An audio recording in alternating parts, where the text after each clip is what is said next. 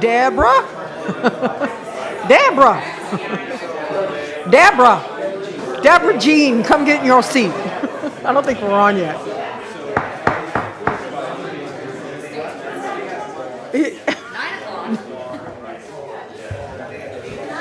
You guys ready? Okay. Hello.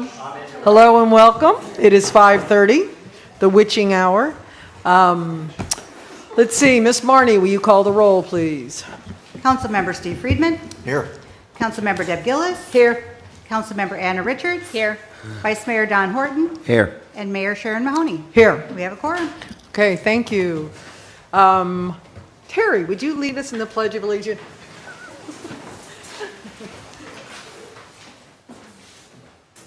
Hand over your heart. Repeat after me. I pledge allegiance to the flag of the United States of America and to the republic for which it stands, one nation under God, indivisible, with liberty and justice for all. Thank you, sir. Okay.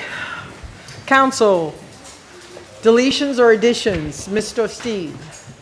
Anna? Nope. Deb? Dawn? No. Okay. All righty then. I was asked by Carolyn Whiteman, who is Parks and Recs, if we could move her up. Is anybody have an issue with that? Are we okay? Okay, Carolyn, you're on. Well, good day, everyone. First of all, our Parks and Rec meeting was on May 20th, and Anna Richards attended with us as, I believe, the council representative for the Parks and Rec Committee, and also Ron, our manager, attended. And one of the things I'd like to say is that this is a very active and engaged committee, and I think we can all be proud of that. In fact, it's very possible that our vice chair, Richie Russell, is on with us from Alaska on Zoom right now, attending our meeting. So I think you'll find this is a very engaged group in our crown jewel of our village. There were only a couple of quick things that we wanted to report. One of the things we do, though, during our meetings is we like to have one of the groups that is working at the park come and do a presentation. So we had Kelly Owens from the dive program come and tell us about the spring diving program. And of course, we get the reports from the summer, the whole summer program that's going on. But so we had a chance to hear from Kelly. But there are only two primary topics to report on today. One of them, which will be, I believe, the mayor and you all will be discussing later or organizing, is the naming of the dog park, which will be in honor of Mangrove Mike. And however that's being done, we were simply advised of it and are supportive of it. But I think that's coming up like in the fall, and I'll turn that over to you to fill that in. The second topic is obviously about the baseball field. And with the input of our manager and with as much active information as we have, I believe the idea is that at such time as the school board makes a presentation to the village, that it would be given at first for dialogue to the Parks and Rec Committee so that we can have some ideas and just hear that raw. I've seen nothing. I don't know that anything's come out yet, but that conversation start with the Parks and Rec Committee and then come to you. Maybe, Ron, Mr. Manager, would you like to just comment on that? I mean, just... Yeah. Well, we have later on a presentation on the baseball field, but basically what we're saying is it's a school board project on our property. So we are basically a partner. Nothing's going to happen without the village council's final approval, but we're in the beginning stages. On the table behind you, there are the first designs of the baseball field with some tentative buildings on them. There'll be another meeting on Thursday of the design committee. It's supposedly going to the school board on June 24th. I'm not sure if that's set yet or not. In any event, once the school board starts making some decisions, I want to have it come before the Parks and Rec Committee before it gets too far down that road for our input at the Parks and Rec level.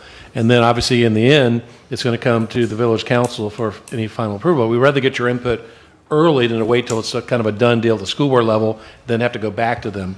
So we'd rather get the school board, your input, and the Parks and Rec Committee input as early as possible before anything else moves forward. I had told Ron and other people in the audience know that I would like to do a workshop with the community before they start running amok with the village. And it's a truth where the community has been left out of this. I don't want it after they've drawn and gone to what they want. We need to be at the beginning stages. So that was on for me tonight, was going to ask for a date that we could have a workshop with the community and the input from the people who live here on what they want, not just what the school board wants. So thank you for bringing that up, but that was one of my things tonight, so thank you. Well, and that's the reason I wanted to have this fill into what you all are going to be doing for the rest of the meeting. So the committee is very much willing to support and participate in whatever way you all decide, but clearly there's going to be dialogue. It's not just going to be directed. There's going to be some kind of dialogue. And our next committee meeting is the 10th of July. And so that may or may not be before or after whenever the next thing happens with the school board or the baseball park. But that's the next one we have. And then the only other thing is just to remind us all that on the 24th of June, as I understand it, that's the master plan workshop. And obviously, anything that goes on with the park or any of these other things, all of us would be engaged in. And so the committee is prepared to participate and be involved in that. So I think that does it for our presentation. If there are any questions, I wanted to fit into what I know is already on the agenda. Does anybody have anything? Any questions? You guys? No. Thank you very much. And you always do a great job. I appreciate you. Thank you very much. And I hope you come to the workshop. It would be helpful if a lot of the Parks and Rec people did come to the workshop for the baseball field, as you guys are, going to be the first ones who see stuff. So I'd appreciate that. Well, and there's always the question of, is the park, does it include the baseball field? I know. Does it include the marina? Does it include, I asked that to Ron. So yes, we are Appreciate. prepared to be involved in that. Thank you. Thank you. Okay. All right. Going back to the start of reports presentations, I would like to invite my very good friend Richard Clark, our transportation guru, up to the podium for us, please. Hi.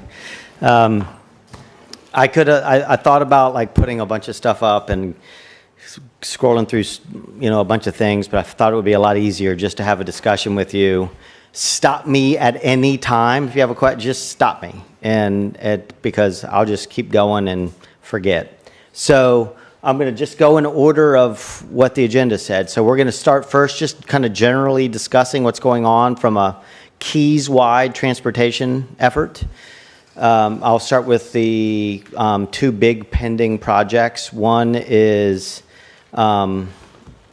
we have two bridge projects. 7 Mile Bridge is just getting underway. We've had a meeting of all interested parties up and down the Keys, and it's amazing what you have to think about when you're building a bridge, especially one of that magnitude, like simple stuff. Which side are you going to go on? Are you going, east or west, or whichever way you want to go? I mean, there's a lot to it. So we are literally in the infancy. We've had one meeting. FDOT's got a group of consultants going around. We're going to have another one, I'm assuming, in the next 6 months. But it's 3 years of planning, and then we get to discuss real costs. So, which leads me into Long Key Bridge. Long Key has always been, up until about 90 days ago, a replacement. It is no longer a replacement. It is a rehab project. They started this project, and they thought it would cost them all in about $200 million. They put about $250 million aside because there's always creep, and there's a bunch of extra engineering and environmental work. When they realized that the last projections had them at about almost $700 million, they realized they were not going to be able to rebuild a bridge. So FDOT did an amazing job at saving $250 million that was earmarked for that bridge. They're going to do a complete rehab project on that bridge. And so it's not going to be a 5-year extension or a 10-year more. It'll be more like another 30 years. It will be a significant rehab project. And that bridge will be, the downsides are this. The upsides are we're going to have a very safe bridge. Downsides are we're not going to bring it to current standards, which would mean widening that bridge and making it safer. As we all know, I can guarantee, and so will anybody else out there that's ever built a bridge, there's going to be impacts on us once they start that construction. There's just no way around it.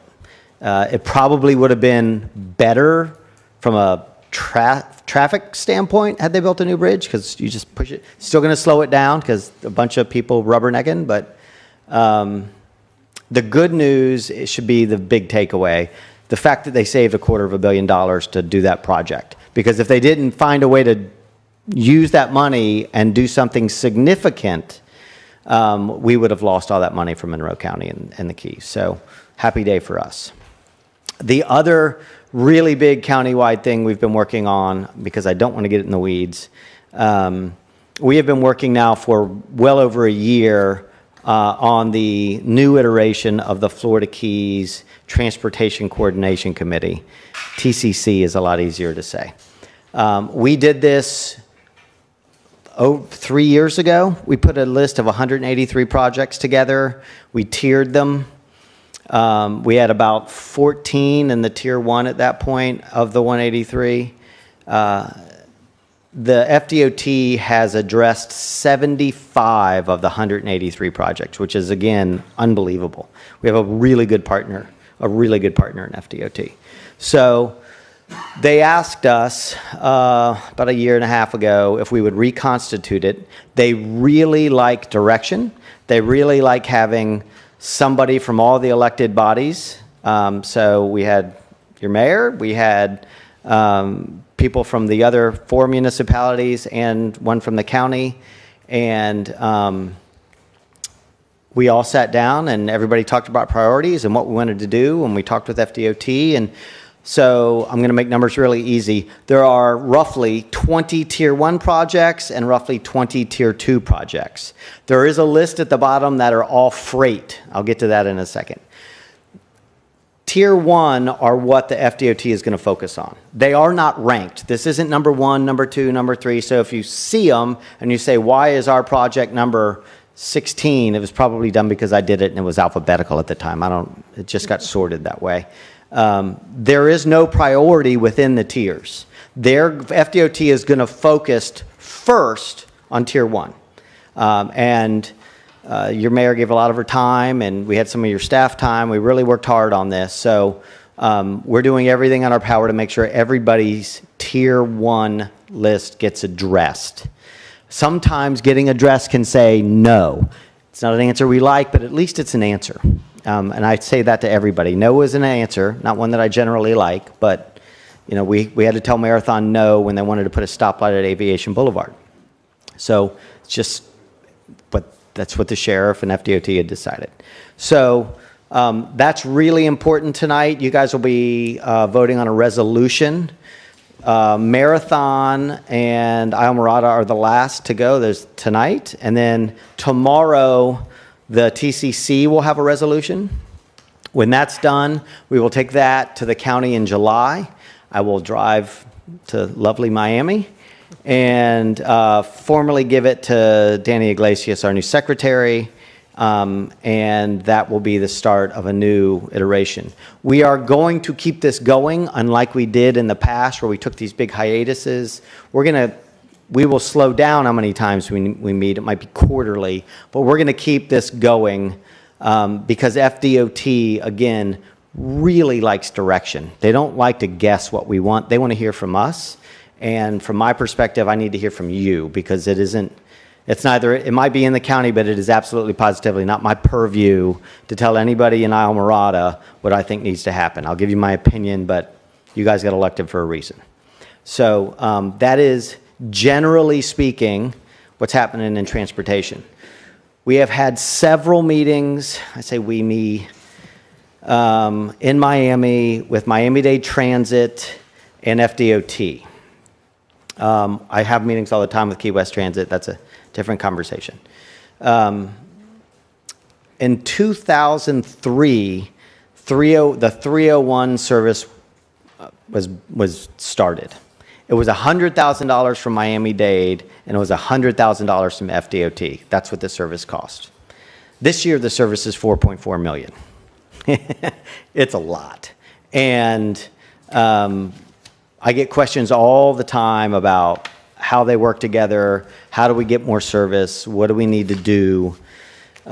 They are at absolute capacity especially during peak hours. You'll see a little lull in the middle of the day like we all do from traffic, but from 5 a.m. to 9 a.m. and from 3 p.m. to 10:30, 11, it is packed. There are fist fights to get on the bus. I'm not exaggerating, to get on the bus in the morning.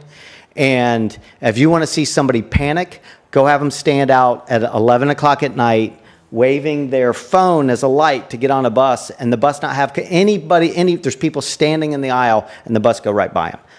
It happens. It's also incredibly unsafe. So we learned at a previous meeting that they designed the system as a hail system. That's kind of what it's turned into. And FDOT's eyes got really big because they were like, wait, we don't want a hail system. We need bus stops. That's safe and secure is a bus stop, a pull off, get out of the way, let traffic flow. There's a bunch of things that you're supposed to do. It's very difficult. We have long, picturesque resort entryways. We have all kinds of, it's kind of what the Keys are. We have all these beautiful resorts and all these places people work, and it's just not that easy, and it's spread out. So we are working trying to figure out how we bridge that gap. I'm going to segue, which is a great segue. We are working trying to figure that out. One of those ways to figure it out is to have local service. Local service is something you guys started before anybody else. You were the first to do it. You were frankly the only ones to do it other than Key West, who had the loop, and that was just a circulator. That was just getting people off the roads and getting them around town.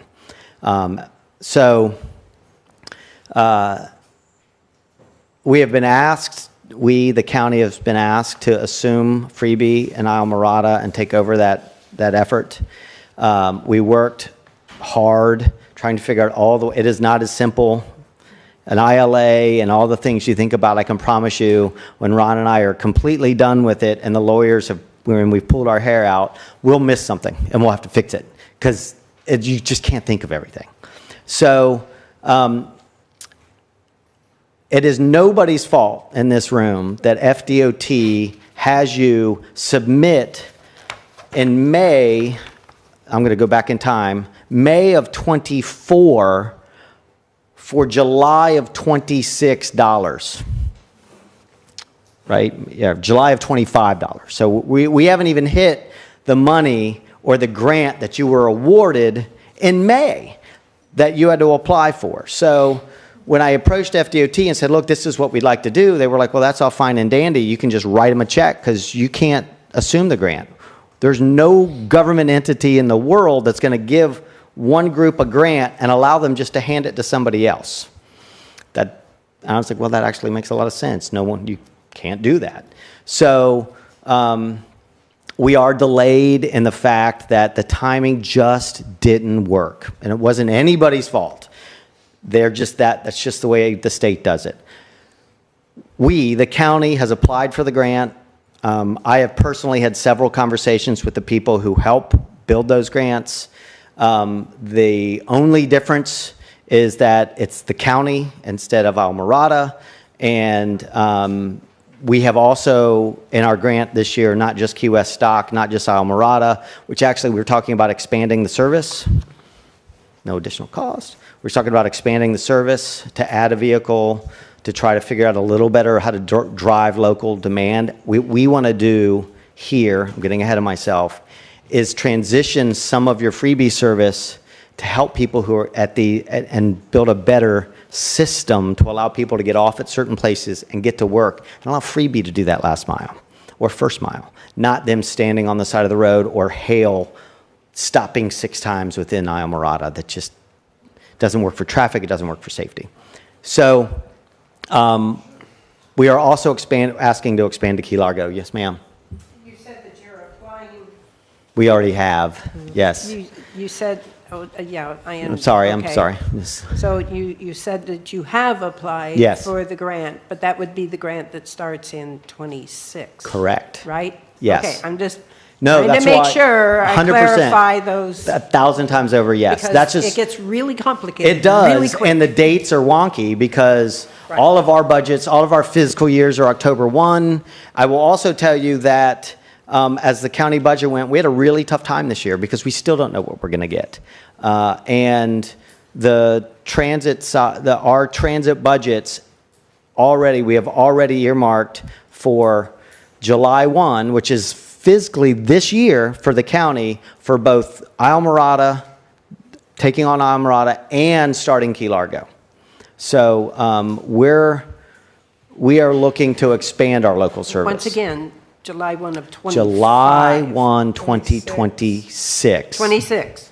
Correct. Okay. Correct. Not 25. I know. It happens to me. I do it all the time. I was also, I'm pacing outside because that's what I do when I'm on the phone, talking to USDOT.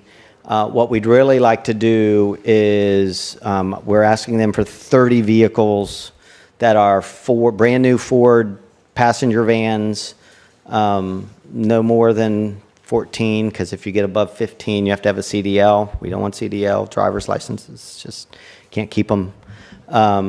So that will give us vehicles, including an ADA compliant van with a lift and everything else, for all 5 zones we've always been looking at for local service. Richard, thank you. Would that be used as more of an intermodal type of? That would be, we would no longer have freebie vehicles. They would Okay. all say Conk Connect on the side of them. Right. And they would be used as local, it'd be the exact same, we would use the geofencing that Islamorada uses today. We don't want overlap. We want, if you're going to have to go 40 or 50 miles down US 1, we want you taking your Conk Connect freebie to the commuter line, getting on the commuter line and going where you need to go. Okay. That's, Would it stay on a continual loop, or is it still on demand? no, it would be on demand. Really?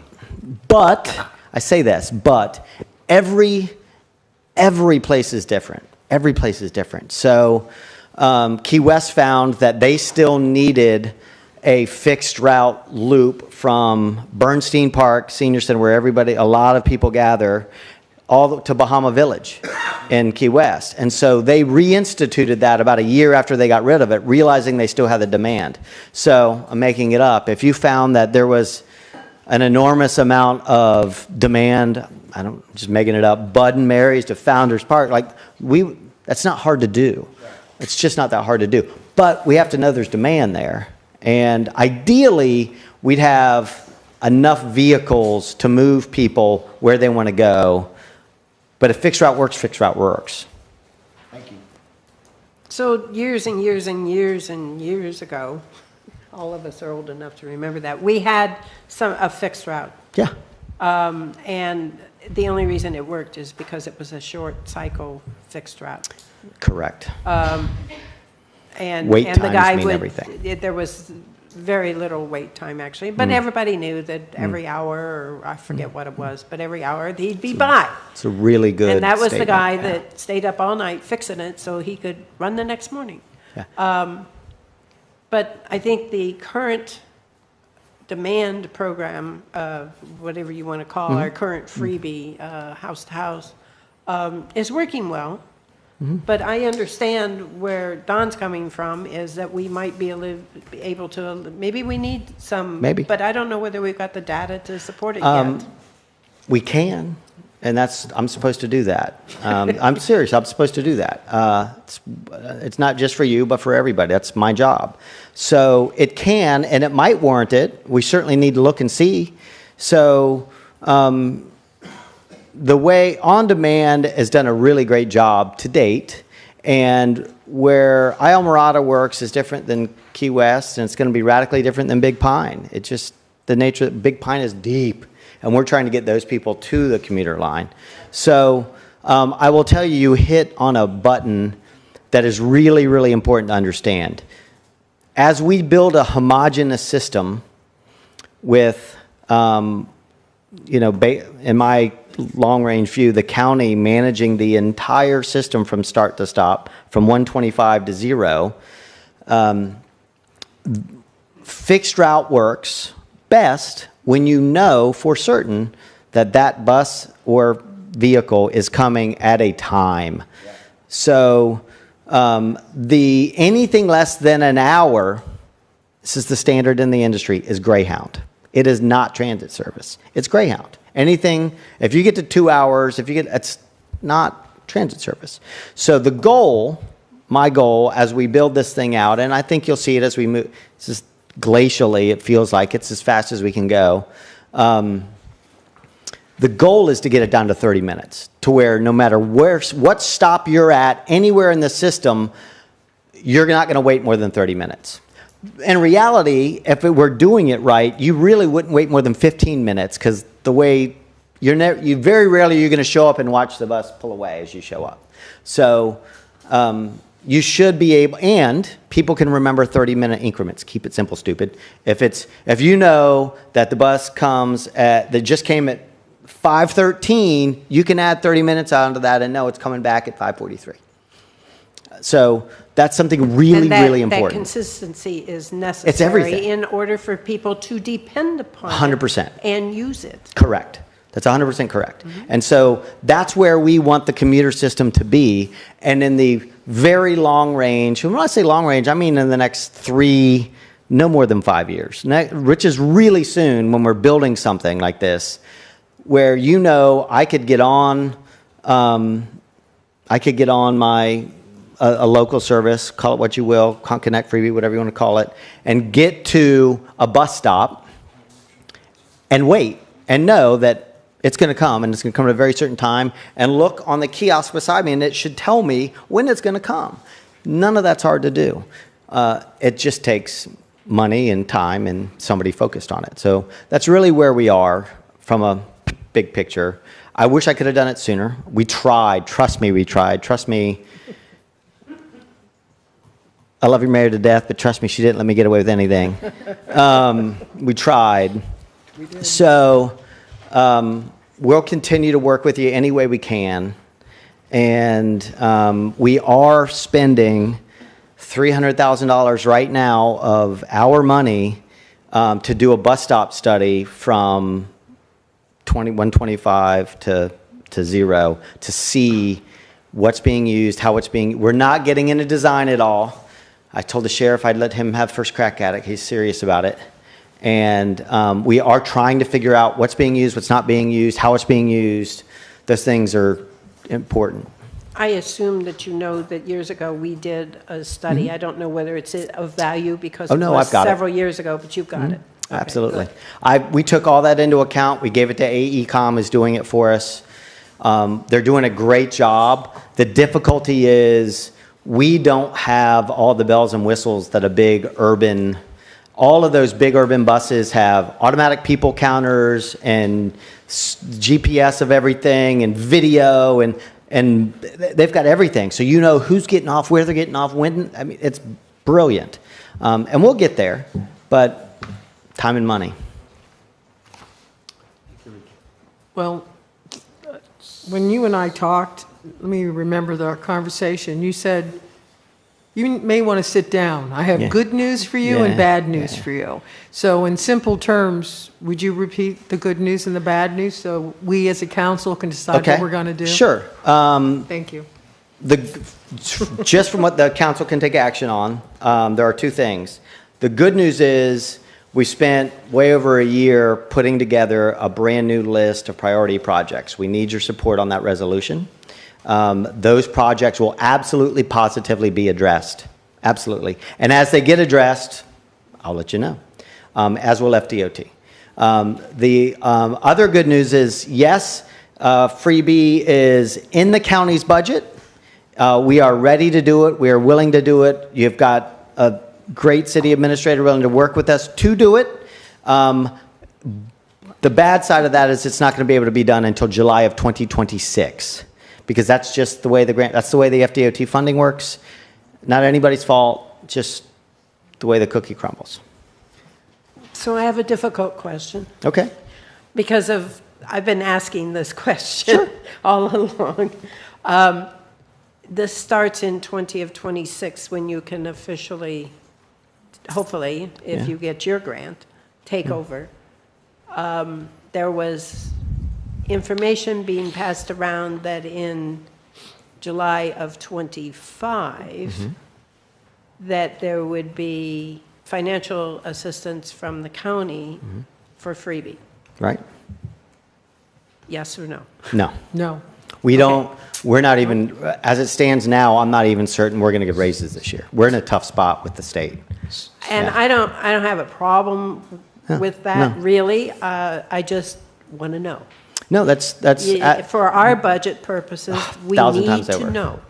I've Yes had or the no? same conversation with Key West.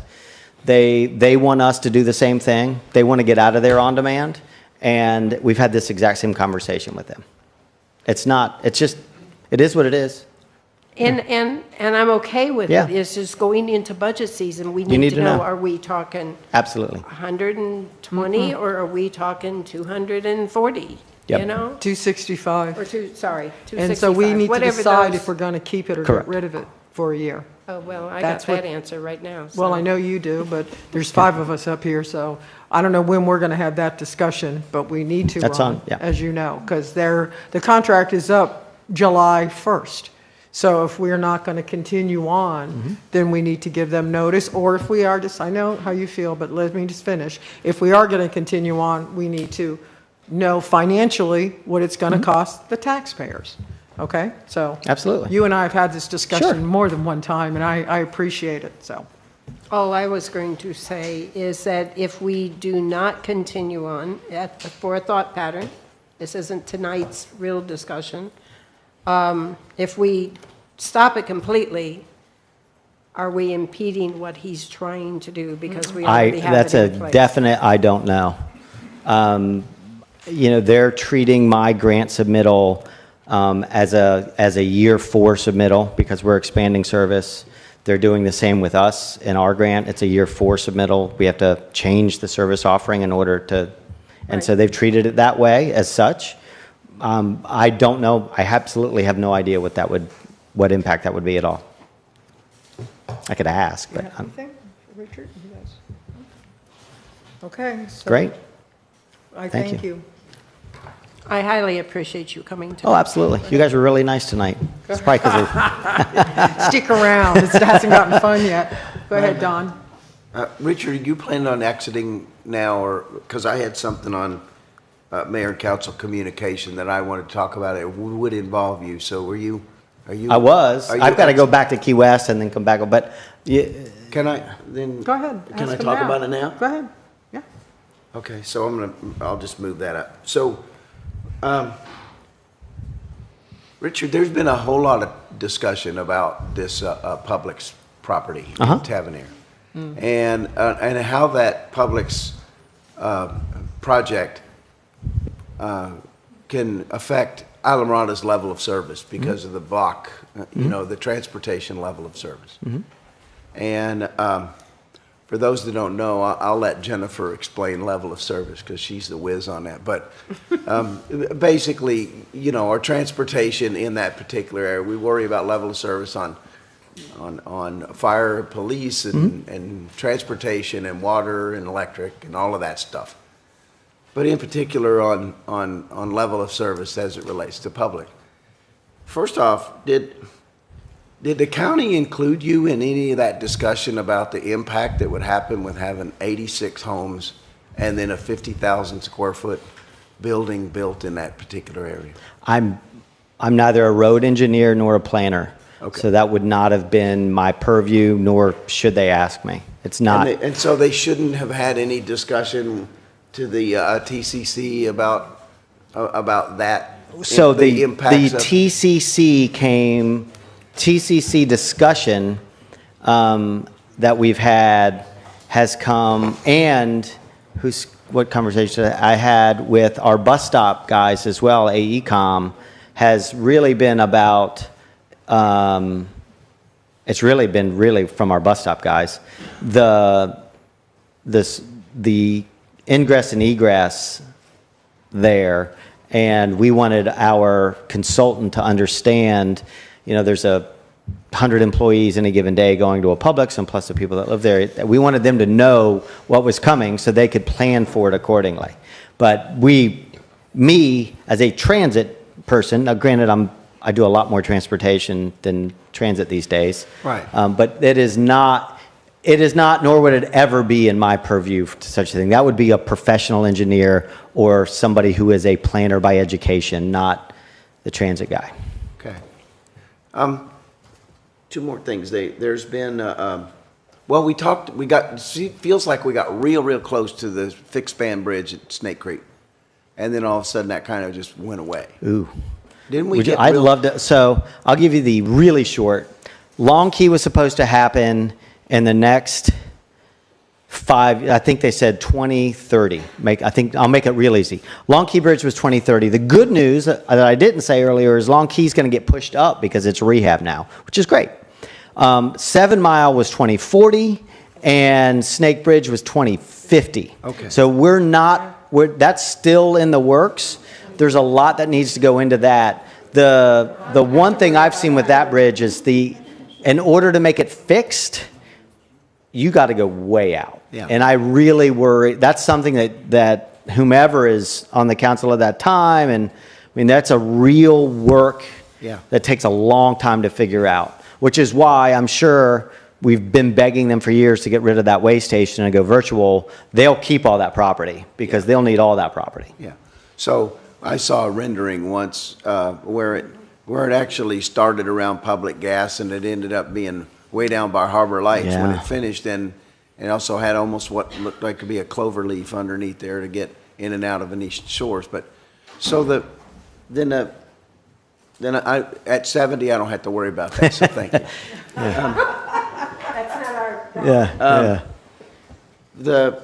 There's rumors abound in Islamorada about the county talking about 4-laning through Islamorada. It is neither the county's purview. They don't have any say in that. That is an FDOT right of way. Yes. And I've thought about it because Islamorada's got a lot of nuances that a lot of other places don't. So you've got FDOT right of way, which they own, and they technically could do there could be some things that happen. They just say, this is what we're doing, whatever that is. They normally never, ever, ever, ever go and supersede an elected body's decision or a community's decision. That's not what they do because there's plenty of other people that want that money. Why would you spend money and have that fight? Right. But you also have there's a big difference between right of way and an easement. So an easement is something that you own the property and have an easement for it. So depending on where you are along US 1 and what property you're using and how you're using it really matters. So there is no way, nor would you ever hear, I'm not elected, I have not heard in the years I've been here ever that any person on the county say, we need to 4-lane Islamorada. Ever. Okay. Ever. That makes me feel better. Thank you so much. Anything else? I hope not. I'm kidding. But we love your company. Well, anytime. I'll come anytime I'm invited. Appreciate you. Thank you. You know that. Okay. Okay. You guys okay? You good? Okay, thank you. Thank you very much. Madam Mayor? Go ahead. We have a tab 10, that resolution identifying and providing list of village transmission project recommendations. Did you want to take that up while Mr. Clark is still here? He just went out. I'm saying, but there'll be a I think presentation. he's going to stay around, he said, for a little bit. I just didn't know what his time, then he mentioned about maybe leaving. We could so- move it to the first. Okay. Okay. I thought out of courtesy to him, since he Okay, probably wants to be appreciate here it. for it. Good point. Good point. I think he's going, he literally walked out the door. I had talked to him about maybe staying. I think he may just be taking a break, but let me go check just in case. Okay. Okay. All right. Should we wait or can we move on to the Florida Keys Aqueduct? Okay, is Aaron here or is it, there he is. I didn't see you. Welcome back, Aaron. Thank you. Good evening, Village Council. All right. So I want to, it's a good segue, I guess. I'm going to be talking about, okay, thank you. I'm going to be talking about some related transportation issues based on our Florida Keys Aqueduct Authority project that we have for replacing the transmission main. And I'm going to change to the next slide. Okay, so this is just our project team updates. By now, you guys know who we are. I'm going to slide past that one. Okay, and I want to give you guys a project update. So when I met with the council last month, we were just wrapping up the Tavernier Creek crossing. I think we still had the traffic MOT devices in place. I think we were testing that segment. Although that testing passed, so the directional drill underneath Tavernier Creek crossing is all done, and it's passed our pressure testing.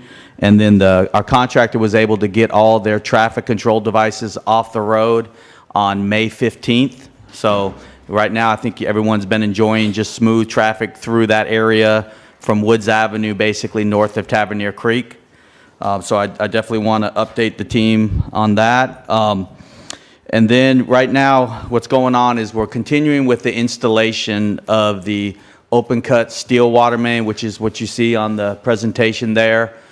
Our contractor is moving really rapidly through the area, even faster than what was forecasted at the beginning of the project, which is a good thing because the sooner they're done, the less impact to the community, and we can get the water main connected. So it's definitely good news. Right now, they're really just north of Royal Lane, in between Royal and Palm. They're still doing most of the pipeline installation at night and using the daylight hours to do the trenching and getting all the pipe coated and stuff in the middle. But they have found that if it's less of an impact on traffic, and they can get more work done moving their dump trucks in and out of the zone if they're doing it at night. So they want to stick with that method for this foreseeable future. But it seems to be there hasn't been many traffic impacts through the construction zone, through that rolling MOT.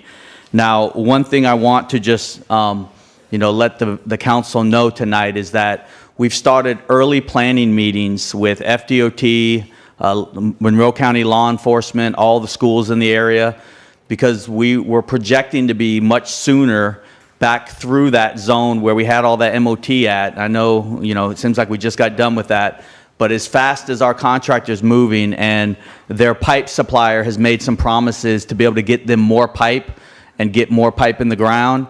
So we're now projecting that there's a chance September, maybe even August timeframe, our pipeline, our rolling MOT could be up near the roads, the Woods Avenue intersection, during that time frame. So we've got about 3 months that we really, really need to do some critical planning with the schools, with FDOT, because one of the, I'm going to show you on this map here. So if you guys can see the map, like the orange area up there is basically where the school properties are. One of the things we were able to do during the directional drill crossing is that we made a design change kind of on the fly, and we're able to open up a northbound lane because it was basically the MOT was in place so that the drillers can continue drilling, but there wasn't a lot of work in the roadway within that MOT zone.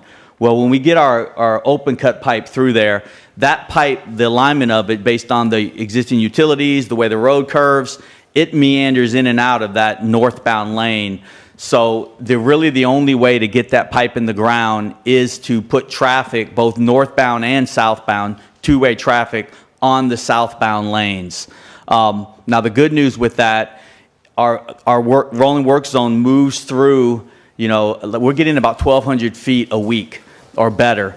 So we'll move through there really quick, and we're kind of projecting, let's say they do get to that area around September, they would be done and through that area probably by November. So it would be a quick two and a half month deal, but we definitely want to plan properly with the schools, with law enforcement, with DOT, because that is the time of year where we got people back in school, we've got school buses, so it's a difficult, it's going to be an impact on the community. So we've already started meetings. We actually have a meeting tomorrow with FDOT, the schools, and Monroe County Law Enforcement. So I just want to update the Village Council on that, and we'll keep you guys informed as we move through the next few months. So we're going to be at a critical planning time right now, but you won't see an impact of that till, if best case scenario, maybe late August, early September. Okay? And then, so with that, basically we have 10,873 linear feet of pipe installed. So we have a huge amount of pipe. We started this back in March, and we've already got a lot of it done. I think 34,000 is the number, so we're fast approaching the halfway point. On that map, you'll see we moved the colors up a little bit. We're going to update this every month. We're now projecting August to be in that purple area, but again, that's even moving quicker, so as we can update it. With that, I think a couple more quick things. So basically, the MOT continues to move north in about 1,000-foot increments, and now they usually take over a 3,000-foot area, but they move the north part about 1,000 foot and the south part about 1,000 foot. So through any area, that's kind of it's basically a 3,000-foot zone. We're pausing for major holidays. We've got Independence Day coming up, so we will be off the road that Friday, which Independence Day falls on. So the last day of work will be Thursday. They remove all the MOT on that Thursday before the work starts. We've also, one other thing to note, FDOT has been working well with us and their field crew to kind of observe and monitor the traffic. Some of the intersections which through Islamorada or Windley Key, we didn't allow left-hand turns through the zone. FDOT has relaxed that in some intersections just to keep the traffic flowing. I think they're finding out that this area of Plantation Key is unique to any other segments we've worked at. And just to keep the traffic flowing, that's been one of the biggest priorities on this project. So hopefully we're getting that dialed in finally.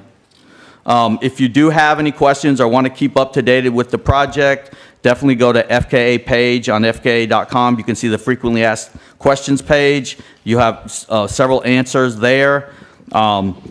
We are required to keep ingress and egress to all businesses. That has to be maintained throughout the project. It's a contract requirement where we've got a public information officer that meets with businesses and myself, and we meet diligently just to make sure that everybody is happy. We do that in front of the work zone, so that seems to be going well. You can also send questions to community@fka.com. And then with that, there's a QR code. If you guys want to scan that, you can get more information and get updates on the project, but you also can email us at community@fka.com. And we have a 24-hour support call line, which every one of these questions that come in, they get routed through our public information team and ultimately come back to me, and I do put out answers for those daily. And there's project updates on fka.com, and we also have social media pages on both Facebook and X. And that's it. I wanted to see if there was any questions. Anybody have anything? Go ahead, Steve. Yeah, Aaron, how does it work with the sort of the temporary roads or the pavement that you're putting on there? Because just for example, the section right in front of the way station, especially if you're pulling a trailer, even at 35 miles an hour, is pretty treacherous. And I myself actually go into the merge lane to avoid that particular part of the road.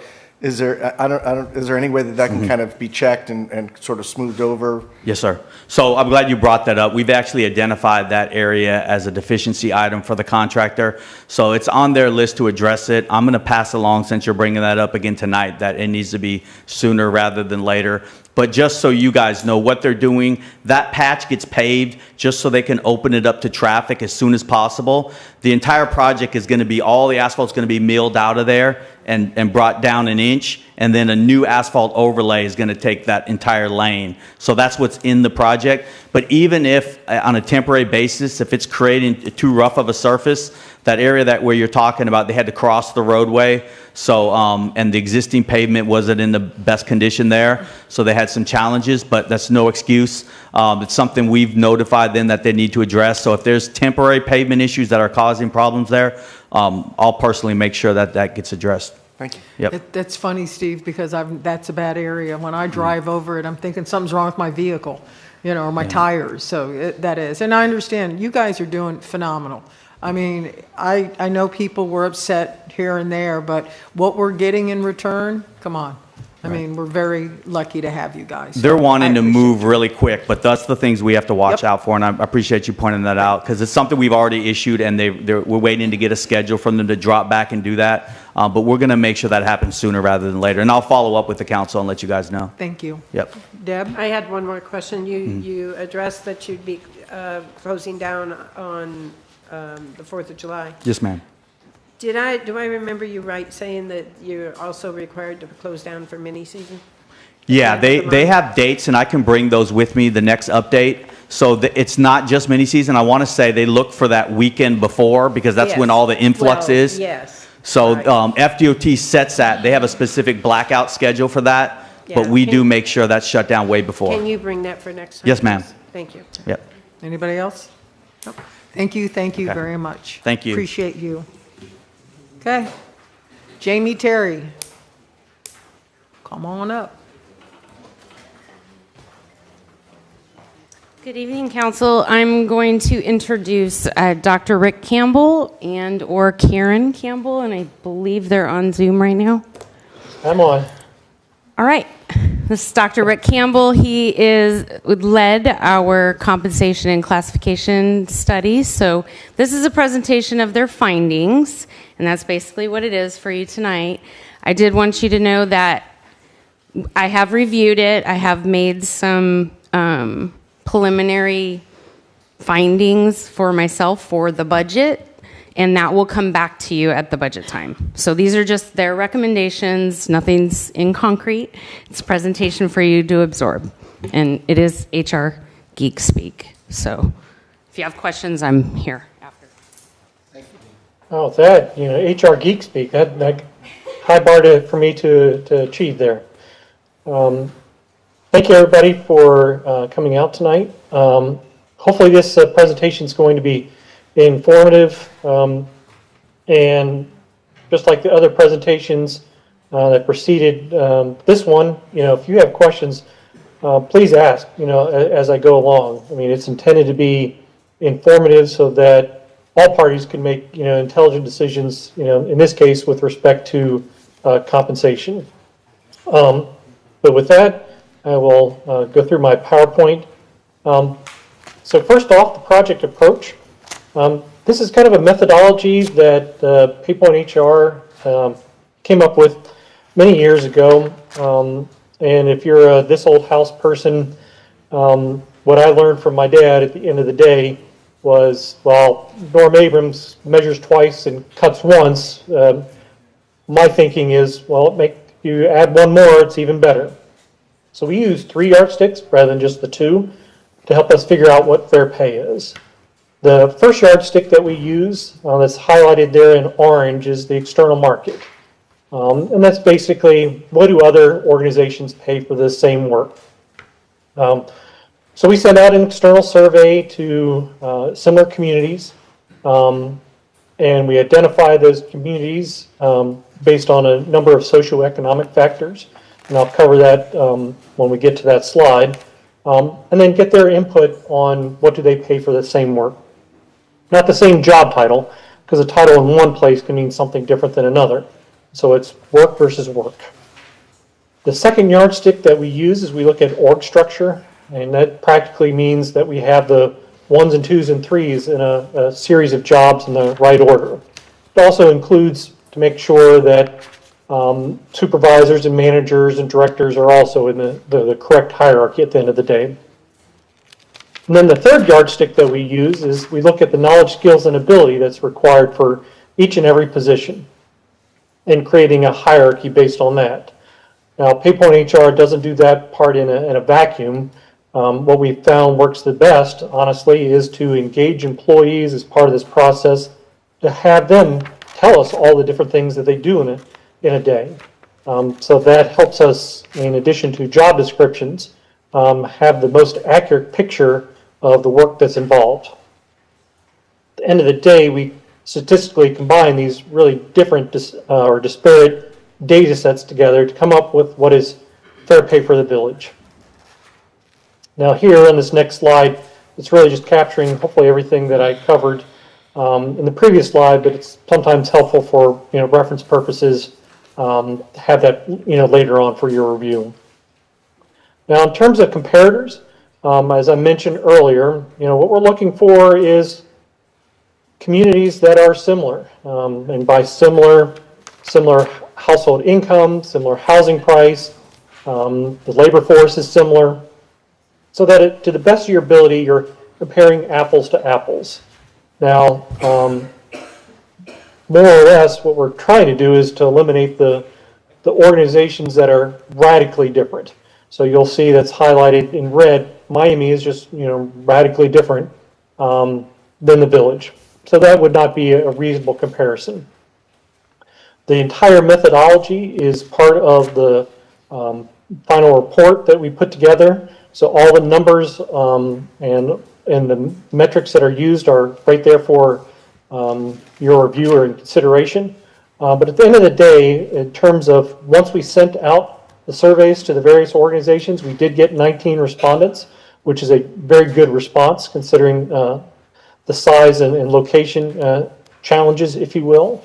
But one thing to kind of key on as we go through this presentation is that when I make the reference, and I'll make it here momentarily, the 50th percentile, well, what does that mean in English speak, if you will? Well, if you have a group of 19 respondents, 9/10 are below and 9/10 are above. That's or right in the middle. You could use the same kind of language, and that's all it's intended to mean. And that's how things have been, calculated. This is different than taking averages. Averages, you can run into some challenges simply because if you have, for example, a very, very wealthy place, an average can be skewed higher just from that one, respondent. Contrary, if you have a place that is less affluent, they can artificially pull things down. But when you're using kind of a counting metric, if you will, trying to be just in the middle of a group, well, that's a lot easier because then the high ones don't influence, or the low ones, the relative positioning of being in the middle. Now, also having said that, this gives you also an opportunity to, essentially check off this list of respondents so that you can strategically, place the village with respect to this group. What we've calculated at this juncture is, and as part of this presentation, is being right in the middle. But you can easily enough, because it's already been calculated, all the different, levels in between. So for example, if you chose to be at the 60th percentile, that would mean out of a group of, we'll just use a round number of 10, that would mean that 4 organizations would pay higher and 6 would pay lower. That's all the 60th percentile in that case means. So that's something to hopefully to keep in mind. Now, as I mentioned, 3 yardsticks, with the third one being knowledge, skills, and ability. So what we did is we engaged the employees, across the village, across all departments, and had their input on describing not only their job responsibilities, but how complex their job was, the impact they had with respect to the community. Great number of questions. We had tremendous response. But we told them, kind of day one, that as part of this process, this isn't, kind of a free lunch. We're going to have, and it's imperative because it's not only, everybody is a taxpayer, that we're not only respective of the work that employees do, but we're also respective of taxpayers. So we did have a checks and balances part of this process of giving managers the opportunity to review what employees put down. Now, part of the process was to tell them also that this wasn't a performance review. This is about the job, whether they were in it or, you know, the village chooses to hire somebody else. You know, what are the requirements of the job? And that helps us to make sure, again, that everything is captured as part of this process. Now, this is kind of more, you know, I apologize, you know, my PhD is in mechanical engineering, so there's a lot of math speak going on, but part of it is important, so that in the end, you can feel a higher degree of confidence in the results. That's the intention. So part of what I do as part of this process is to look at these data sets and to see how well do they line up. And that's what that correlation figure there at the bottom indicates, that the two do line up extremely well. So what we're saying in English is that market pay equals pretty well what the knowledge, skills, and ability is for each and every title. Now that gives you a nice warm and fuzzy, you know, today, but it also provides a great tool, hopefully, for the village going forward, for when you have, you know, new job titles that are created. Well, if you have an understanding of the knowledge, skills, and ability, you can, you know, kind of use some of the tools that we've provided HR to determine what is fair pay for that position, taking in consideration all the results of the study and the input from each and every employee.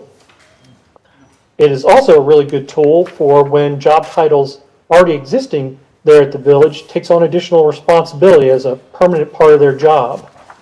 This allows you to, in a analytical, above-board, unbiased fashion, determine whether or not a pay grade change is warranted. Now, again, full disclosure, sometimes the answer is yes, and sometimes the answer is no.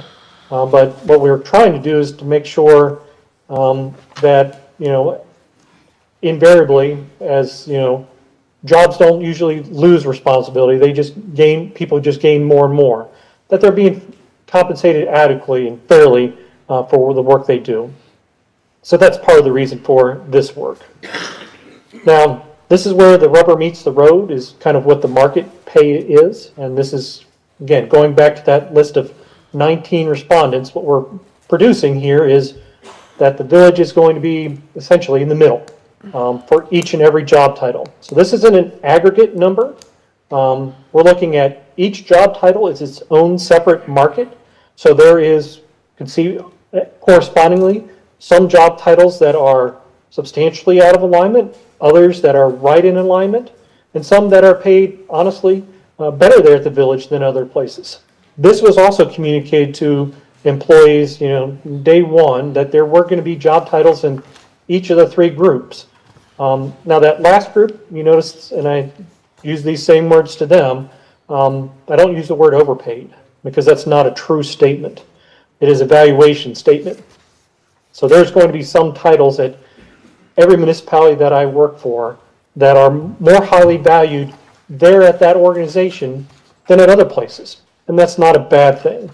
It's also not a bad thing relative to the employee to be either in the group that is paid right where they should be or paid better. That just means you've been putting, you know, fair pay in your pocket all along. And that the real big impetus for any compensation study, honestly, is to get the people that have fallen a little behind up to where they need to be, in common with all the other job titles there at the village. Now, having said that, kind of as a summary slide, this is broken out not only in terms of the departments, but what I want to highlight more than anything else is kind of the overall number. And the overall number is saying that the village is a decent amount below for when you sum up kind of all the different job titles. Now, on the slides that, you know, succeeding slides, we'll cover it, you know, individual titles, but this kind of gives you an overall picture that, again, with respect to that, the market, the village has been a little behind. Now, is that something extraordinary? No, honestly. You know, with the inflation that we've been experiencing for the, you know, past several years now, hopefully things are calming down a little bit. many organizations have, fallen behind. So you're not unique in that, but it does still make the statement that things have fallen behind, a little bit with respect to compensation. You can see here on this first slide, and there's a lot of slides, so I'll be brief because they all say very similar things. There's a number of job titles that are substantially below market, and they range in complexity of the job, whether it's lifeguards or administrative assistants, up to, you'll see on the list, the fire chief and a number of directors. So it's not only across the board in terms of the different departments, but it's also, with respect to the wage scale from, top to bottom. Many job titles have been impacted. Now, this is in some ways a positive statement from the perspective that titles haven't been overly, it's a good word, one group of job titles or one department hasn't been overly benefited at the expense of everyone else, honestly. For the job titles that we've considered as part of the study, everybody as a whole is falling roughly in kind of the same boat. And that's a positive statement. And kind of what produces morale problems typically in many organizations is when one group is favored over everybody else and there becomes a disparity on who gets it and who doesn't, type of thing. So again, a positive statement. This is covering a lot of job titles. The titles in particular, again, are in the full report for your review and consideration. So I won't belabor that point. But on to the recommendations. As a result of the study, we came about with looking at the data to see what would make sense for the village going forward. So we came up with a fairly uniform, a uniform salary scale. So the distance between the grades was calculated that at 7.5% made the most sense, and that the spread between the minimum and maximum for each and every grade at 60% made the most sense, considering that the market average was 56.8%. So as part of this process, not only looking at the market data, but also the knowledge, skills, and ability. Each and every job title is placed in the salary matrix, if you will, and from that, the physical impact were calculated. So this is broken out into different buckets, if you will, and how to address it. Lots of different ways that it can be done. Some organizations, based on what is available from a budgetary perspective, can do things different ways. Now, again, going back to that first communication with employees, one of the things that we emphasized that while the strategic vision may be one thing with the village, what is budgetarily possible may be something different, and to bear that in mind. But an organization doesn't do a compensation study if their intent or their heart, if you will, is not to make sure that people are being paid fairly. I mean, that's a very good faith effort to, day one, to take that into consideration. But second all, how things get implemented. Again, some organizations, if it's budgetarily possible, make the adjustments kind of all at one time. Other ones will make adjustments over a period of a couple budget cycles, and that can work, reasonably well. As in addition, the thing that I would, strongly urge is that the time period of any kind of phase-in approach would be relatively short, simply because things happen. And the last thing you want to do is to have this stretch out so far that it no longer becomes material. Too many things change in the interim.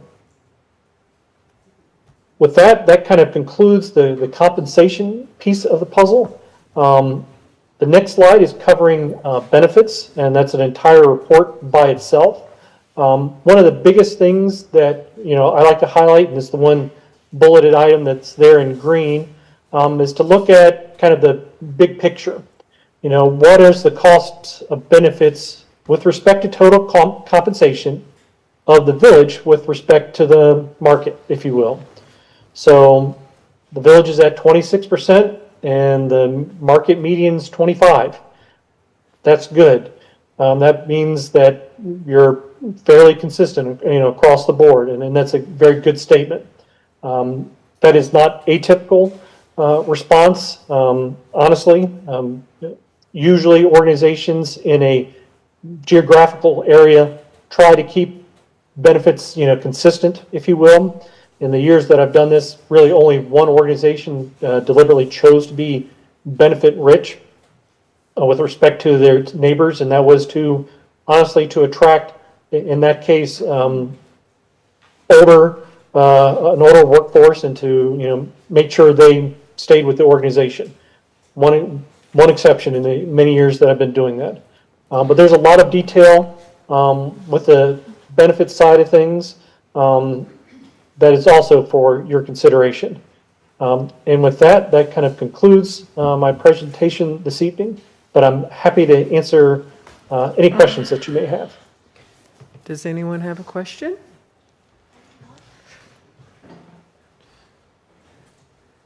Okay, nobody has a question. I have a question. That is amazing. I know. Thank you, Rick. How do you figure in the benefits you get into what you're saying, you guys? I'm confused that you guys have really good benefits, I'm being honest. How does that weigh in with what they're paid hourly? I mean, how do you figure that out? I know he's got it up there, but I'm sort of lost on the dollar amount, how you equate that to their pay. Sure, good question. Yeah. So it's deliberate that it's broken out into individual pieces so that you can look at them independent of one another.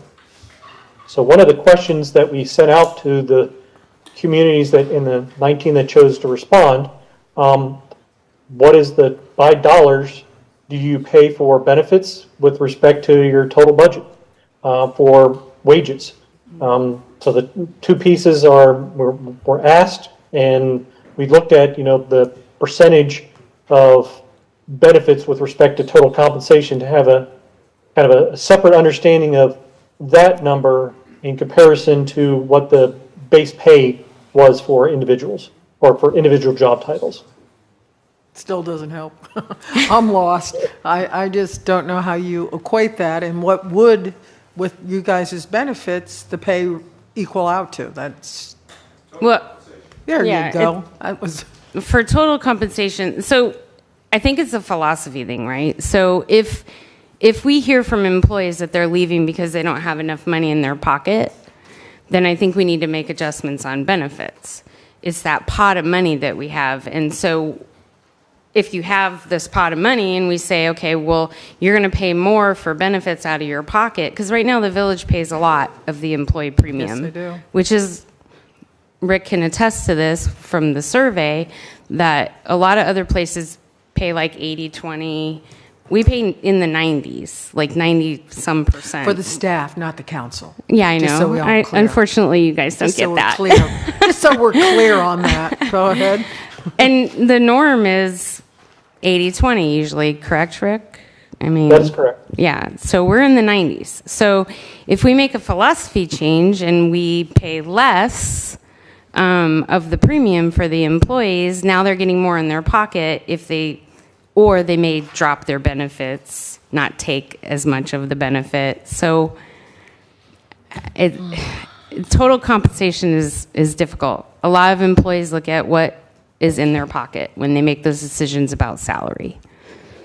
Okay. Anybody else have anything? I know that probably didn't answer your question. Yeah, but it's confusing. it's all somewhat, budget dollars but- at the end of the day, Yeah, I and know. unfortunately, I know, I got it. it's a lot.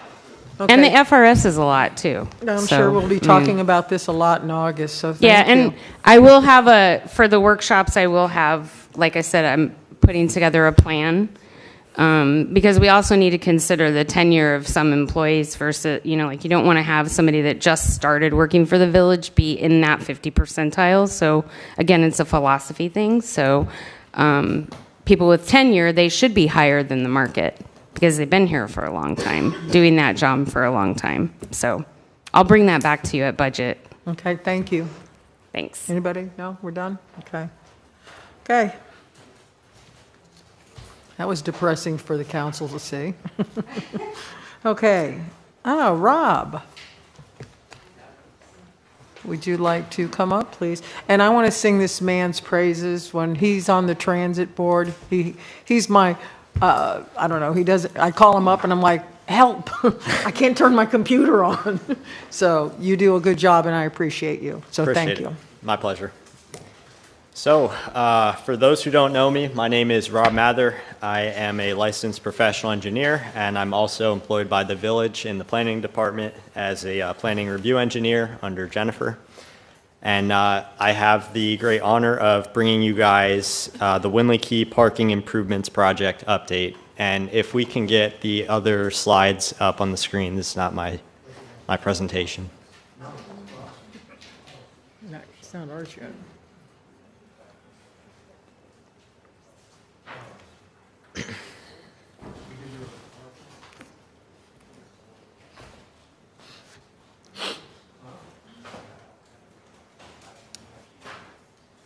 We have technical problems. Rob, did you send it to Frank?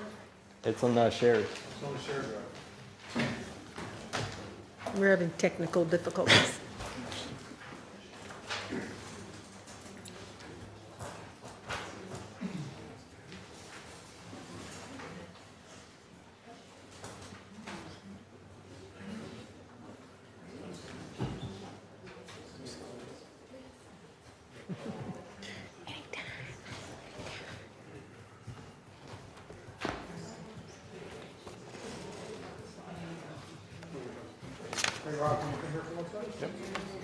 Okay. Ron, should we jump ahead to the next person? What's her name again? Alyssa. Alyssa, do you want to come up while he's fixing that so we can keep moving forward? I can, but I also have a PowerPoint. Does anybody not have a PowerPoint? Go ahead. We do have the appointments on the committees that. Okay, thank you. Let's do that. All right, Marnie, is that you then, while they're fixing their boo-boos? Yes. Go ahead. As you'll recall, last month, appointments were made to the village committees. We found during the follow-up process a couple of discrepancies. One was that a member of our land acquisition committee, Carolyn Ambler, who has been on the committee for a few years and is vice chair, was included in all of the paperwork given to you except for the ballot. Oh, wow. Yes. But we did find that there was a member who was on the committee who had never attended any meetings. So we administratively removed that person, and so therefore I'm asking to reappoint Ms. Ambler to the Land Acquisition Advisory Committee. Her term would expire in 2026. And then after that, we mailed letters to all of our new committee members, and we received one back with an undeliverable address. So, and during the follow-up and research there, we were unable to sufficiently provide proof of residency in Islamorada, which is a requirement for the committees. So we went back to the two applications that we had left over from last month, and those folks were William Todd and Roger Young. So we're recommending that you appoint one of those two people to fill that position, which will expire in May of 2027. So how would you like us to? Yeah. Well, let's do Carolyn and put her back where she belongs, and apologies to her that we left her off. So I think everybody's okay with that? Nods good enough, John? Do you for need that? a motion on that? Yeah, we'll do a motion. I'll Okay. make that motion. Second. Okay, Marnie, do you want to call the roll on that one? Okay, I heard Don make the motion, but I didn't hear a second. It was a tie. Either one. Okay. It was a Take tie. your pick. All right. So Vice Mayor Don Horton, Yeah. Councilmember Deb Gillis, Yes. Councilmember Steve Friedman, Yes. Councilmember Anna Richards. Yes. and Mayor Sharon Mahoney. Yes. Thank you. That motion passes 5-0. Then how do you want to handle the William and the Roger thing? Want to flip a coin? Sure. I mean, Your call, if you have preference. Why don't we just go I'm not around? familiar with Why this. don't we just go around and say, pick one? does anybody want to make a motion for someone? I'll make a motion for Roger Young. I'll second, Roger.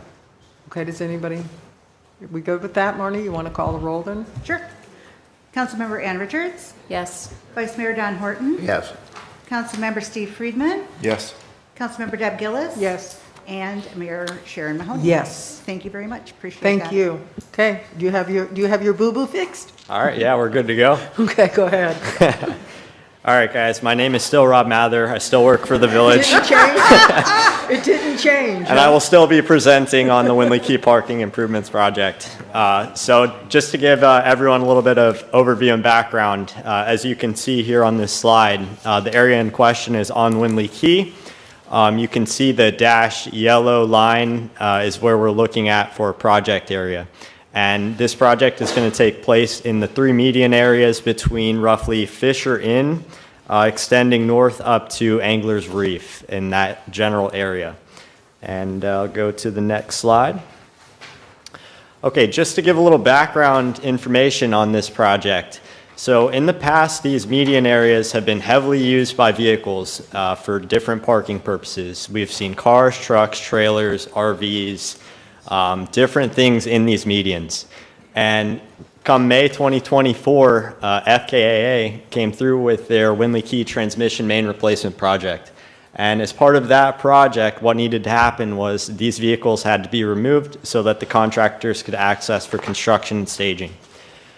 So with those areas cleared out, the contractor went through, and come December 2024, they were wrapping up the project. In the December 12th, 2024 council meeting, a preliminary plan, a conceptual plan was brought up for initial discussion. And you can see that conceptual plan here. It involved 42 angled parking spots and landscaping improvements. And it was just to give, to more formalize the area for parking and update the curb appeal of it. And then come March 2025 in the council meeting, the planning department received direction to proceed with this project as a priority, and I'm happy to give those updates on where we're at with the project. Go to the next slide. So the approach of the project involves 4 phases. Right now we're still in phase 1. We have to do a preliminary design and due diligence phase. So that involves a site visit and documentation of what's on site. That was completed 3 days after the direction was given. Also, a specific purpose survey was required so that we knew what was on site in this location, so we know what to design around. That was completed in mid-May. We've prepared preliminary drawings, which will be discussed in this presentation. We've also estimated the project costs, and right now, these are just really preliminary estimates for budget purposes. But the way that this was done was looking at other similar projects. I'll get into the design. But these similar projects are in South Florida. I've adjusted them for the size of our project that would be likely and for inflation. So right now, that preliminary estimate is right around the $500,000 mark, $500,000. Obviously, the next step would be the presentation to council, which is in progress. Following that, we have to finalize the design. We're going to incorporate any feedback from this presentation. We're going to work on any environmental and landscaping issues that are going to come up. We're going to have a plan for that. We're going to be coordinating with the utility departments because there are utilities that run through the area. There are buried water lines under there that service the community. And we also have to coordinate with DOT and DEP, and I will get into the reason on that, but it mainly revolves around accessible parking. We will come back with a town hall for public input, and we will bring that public input back to the council for a final update, and we can really button up the plans and get this thing moving forward. Following that, the bid phase, we'll need to prepare bid documents, an opinion of probable cost, and specifications that go with the project.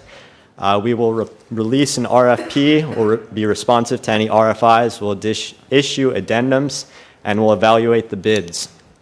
and then we can move into construction after we've negotiated with the contractor if this project moves forward. Okay, are you more to show us? I do have more. Oh, okay, sorry. Sorry. Thought you were done. No, sorry.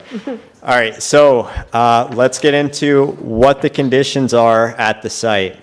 So in this area, we're really working with a limited right-of-way, and it's important that we acknowledge this. That yellow dashed line shown on the picture in the top right, it's visual only, but it's basically the separation of the land that FDOT owns and the village owns. And from that point to the roadway, the village has roughly 24 feet to work with. So we're a little bit constrained in what we can provide there. Also, the roadway there is about 18 feet wide. As you can see, I've marked the lane width at about 9 feet, which is important when we're talking about access to parking spaces. Furthermore, we have utilities that do need to be avoided. There are FKEC power poles on site and guide wires, like you can see in the first photo on the top right. In the bottom left, there are utility cover boxes, and these will need to be accessed in case water mains need to be shut down, so we can't have cars parking on them. It's going to be a limiting factor. There's also vegetation around. You can see in the photo to the bottom right. Again, if we do a project here, there may be impacts at different areas to the vegetation, and the extent of the impacts to vegetation depends on how we design the project. But just know that can be an issue. There's also a shared use path on site. You can see that in the photo on the bottom left, and that will require FDOT coordination because these parking spaces will have to provide an ADA connection to the sidewalk. So I can bore you guys with the design requirements, but I'll try and breeze through it. So as a local municipality, we do have to follow ADA standards. We are required to provide accessible spaces at each facility, so each one of these parking islands. They also are required to have access aisles with the exception for on-street parallel parking. And we have the accessible routes that are required, which will require the connection to the sidewalk. So we also have to conform to village code. There are clear site requirements which limit our parking in relation to intersections. There's parking space dimension requirements. There are aisle depth requirements. There are backing movement restrictions. We don't want to have vehicles backing into a roadway. It creates safety concern, and there are visibility issues associated. We also have to compensate for stormwater management with whatever we put in. These are just additional design items to consider. Also, we have to follow FDOT standards for local roadways. So the FDOT Florida Green Book and the Manual on Uniform Traffic Control Devices were things that I've consulted when designing these preliminary plans. And I will show you those now. Here is our preliminary design. So from top to bottom, on top, we're looking at Fisher Inn Resort and Marina and Drop Anchor Resort area and the median there. And what we have are 12 parking spaces on that island, including one accessible space. We have designed to keep parking spaces out of the clear sight triangles. And moving on down the middle section, we're in front of Windley Key Mobile Home Park and Angler's Reef. There are 7 spaces in this section. We had to break it up due to utility conflicts, as you can see on the plans. And all of these contain the pedestrian access route. Moving down and going to the north, we're looking at the area in front of Angler's Reef. There are 11 spaces here, including one handicap accessible space and an access route. So the reason that they were designed like this, there's a little bit of variation from the preliminary conceptual plans that were shown in the earlier council meeting, was mainly for public safety. It was to limit the impact to the area, which also has to deal with costs. The more we develop, the more the project costs, and to keep in conformance with our codes. So overall, there are 30 parallel parking spaces shown here. They're 9 feet wide by 24 foot long, and that includes 3 accessible spaces. They all have pedestrian access routes to the shared use paths, which is going to require FDOT coordination. The landscaping improvements will be designed, and the stormwater management will be included with this preliminary design. I'll get into that now. Lighting is currently not anticipated to be part of the project, but if that's something we need to consider, please give us guidance.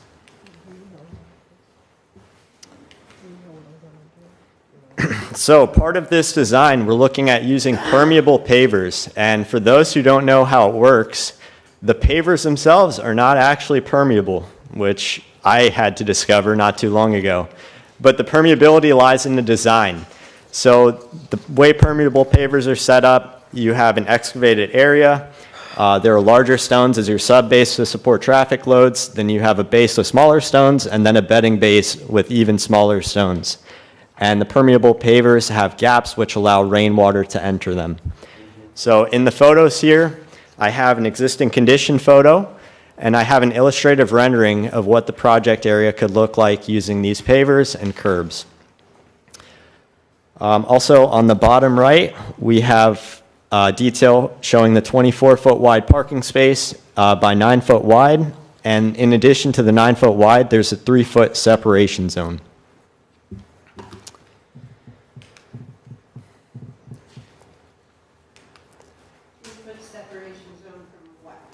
That's a good question. So going back to that, the 3-foot separation zone is intended for our access aisle requirements. So if I can go back to the design.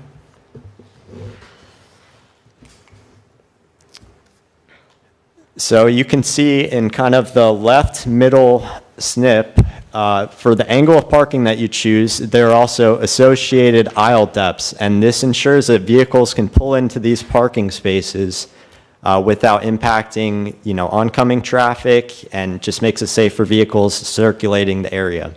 So if we do parallel parking, that's a 0-degree angle of parking, you have to have 12 feet. So with the roadway that we currently have, we have 9 feet. We have to have an additional 3 foot for that aisle depth. So that's where that would be included in the parking. So you can see in the gray here, you have your parking spaces, you have an additional 3 feet, and then it connects to the road. Okay. And that just makes it so when you get out of your car, you don't have to walk. Yeah, your door's not getting hit by oncoming traffic. You don't have to walk into oncoming traffic. It's a safety issue. So moving forward, here are some examples of pervious paver projects. These are just shown to you guys as illustrative examples. If you like a certain style, we can proceed with something like this. And I'll wrap up the presentation. So the next steps were, as I discussed, we're looking for initial feedback from you guys. We plan on holding a town hall and finalizing the design. We'll bring it back to you with a final update so that we can go to bid and construction. I would like to welcome any questions or comments. Well, let me start by appreciate what you do. I stirred the pot on this one too. I'm the one who started this project. And when I talked to you after I got the first drawing from Peter, I don't agree with a lot of stuff you said, and you know that because I'm honest with you. Mm-hmm. I have a drawing that was done that I hope Vince or Frank will put up now of the way, listen, this whole thing with the parking in Alamorada, it's got to look good. And have you ever seen me parallel park? I mean, I have not. And then I'm horrible. I don't do reverse good either. But this is our drawing that we had done. I don't understand still why we can't make it look a lot better than a line of cars down the old road, that if we can't do it with 3 cars, angled, landscape, 3 cars, angled, landscape. And the person who did this drawing does this for a living, and I'm pretty sure she knows exactly what can and can't be done. In fact, she's sitting right next to me here. And I didn't talk to her. I didn't know. Ty Harris has been the attorney, and Scott is the head of the Homeowners Association. And I like this much, much better. And I like it because it looks good. And, when you say it's a safety issue, parallel parking, have you ever been to my shop in Alamorada? You want to back out of my building, you back right into US 1. Right. And the old road is not dangerous to me, and people on bicycles. And again, I like the work you put into this. I appreciate everything you've done, but I'd like to come back to the table and reconsider the original one And, Don had the paid parking, which I'm okay for. Scott is in the audience. He can speak to that. They're willing to absorb a lot of the costs, the maintenance. Correct, Scott? And Ty, do you want to say anything? I mean, if you want to listen to these guys, I mean, I want it to look nice in Alamorada. And again, a line of cars along the old road to me is ugly. And I don't understand when you told me at first the difference, it would be cost effective. And I'm wondering what's the difference cost-wise from that way as opposed to line. Does that make sense? Yeah, absolutely. Do you want me to let Ty speak? Yeah, or- please. Okay, And sure. stay up here because we may have some more questions for you, please. And again, I appreciate everything you've done. Good afternoon. Ty Harris with the law firm of Ty Harris, PA, Plantation Key. I represent Anglers Reef, and this is I guess the second or third time we've been here discussing this concept. The problem, I think you've kind of hit the nail on the head with this the design with the somebody talking behind me because I'm hearing something. Who is it? Joe. Okay. Okay. I thought I was echoing. I couldn't see. So we wanted to stick with the original design. A typical parking space, angled, or if you were to pull straight in, is 18 by 8.5 feet. When you're doing parallel spaces, you're talking about you're absorbing 25 feet of road frontage per space. So the 8.5 by 18 gives you a lot more flexibility to put spaces where you want them, landscape where you want. So we know that there are existing conditions where you obviously don't want to have a parking place. Well, those are the areas that you put in your landscaping aisles, your areas for landscaping. But just doing this, you get many more spaces and you have much more flexibility where you put those spaces using the angled parking. And so we would respectfully request that the village continue to consider the angled parking design. Look, it's similar to what we have already on Upper Matacumbe, across from Cayo. That's worked out. You don't see a bunch of accident data for people, on that part of the road, and that's much more traveled than this part of Winley Key. So we appreciate all the work staff put into that design, but I think this design kind of accomplishes the goals that the council has and that the residents would prefer. Thank you. I appreciate that. And again, Rob, if we do go to the angled one, we still want you to do everything. I mean, I'm not telling you it's not a good. I just think it would look so much better the other way. And Don had the paid parking thing, but shows you how little I know. I didn't know you could do it on your phone. I thought you had to go downstairs and put the quarter in the machine still. So they will, Scott, do you want to speak to the cost that you guys are willing to maintain the property? Yeah, please do. This is Scott. He's the head of the Homeowners Association for Winley Key. Hi, Scott Offstein from Anglers Reef, president. Yeah, I mean, I appreciate thinking out of the box from what we gave them, what we felt would work best. I mean, we've been angled parking there for over 15, 16 years with no issues ever. I mean, and obviously you go down to the brewery, you go to Chef Michael's, you go to all these places, everybody's parking on an angle. I just will be able, the design that was done only has, I think it was, I think it was 10 spots maybe or in front of anglers. Like some of the stuff were down the street or in front of or the neighboring property, there's going to be spots over there. I don't know how much he's going to like that we're parking over there, but I think that, when we asked about this, we wanted to try and work it out in front, in the design, I guess, is going all the way down the whole Winley Key now.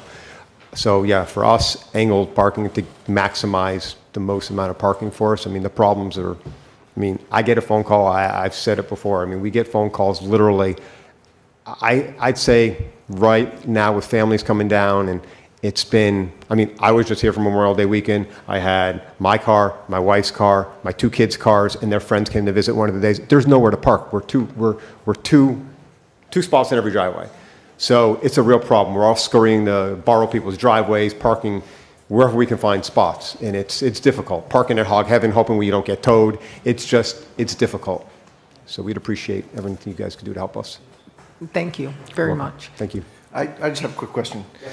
Are any of the members interested in like trailer parking or anything like that? Because I seem to recall that there were boat No. trailers sitting out there. No, we for- agree. That's at SD Marine. We already set that up too. The trailers go to SD Marine and the cars go in the slips. Yeah, we've got SD So Marine, the- we've got Coconut yes. Key, we've got Mangrove So that's Marina, already we've been got. thought of. Yeah. So, good. Anybody And listen, else? I agree with that. I think, it didn't look good out there with the trailers and the RVs and everything all over out there. And the big red semi.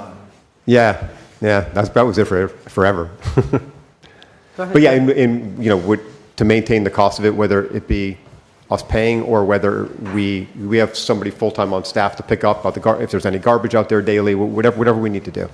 So we need to work that. Go ahead, John. I just want to make sure, if assuming that, however this project goes forward, whether it's angled or parallel parking, I do have a level of concern if there is a belief that these spots are going to be allocated specifically and only to users of the homeowners association. I just want to make sure that understanding is out there, because we don't want to lose the village's tax exempt status on this property if it's being viewed as being used solely for private purposes. So I didn't think so, but I just wanted to, as we were talking, and it's still early on, I want to make sure that that's out there, because however it's done, we need to make sure that it's not done where the property appraiser could view it as being losing its municipal purpose and becoming a private purpose. Understand? Actually, it's kind of the prototype for our first real municipal parking that's paid parking, and I think it's great. Yeah, exactly. As I was listening, I wanted to make sure that people were Appreciate understanding it. That's wasn't why you're just sitting in that chair. So first come, first serve is basically what we're talking But when you about. say that, so if we paid for it, you're saying that would be viewed as It could. that way? It could. But what if it's a cost, whatever the costs are?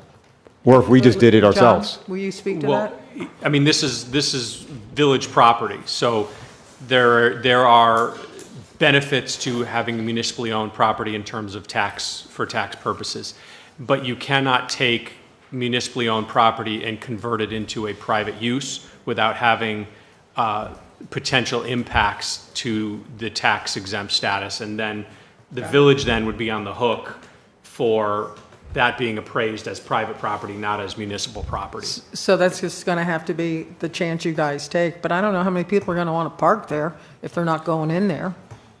No, I mean, you mean just leaving it as what? Like Metered these- parking? You're saying metered parking? Yeah, like it would be first, I think Yeah. Councilmember Yeah, Freeman I said mean, I first don't come, know. first served First basis. come, first Yeah. serve. I don't think you're going to get a lot of people parking there who aren't coming into the condos or the townhouse. Right. I don't think so. Right. So I don't think that's a problem. Deb, did you want to ask something? I did. Go ahead.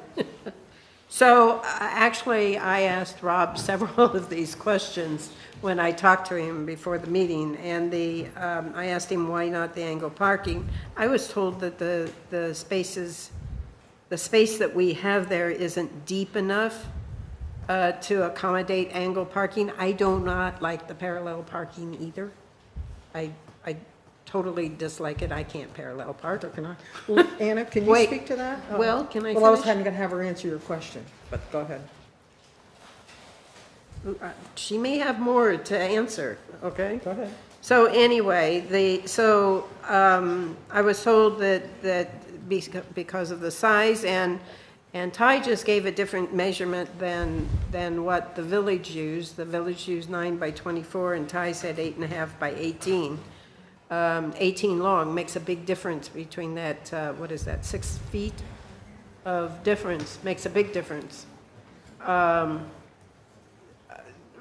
Let me address all of it, and then you can, because I would like some answers on this. I also suggested paid parking, and it was suggested that we need an overall plan before we could put it in one area, and I thought we had an overall plan when we had it coming into Ann's Beach, and eventually it was going to go into the Phils, and it never got implemented for a variety of reasons. I'm sorry? Oh. I also asked about the paid, about the anglers paying for part of it, and I understood the tax issue that John brought up and potential liability, that the anglers could not think that they owned that property, that it was only for their parking, and that when we drew this, which I like the fact that we included more than just in front of anglers, that we went all the way down, I forget what the southern point was, but whatever, to include this, because there's parking issues all along there. But then I got to thinking about what we said and were doing for our comp plan, and some of the things that Able City suggested that seemed to be in a couple of those works are immensely popular, of taking the old road, and that's part of the old road up there, kind of, you know, and adding a lane for bike and other safety reasons. It looked like you were adding a lane. If we use the parking, then we can't do that idea, because there's just not enough room to do all of that along there. It's either going to be the parking or that bike lane idea that Able City came up with. And that was very popular in the discussions. I am one that before I was elected back to council, that when we said we were taking the parking away from there, got up and said, Angler's been using it forever. You know, can we figure out how to provide a lot or something somewhere? I still think that that's a good idea. I think if we can't do angle parking, I'm not really much for this project. I think it's an expensive project for 30 spaces. Also, even if we can stretch it to 42, I think was the original design. Is that right? 42? Not my design. No, it wasn't that many. How many? I didn't want to go down in front of the privately owned homes that are towards Hog Heaven. They shouldn't have to have that. And I just wanted it from Fisher. I thought Ty said 42. Originally, at the meeting that Yeah. we had last meeting, was that Yeah. you were going to do a test in front of anglers and see Yeah. how it worked out, and it's obviously got into a broader scope. All right. So I think this has some other issues yet. I mean, yeah, for me and for us, like I said, almost 17 years. I mean, and there's never been an issue with parking. So because we've been able to use the spot. So I think we've got to figure something out to try and help us out here. It's been, and the fact that we can't park out there now while this is still going on since December is crazy. I mean, people are parking out there, but we tell everybody not to park out there because they could get towed. I do think that the design when they built the place has nothing to do with you guys. 100%. In particular. Can't go back. Was wrong. Can't go back. I think I was around when they did that and even said, well, what are you doing? So the fact that, you know, if I build a house and I don't provide for parking, the city shouldn't be required, although we've allowed it to happen. 100%. And allowed us to park there for 17 years. Yeah, just because we've allowed something to happen that's been not really right, doesn't mean it should continue. Right. I'm not arguing for or against. I'm just saying that the deficiencies in the project inside there, the parking deficiencies, isn't really the village's problem. I don't agree with that. I don't agree with that. I mean, you're here to help us out. No, it isn't, because that's the way they designed it. Yeah, Now, no. the fact that we have allowed it to happen for That doesn't 15, matter either. 16 years. It's our job up here to take care of the residents who pay our taxes and to help with solutions, not just say, oh, well, too bad for you guys, figure it out on your own. So I need extra parking on my property. Well- You're going to do something for me? Who knows? Go ahead. I'm just saying. They built according to the standards, though. They have 2-car parking per unit. They So did build, but it- they didn't think about it. Well, so if they didn't think about it, well, what do we do now? I just think that our responsibility sitting up here is to take care of the residents here, not worry about a golf cart going down the road. I mean, just am bringing up what I Able understand what you're City doing. suggested. Well, they that didn't everybody suggest for liked. everywhere. And of course, there's areas where that will work, but, you know, if Alamorada is different. We have to take each section and each problem and figure out what is best. And these people pay taxes. They vote, they pay taxes. Well, You so pay do taxes us. too. So I understand that, but, so what, you want to just tell them, oh, well, too bad? No, that's Okay. not what I was saying at all. Well, okay, so maybe Anna should chime in now and answer some of your questions since she drew the, No, I think our staff should, not Anna. well, I drew that. she drew that. I had have to do it. questions about staff is, You're never asking. mind. Just do whatever you guys want because you've already decided what you're doing. You had questions on the parking sizes. So his sizes were 9 by 24, which is required for parallel parking. Okay? Standard US parking size is 8.5 by 18.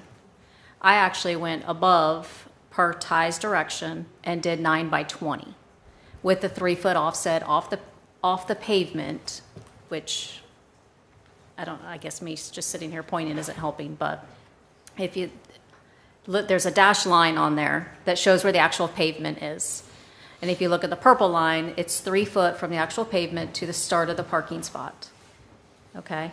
Those are 45-degree angled parking spots. And it's still well before the FDOT village right-of-way line. So there's plenty of room. Could still make them deeper if we wanted to. So I need to ask Jennifer a question because it was brought up when I talked to Rob, and no offense, Rob, you did a great job. You did. Appreciate it. Okay. So did you ever find in the code there, I know you were trying to find it, it was on short notice, that we cannot back onto the road? Yes. Even though we have it in lots of places and we all know it. It is in the code, yes, under off-street parking. I gotta pull it up again, hold on. Okay. But Ty's gonna Go ahead, correct Ty. me. Take a swing. Yeah, well, this is an easy one. So under Florida law, if we don't enforce a section of our code, and we've never enforced it, which we haven't, we're not required to enforce it. It's a Coral Gables case. It actually went to the Supreme Court of Florida because there was a dissension between the 3rd DCA and the 4th DCA, and the Florida Supreme Court decided in favor of the 3rd DCA position. So because we have never enforced that, because imagine if we did, Enforced which? enforce the section of the code that says you can't back out Thank you. onto a road. We've never enforced that. And because we've never enforced it, we're not obligated to do so. But if we did, then you would have to enforce it against everybody. Otherwise, it would be what's known as selective enforcement. Well, and we put John, our it's a own Coral parking Gables in. case, and it went to the Supreme Court. What do you mean? We, in the Arts District, we put that angle parking in that backs did. right into the, No, that's a good point. I mean, we put that in, and I had applied for another applicant of mine to do the same thing on the other side of the road, and they said, no, they denied me my application, and I'm like, you just put it in there, and they're like, yeah, but we're the village. Okay, okay. So the question is to, I guess, to move forward, should we decide with the council right now, what, either parallel parking or angled parking, can we do that? And then have Rob, go ahead, Rob. Yeah, I'd just like to speak on a few Please more do. things. So the parking diagram that's shown there, is there any way we can go back to the presentation that I had that showed their preliminary plan? And just to clarify, like Anna said, per our code, the parking spaces have to be 8.5 feet wide by 18 feet. Let me see if I can go back here.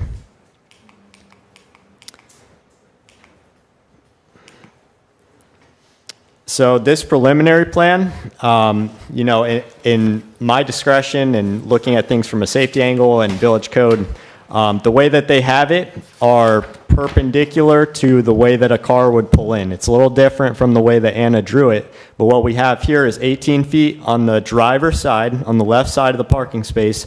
On the right side, that's a longer dimension on that parking space. And in my opinion, as a review engineer here, that is how these parking spaces should be measured.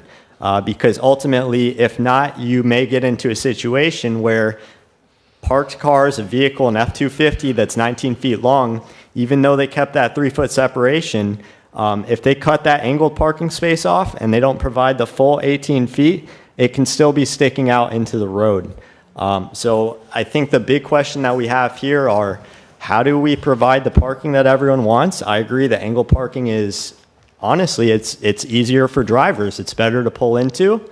But how can we do that with the village code? I think, with the access aisles and the backing and the visibility issues, I just think this is a hard project, and we've spent almost 3 months trying to design it. That's why we brought you the parallel parking.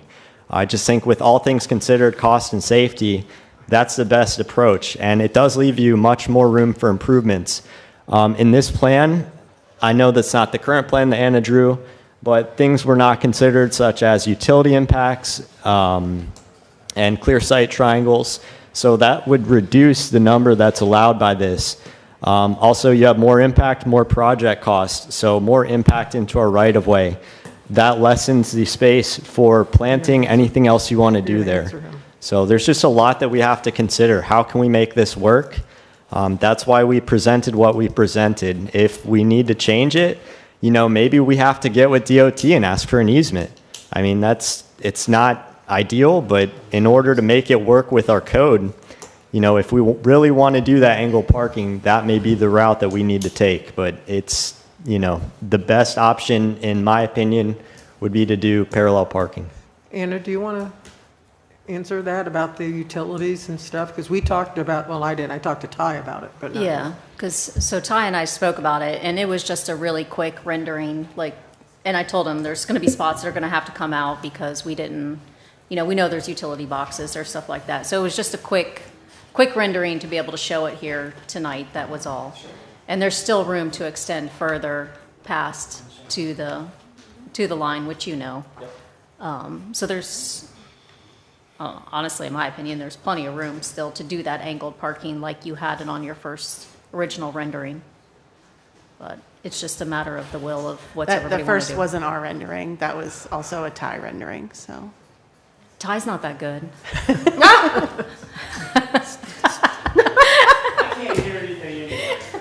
Steve, did you want to say something? Yeah, I think it's evident from the discussion here that this is a very complex situation and very necessary. I would like to urge this council to delay this, and let's go with the comprehensive plan. Let's let some of the town people decide and help us understand rather than the 5 of us, because I really don't want to vote in favor of either rendering at this point. I'd like to see something, as Deb pointed out, that we want to have something consistent and beautiful, as you said, and I think as a comprehensive plan, we can do that so that we can have some continuity. Do you know how far away the comprehensive plan is? I do. A year. Yeah, so what? Well, they've waited, what, 15 years? No. Okay. Well, the next thing on his agenda was a town hall workshop. Why don't we do that? Or whatever. For what? I have a question. Go ahead. If we're going to do that, if that's going to be the way to go, do we have the ability to park there for now, temporarily, or are they risking getting towed again? They're saying no. I I say would we say take a no. vote. I mean, does that open the door to where we say yes to everybody that's parking willy-nilly all over the easements in Island Rock? There, just as a reminder, there was a resolution that was passed making that a no parking zone. So the only way that you could make that allowed for parking would be through another resolution. You wouldn't be able to override a resolution through a motion. So if we approve this, just to say, it sure would serve as a good, to know how that would work with paid parking and stuff for the comprehensive plan. To make people wait, I've been working on this with them for what, 4 months? No. Oh, has it been longer? December. Time flies when you're having fun, but, So to say, like, the fact that we're here. and I know. Zoom is crazy. I mean, I appreciate everything everybody's done. I do too. Nobody's asked us to go parallel parking. Like, it just doesn't work. We're trying to get spots. I agree. Deb? So I agree with your statement earlier that every section of this town is different. We have Upper Matt, Lower Matt, Winley Key. All of them are different, and they need to have some exceptions to every area. That being said, we've talked about trying to figure out some angle parking for a long time on this council, and we haven't done it. I would like to try to move ahead with this in some form, but I also recognized what was presented at that comp plan workshop. And so, I don't know. That's just one area, though. I mean, you're talking about just Winley Key. They can have their little lane all over the rest of Almirada. I mean, it's the truth. I mean, you're just talking about Winley Key. It depends on how the comp plan gets written. Well, Why don't we let Rob have a little more time to work on maybe another, see if maybe he can come up with something to It's appease either- everybody with a little more angled, because it It's seems either like everybody wants parallel- angled. It's either parallel or. Why don't or we let angled. him have some more It's not time? parallel. I don't- mean, him and I can discuss some more options either, but he's very well versed and knows what he's doing, so. Or maybe open up that discussion with DOT and see if we can utilize a little piece of their right of way there. Because it's not like we're going to encroach way into there, right? There's another 40 feet or something there. Well, he also, he has the CAD files, so he knows the exact dimensions. He can, Right, so my biggest concern with this project is making sure that as the lead on the project that we're following village code. So the backing issues, But the that's access never been aisle issues. enforced. Ty just came up and said no one's ever enforced the backing thing. So I think that is a moot point. I mean, if we've never enforced it. I and just want to address that for a second. Like, there's a lot of things in this village that never got addressed before I started working here Well- that we're addressing now, so. You don't think like, we all know that sitting up here? So We I'm do. just, like, just because it was never addressed previously doesn't mean when we build new things or we do new So things, doesn't then- mean we shouldn't start addressing them. Well, then you need to look at all the buildings where my building is, and I would be ticketed every day for backing out into US 1. This is for new construction. It's not for pre-existing construction. Well- So it's not like because you're backing out, we're going to give you a ticket. It's if you're building a new parking lot, you cannot build it so that it backs out into the road. So we just turn a blind eye to all those other places that they back out into the old road, basically, is what we're doing.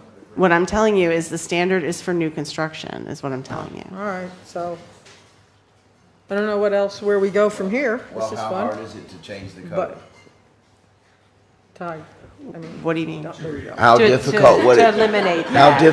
how difficult would it be if we put an exception for municipal parking? I mean, we'd have to go through the process of LPA and 2 readings here and then up to Commerce. So it's process. I don't know, it's not difficult, it's just a process. All right, so where do we go from here? What does everybody want to do? Do we, I don't want to table it for a year, I'm sorry, Steve, that's crazy to me. You know, and plus we have no control if it's going to be a year, it could be longer, you know? I mean, it could. I just want to see continuity, you know, in this comprehensive plan, and rather than piecemeal. And maybe piecemeal is going to be something that's going to be beautiful and comprehensive. I don't know, but I want to go through the process. I would really like in the comprehensive plan for it to recognize the fact that Lower Matt is not Winley Key, you know, and that there has to be exceptions, but until we get there, we don't know that. I hate tabling stuff. I kind of ran on not tabling things. And I'm willing to move ahead as long as we can follow the new codes. We got people that back out on the road everywhere, you're right. I know. And backing out on Old Road is a whole lot better than backing out onto US 1. And it happens everywhere in this town. But that doesn't mean that we can't say, okay, starting now, going forward, we're going to start correcting that as we have the opportunity to correct it. So if we're going to do parallel parking, I'm not for this project. If we're going to do angle parking, Then we have to change. then we have to change the code, or we have to do something. And I don't think it's a bad idea to do it. I was just trying to bring up some of the ideas. It's going to get to be an expensive project. And we're all about trying to save money, so if you want Rob to spend a little bit more time and see what we need to do and come up with a list of things that we need to change, like the code. Well, and there's also different angles that you Right. can do. You don't have to do 45-degree angle, like, there's Right. different. Well, I got a question, Mayor. Jennifer, under the general regulations, paren little e on the parking regulations, number 10, paren 10 says, except for residential uses, Correct. parking and loading spaces shall be located or served by a driveway that requires no backing movement Correct. or maneuvering. So if it was a residential use, then you could back in to the right of Correct, way. but this is a municipal use, it's not a residential use.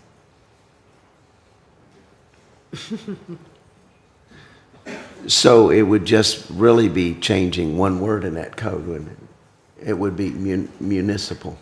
Yeah, again, it's not a difficult change, but it's just a process. But a text amendment's a lot easier than a comp plan amendment. Oh, yeah, it's not a Yeah, comp yeah, plan amendment, right. it's a text amendment. I Right. mean, I'd have to double check the comp plan to make sure there's no parking in there, but. We already have it in Upper Matacumbe.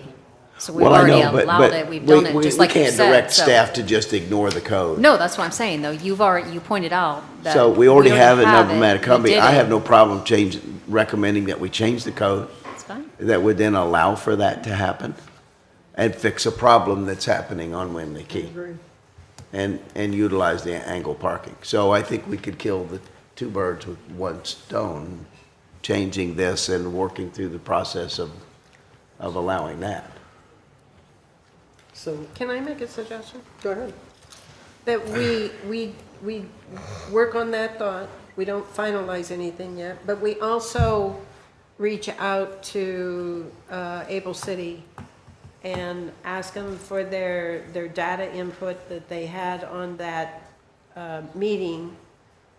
I don't remember which meeting it was, they had several, that was showing the roads that everybody was so excited about putting a bike lane to make the old road safer. That's not I ain't saying, saying anything. That didn't excite well, me. you already did, so. Yeah, it did. So that's not saying that we can't not do it in some areas and do it in others, but the idea of doing the comp plan was to get some of that stuff out there and maybe reach out to them about the fact, are they considering the variances that happen within our 19-mile linear length? And that's kind of moving this ahead. That's trying to work on this, right? I like Yeah, Dawn singing about just changing the stupid code myself. Why don't, this is going to sound crazy. Bear with me. What if you turn the angles a different way? Right, there is such thing as So then you would reverse require back-in them to parking. back in? But what we're going to have in that And then they wouldn't be situation. backing onto the right of way, and they'd be able to look to the left and see where the car's coming from them. So you would just turn them the other direction, going southbound, back into your spot, And label it such and then when we get label that far. back in parking only. So there is such thing as reverse back-in parking. That is a thing. What we've typically seen, though, is, when you have that angle, you're generally inviting people from the other lane to just pull straight in. And you still have to have cars stopped in the roadway and back into those spaces. So without an adequate width to access, that's where you're going to run into an issue. So the northbound people would have to either do a big U-E or something Correct. to be able to get in there. Yeah, this is one-way access parking. Yeah, right. And that would be very difficult to maintain. You're still likely going to have people that pull in, even if you do that. Well, then we wouldn't have to change the code then. So I have another crazy question, and it may or may not pertain. Crazy questions of the night. We have roads in this town that are not of appropriate width. Is this section appropriate width? I would guess it is, but No, no, it doesn't follow I don't think so. appropriate widths. I would defer that question to AJ. Sorry, AJ. He's only showing 9 feet from the edge of pavement to the center line of the road. I know, that's what brought that up. So as much as I love to have the 20-foot wide roads, 10-foot each lane, a 9-foot lane is acceptable for that speed limit.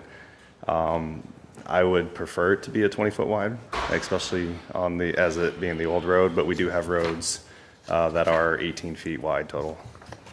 Well, we have roads that are more narrow than that. We have roads that are non-conforming that are 12 feet wide that are supposed to be Exactly. 2 lanes. Those are non-conforming, absolutely. Okay, so the 18 feet would suffice, and going forward, we wouldn't get ourselves in a jam because it's 18 feet, and now we can't widen the road because then we'd have to tear out the parking spaces or whatever, right? You would go the other direction, yeah. I mean, if we were repaving that road and it was available, I would make that recommendation to make it 20-foot wide total, but you can take the 2 feet from the other side as well. There is enough room to take it from the other side. That side is a little Skimpy? tight. Yeah, the village gave away, I think, like 17 foot of right-of-way in that whole area, but only from Fisher End north. I do think the project ought to stretch about as far as Rob originally drew it, that it should be more than Angler's Reef, because we have parking issues all along there. It was through Fisher Inn is where we had it going the other way. That was the original. And so when you say you can't back out onto the road, we're back to that lovely discussion we had last council about what is the old road as opposed to US 1. So you're just saying any road in general? It says any. Any road? It's still a state road. I'd like to see It's us still a fix state that. It actually just says within a street right of way or other alley, other than an alley. Okay. All right, so where do we go from here? I don't want to make them wait a year. I just think that's just crazy, you know? Well, it's going to be 6 months either way. Yeah. So what do you guys want to do? I made a suggestion, I guess you didn't like it. I don't remember what it was. I'm sorry. What was it? The suggestion was to let Rob work on this and to find out what we need to change the code. Well, if we're changing the code, then we need to decide if we're All going to do right, parallel. I'll let you make my suggestion. Okay. All right. Sorry, Deb, didn't mean to do that, but you're going to say the same thing because you over and over. Well, you didn't remember what I said, so I Well, was I trying did to once you repeat started it for talking. you. I did when you started talking. So then we need to fix a code, but we need to decide if it's going to be parallel or angled. Simple as that. That's the question. I already said that too. Okay. I'd say if you all are considering angled, it might be best to give staff direction to bring back that code change so that we could, because then that process can get started. Yeah. You guys can always abandon it if you decide angled is not what you want, but at least it'll expedite it because then we can get it on the LPA agenda and then get things moving forward. It could be I'd working like to make that- simultaneously. We Can could be I- working on that, and he can be working on Can I the. ask a time-related question? How long would that normally take to get The next LPA meeting's not till August, so that would be the first LPA meeting you could get on. If there's no issues at LPA, hopefully it could come back to you for first reading in September. And does that has to go to, If it's just a text amendment, it doesn't go to Commerce for second reading, so we could do first reading, second reading, and then go to Commerce. but it does end up having to go to It does, Commerce. it does have to go to Commerce, So- yes. So we were talking, everything going smooth, August LPA, September and October council, and then 45 days at then Commerce. 45 days, so we're looking at Christmas. But yeah, before the end of the year. But, Yeah. but yeah. I'd like to make a recommendation, we go back and look at changing the code and at the same time working on I do too. this issue, so. I think Rob I don't wants know to if- say something. Go ahead. Yeah, I would just like to, point out that that may have been in the code for a reason, and just so everyone keeps in mind the safety concerns with backing out into a roadway. I would just like to ask John to make sure that if we do this, we're covering our bases. We don't want to be liable for any parking situations that may happen. I mean, granted, the area has not had many accidents that we know of, but if something happens, we have to cover our bases as a village too. Just want to keep that in mind. Well, we've done it before. Well, We've done it before. How did we manage to do it down at Marata Way? They just did. I'm not sure. I would consider that existing non-conforming, and with us leading the design on it, No, the village put that in probably 10 years ago. That code It's- says backing out onto any street? Huh? That code says backing out onto any Yes. street? Yeah. Then every one of us would be in violation because we back out of our No, it houses. says, it says except residential. Oh, okay. If I was you gonna look say. at the code, it says except for residential. So, I mean, but There's houses that are we've on done it commercial, before. We've set the precedent. We just need to follow our own rules, so we need to change our rules if we're going to continue to do it. We can't just ask the planning director or you to just ignore our code. Right. So let's change the code. I make a recommendation, we change the code. I agree. All right, so while we're changing the code, do we want to continue on with Rob working on it parallel now? Or? Sure. Angle. Oh, no, well, you know, angle. I'm sorry, Angle. I have bad dreams about parallel parking, it's in my brain, sorry. But angle parking. So, do I have a motion? Do you need a motion? I don't know. Do I think need you a just motion? need direction, I think don't you? direction is. I think Okay, I so- think that's sufficient. Right? So Rob, would you consider redoing it with angled? I will do any direction that the council gives me. Do it up and down on one The foot. angle is the direction.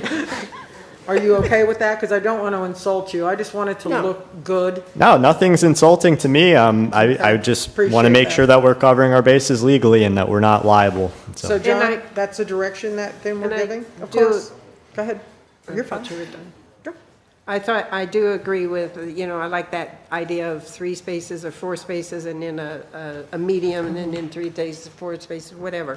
Maybe you only have room for 2 because of trees or other things. That's fine, along the way. So John, you know what we're doing? Because I don't. And Scott, we're dancing as fast as we can, So you let know? me ask a question. I mean, there's no way we can, when the resolution was made, we weren't even put on notice that you were making a resolution that we couldn't park there anymore. So I guess the question is, could we do a new resolution that we can park there? No, because No. he just said we'd have to do it for everybody. Right. Can't do it. Got you. Sorry. Okay. We didn't create the problem, but we're trying to fix it. Yeah, Yeah. I mean, I appreciate that. Bear with us. Yeah, okay. Thank you. All right, thank you. Thank you. Go ahead, Ron. One other question that came up was about the paid parking. I've heard references to that, but do you want to give direction whether it should be looking into? Because we probably have to get a contractor, do RFPs, et cetera. There are paid parking things, for example, Key West, where it's all done with your phones, et cetera. Do you want us to start looking into that I also? think so. 100%. I'd make that Because that'll recommendation. tell us how to work through the rest of Alamorada, if we do it. Right. so. All right. They use it a lot anymore with your phone and your license plate. Yeah, I didn't know It's very that. easy. It is. Okay, so, we good? We're good? Are you sure? Just want to make sure, Yeah. Rob, do you have enough information to proceed? Yeah. Okay. So, Rob, I do want to compliment you on what you did do, even though Yeah, we he's tore great. it apart. I worked with him on this and the transportation thing. He's two right hands for me, not just one. So appreciate you. Thank you. Thank you. Okay. You ready to come up to the hot seat? Sustainability and Resilience Project update. Alyssa. Thanks for warming it up here, Rob. I will be a brief 30 minutes. Oh. I'm just kidding. Huh? Everybody had a heart attack. My name is Alyssa. I am the Sustainability and Resiliency Coordinator for the Village. That was a new position that was created about a year and a half ago at this point. So coming to council, giving some updates. It's a good time. There's a lot of stuff on the horizon, so I'll get right to it. Maybe. You thought you'd get right to it. That's hard. The camera? All right, got it. So just so everybody knows, there's a lot of words that get thrown around, but sustainability often goes hand in hand with mitigation projects, resiliency often hand in hand with adaptation projects. We like to throw all the big words that we can in there. So the vulnerability assessment wrapped up in June of last year, so 2024. So we've had about a year. There's a lot of projects that are overlapping the recommendations that came out of this project. So a lot of really good work going on. You guys are involved in all of that. Two that we kind of cover in this slideshow is the roads elevation planning study and the multi-jurisdictional adaptation plan. So the way resiliency planning works, identify your vulnerabilities and then move into adaptation. So a lot of those projects are going to get roped into that adaptation planning process, and that's going to be multi-jurisdictional. So I'll touch that later, but we're looking at infrastructure that spans jurisdictions like FKA, FKC, ropes in a lot more people into that conversation. I listed on the other side of the screen present and near term, so 2040. When we're talking about vulnerability, we're looking at really long term, so present day to 2040, that's considered like near term. Midterm, we're looking at 2070, and then long-term, 2100. So just 3 zones that were identified.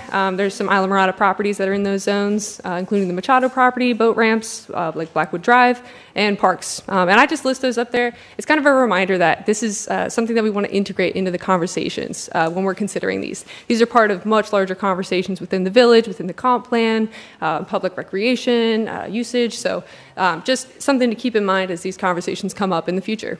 And then we're actively working on a few other things like community education and outreach, flood monitoring, lots of photographs getting taken and submitted to that photo portal for the Stormwater Master Plan update, and landscaping projects, continuously planning and implementing those. Oops. One of the really cool ones that came out of that vulnerability assessment, though, is the breakwater study that we did, artificial reef breakwater study. So that actually just wrapped up June of 2025 this year. So this was separate from the recommendations for projects specifically, but breakwaters and artificial reefs are a tool that we can use for resiliency, especially as we see sea level rise in the future. So we picked 2 zones for the study. One was Sea Oats Beach and the other one was Upper Matacumbe. They were recommended in the study. Artificial reef versus breakwater permitting, you're going to find breakwater permitting is much more realistic for these sites. And that's not to say that they wouldn't include the components that we would get from an artificial reef. It's just saying that permitting-wise, we would have to go with breakwaters. For Site 1, the recommendations, we had best suited for the placement of breakwaters along the shoreline with mangrove planting. So this is Sea Oats Beach that we're looking at. To stabilize the unconsolidated sandy shoreline and protect the adjacent overseas highway from potential washouts. And this would offer an opportunity for the establishment of a mangrove fringe to grow over time. And the proposal for Site 2, that was best suited for a breakwater near shore and submerged to help reduce wave energy but allow for the installation of coral colonies to be implanted, promoting marine biodiversity and tourism to the local area. So kind of interesting, you have 2 different social uses, 2 different benthic habitats, and just 2 different options as you go forward. However, for the plan, for the next steps, we were recommended to continue to look into Sea Oats Beach and a potential breakwater living shoreline project for Sea Oats Beach. Now, this doesn't mean that it would actually happen. This is looking into the conceptual designing, the outreach, and permitting conversations to just further this in our toolkit for resiliency. We all know that's a pretty vulnerable area.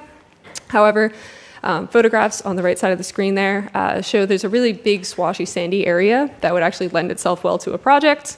And I put this slide up here just to show you some of the really cool technology we have these days. So when we're talking about a breakwater, I want you to kind of picture these more intricate designs. We're looking at low impact development strategies, so using the roadway and actually not disturbing habitat while you're implementing these, looking at a reduced footprint on the seabed, opportunity for light to penetrate so you can actually get growth on the seabed still, promoting the biodiversity in the area, looking at biomimicry. So really cool concepts out there, a part of this green infrastructure and living shorelines, which are huge right now. So another big study to kind of keep in your head is our roadway vulnerability analysis. This is a project that was completed by the county a couple years ago, and the municipalities are now kind of following suit.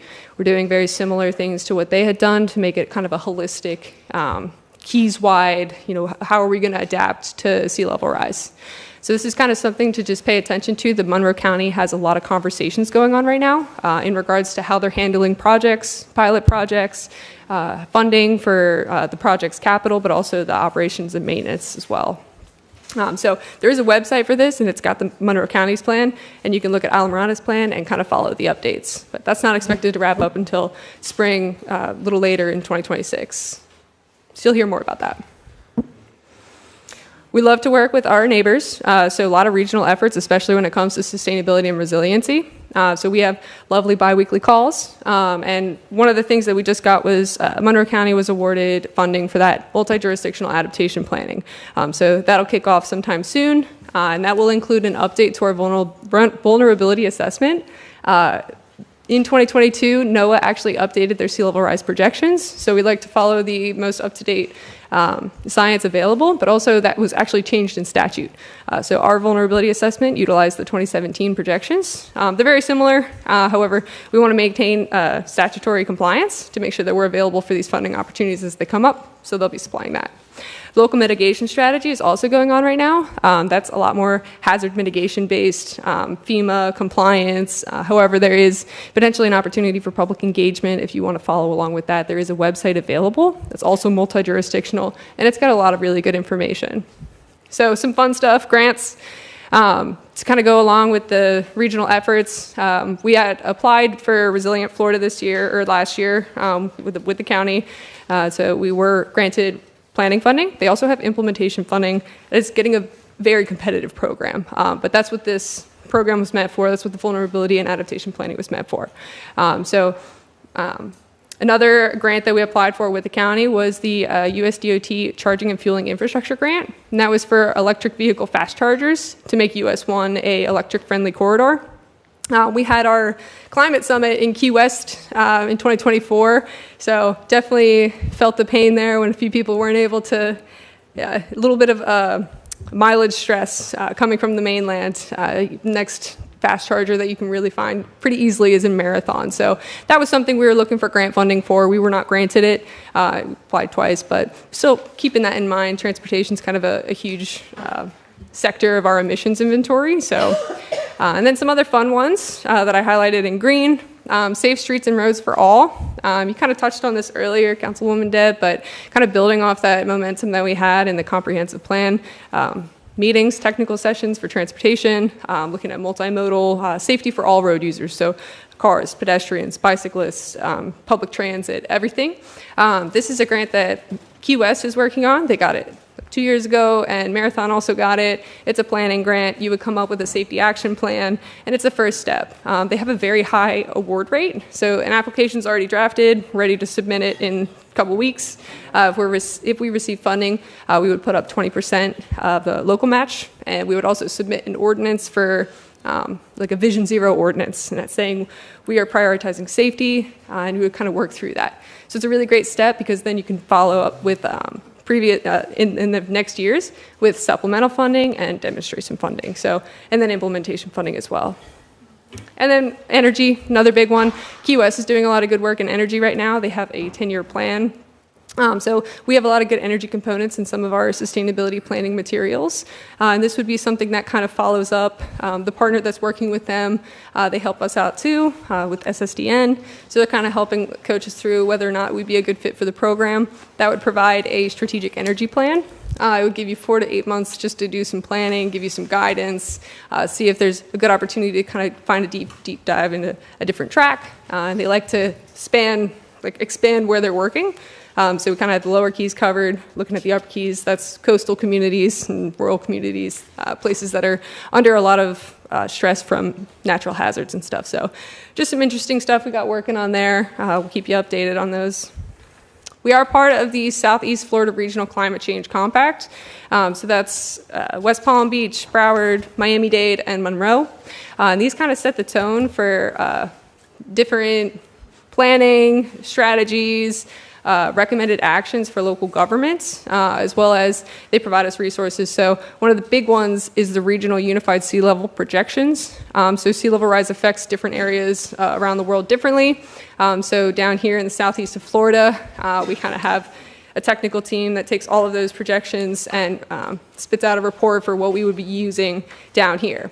So they set some guidance. One of their most recent reports came out in 2024 in December to say that they're going to keep using the projections that they put out in 2019. So it's a good report if you want to look more into it. And they also provide county level emissions inventories. So that's kind of something that we'll work on a smaller scale here in Isla Mirada. One of the projects I'm doing, coming through some energy bills, kind of helps give you an idea of what you can measure, you can manage, you can kind of pinpoint where projects will create a good return on investment, where there's opportunity to save your residents money, communities money, just good opportunities.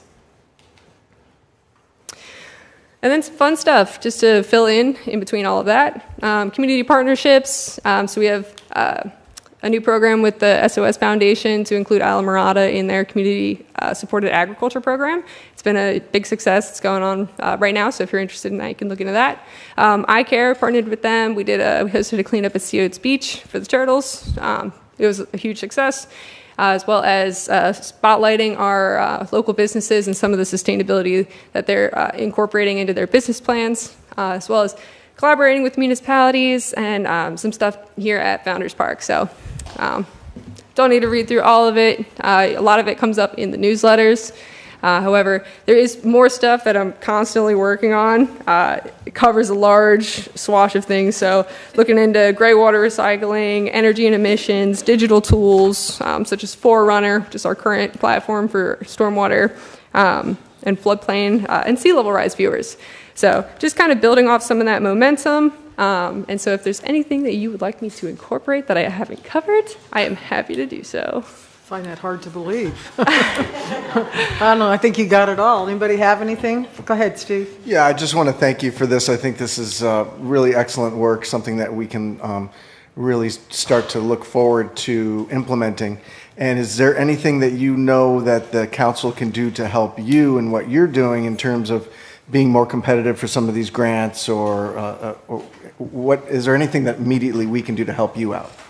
Yeah, I mean, if just supporting the stuff as it comes up. I kind of gave you the brief rundown right now because some of these grants are due in the next couple months. So they'll be popping up. If we do get them, they'll come up with ordinances for you guys to approve.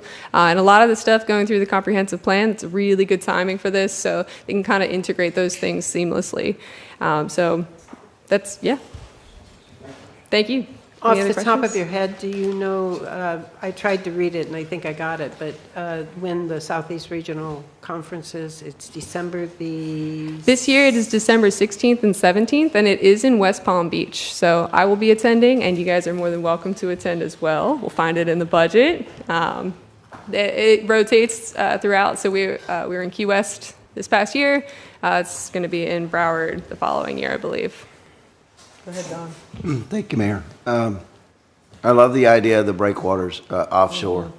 I saw that in Panama, and I saw that one in Costa Rica, and they're extremely impressive. And let's keep working towards those. Those are pretty awesome. There's some really cool stuff Yeah, out they there. really are. It's tricky with the permitting and whatnot for nearshore waters, and especially with all the regulations that we're working within. But the goals are all aligned, and the tech is out there. So we're going to just keep working through it and make sure we hear everybody's side of things. We can just change the code. Change the code. Just change the code. Let's get it done. Why not? If it doesn't work, make it work. Change the code. It's an old code anyway. Thank you. Thank you very much. Thank you, guys. You're very well versed. Thank you. Okay. We've already done the citizen advisory. We already talked about Carolyn. We've got Roger Young. So that brings us to the mayor council. And Don, you've already said your? I'm done. And, excuse me? I'm done. I know. I was just verifying it. And the only thing I want to say is, Ron, we need to make a decision about freebie. If we're going to continue for a year at the cost of the taxpayers, or if we're going to stop it for a year until July 1st, 2026, when Monroe County will pick it up as ConConnect at $2 door to door. Is that on the agenda? I don't think it's on the agenda, but their contract ends June the 30th. And so our responsibility would kick in July 1st of this year, which would be $275,000. Lisa's shaking her head, yes, so I'm right. that, to the taxpayers. So we need to make that decision if we're going to continue it and pay out the nose, or, or if we're going to get rid of it for a year until Monroe County takes over. Everybody understand? Yeah. And I don't know how you want to do it, Ron. Well, this week, our finance director, Lisa, has been meeting with our staff to talk about preliminary budgets, and we're going to get a better feel probably in the next week or so where we are budget-wise, as far as any shortfalls or not. So I'll get with the finance director, and we'll talk about what the best way to proceed is financially. We're also looking at the ridership studies that was attached from Mr. Clark a couple weeks ago, and kind of figure out if it's the best bang for the buck type of thing. We're also looking at alternatives. I mentioned to Mr. Clark, he kind of alluded to it about maybe having some passenger vans as an alternative, because going down the old road, for example, as opposed to point, more like a taxi service, which is what we're doing now. And so we're looking at ways to make it cost effective, but it's a big hit. I think the last time I saw our share would be $133,000, and it could, but which could double depending on what we do with the county Our goes. share is 265, 75, whichever that is. Since the county's not picking it up. Right. They can't. Right, Right. because that is half of what the Right. cost is. They're basically having us pick up their share of it. I understand. So when will we have that? Do we make that decision in July then? So it's on the agenda? That could, yeah, I'd think like to we get with need the finance director, but I think we could probably We have have to give something. them 30 days' notice. That's in their Yeah. contract. Well, we can tell them our intent is to proceed, and then it still needs final approval from the Yeah. council. Got it. When does the contract expire? June June 30th? 30th. It starts July 1st. So we need to, I think we need to extend or do a month-to-month, get with them about how to do that, because we won't have a meeting before it expires. That's why I brought it up now, because we need to address it. So, all right, so can we get it on the agenda for July and decide if we're going to keep it? Well, we can have it on the July agenda, yes. Okay. Okay. So, in speaking of that, even next July, we would be responsible for like 1/4 of the bill, which is $120,000, if I remember what paperwork said. I think it was 133,000 something. 133. But, yeah, I have that if you want wrong. Lisa to come Yeah. up, Lisa's been looking at it also, All our right. finance director, so That if you want to get the needs to exact be- dollars, but I do think we need some direction from the council at some point in time. You could do it tonight if you want to give direction, but about whether to proceed or not proceed, because we're Lisa, getting you some wanna say something? mixed signals as far as, it's not whether I don't people want, think it's a that's question fair. whether it's a good financial situation. Lisa, do you want to say something? Well, I just wanted to say that it is quite a bit of money, to think one way or the other. 275, it's actually 276,000. And, there are other ways we could use that money. Obviously, we have capital projects that are very important. We're going to be renovating the pool. That's coming up, and that's a big expense. But there's a lot of other projects that we do need to have, and as budget workshops, come up, we'll talk about those items. We'll have all the directors talk about their capital items, so just so you can see that. But we're really trying. I'm really been impressed with the way that the last 2 days I've been meeting all day with the department directors on budget, and they've been giving me their numbers, and they really are trying to cut back as much as they can. So I've been very impressed with, what they're trying to do. But obviously, operating cost, to me, that's not the biggest part of your budget. The biggest part is your capital items, and, those are millions of dollars you're talking about. So that's my opinion about it, but not sure what y'all think. So then do we want to make a decision tonight? Or does you guys want to think about it? Or? Well, the thing about it is if we've got the freebie service going on, and this grant ends June 30th, then we need to know whether we're going to continue services July 1st. But I That's thought what it- we were granted for the next year, from June We do have of the grant, but 25 that's. to June, to We July are, of 26. exactly. We do have the grant, but that's the whole point. Do you want to keep the grant? Or turn it back? But we'll have to pay the 276,000. They only pay half of it. It's Yes. actually 553,000. I just said that. That's So, true. yeah, That is so true. we will still have to pay the 276. So Right. the decision And is, if do you we want to move- stop the services as of end of June, Or would you want to continue? Because we'll still have to pay for the services if we're, continuing to July. Did you want to say something else, Deb, before? Yes, and if we're thinking about $276,000 for transportation and getting people around town, we just talked about $500,000 for 30 to 42 parking spaces, and we just talked about a boat ramp for $500,000 here. It's all money. Steve, are you ready to make a decision on freebie? I'm not ready to make the decision tonight. That's ridiculous. How do you feel? Honestly, I feel like I'm very comfortable leaving it up to our manager and our finance director. They know what we're doing. What do you mean leaving it up to them? Letting them pull the trigger? Yeah. Oh, that's Let something them the decide. council has to do. You can't do that. I let them do it. They You know what can't. money. And we just talked about a $500,000 shortfall on payroll that people are below.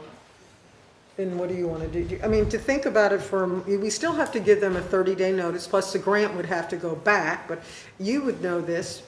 Does the grant, if we keep it till July to make the decision, do we get to pull the little money from them and then give it back? Or do Well, we'll have to once we check take on it, that, we but take it? I'll have to It ask might be Danny to once we check take on it, that, we yeah. take it. Yeah. And that would rope us into a year, just so everybody understands, at $276,000. So, Ron, do you have any input on this, what we should do? Well, we always like to have direction from the council. It's a pretty big fiscal decision, Yeah, but it is. we're looking at making a decision that's going to affect a couple $100,000 one way or another. So if the council wants to keep freebie, we can work it out. If a majority of the council says we prefer not to have it because of the financial impacts, we can proceed that way too.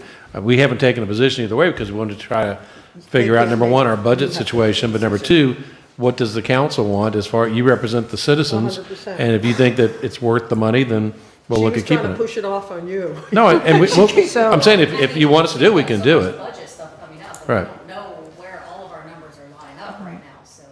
Well, you got the person in charge right there. And- So And we don't know what the ridership is since last year. I haven't seen all the ridership figures.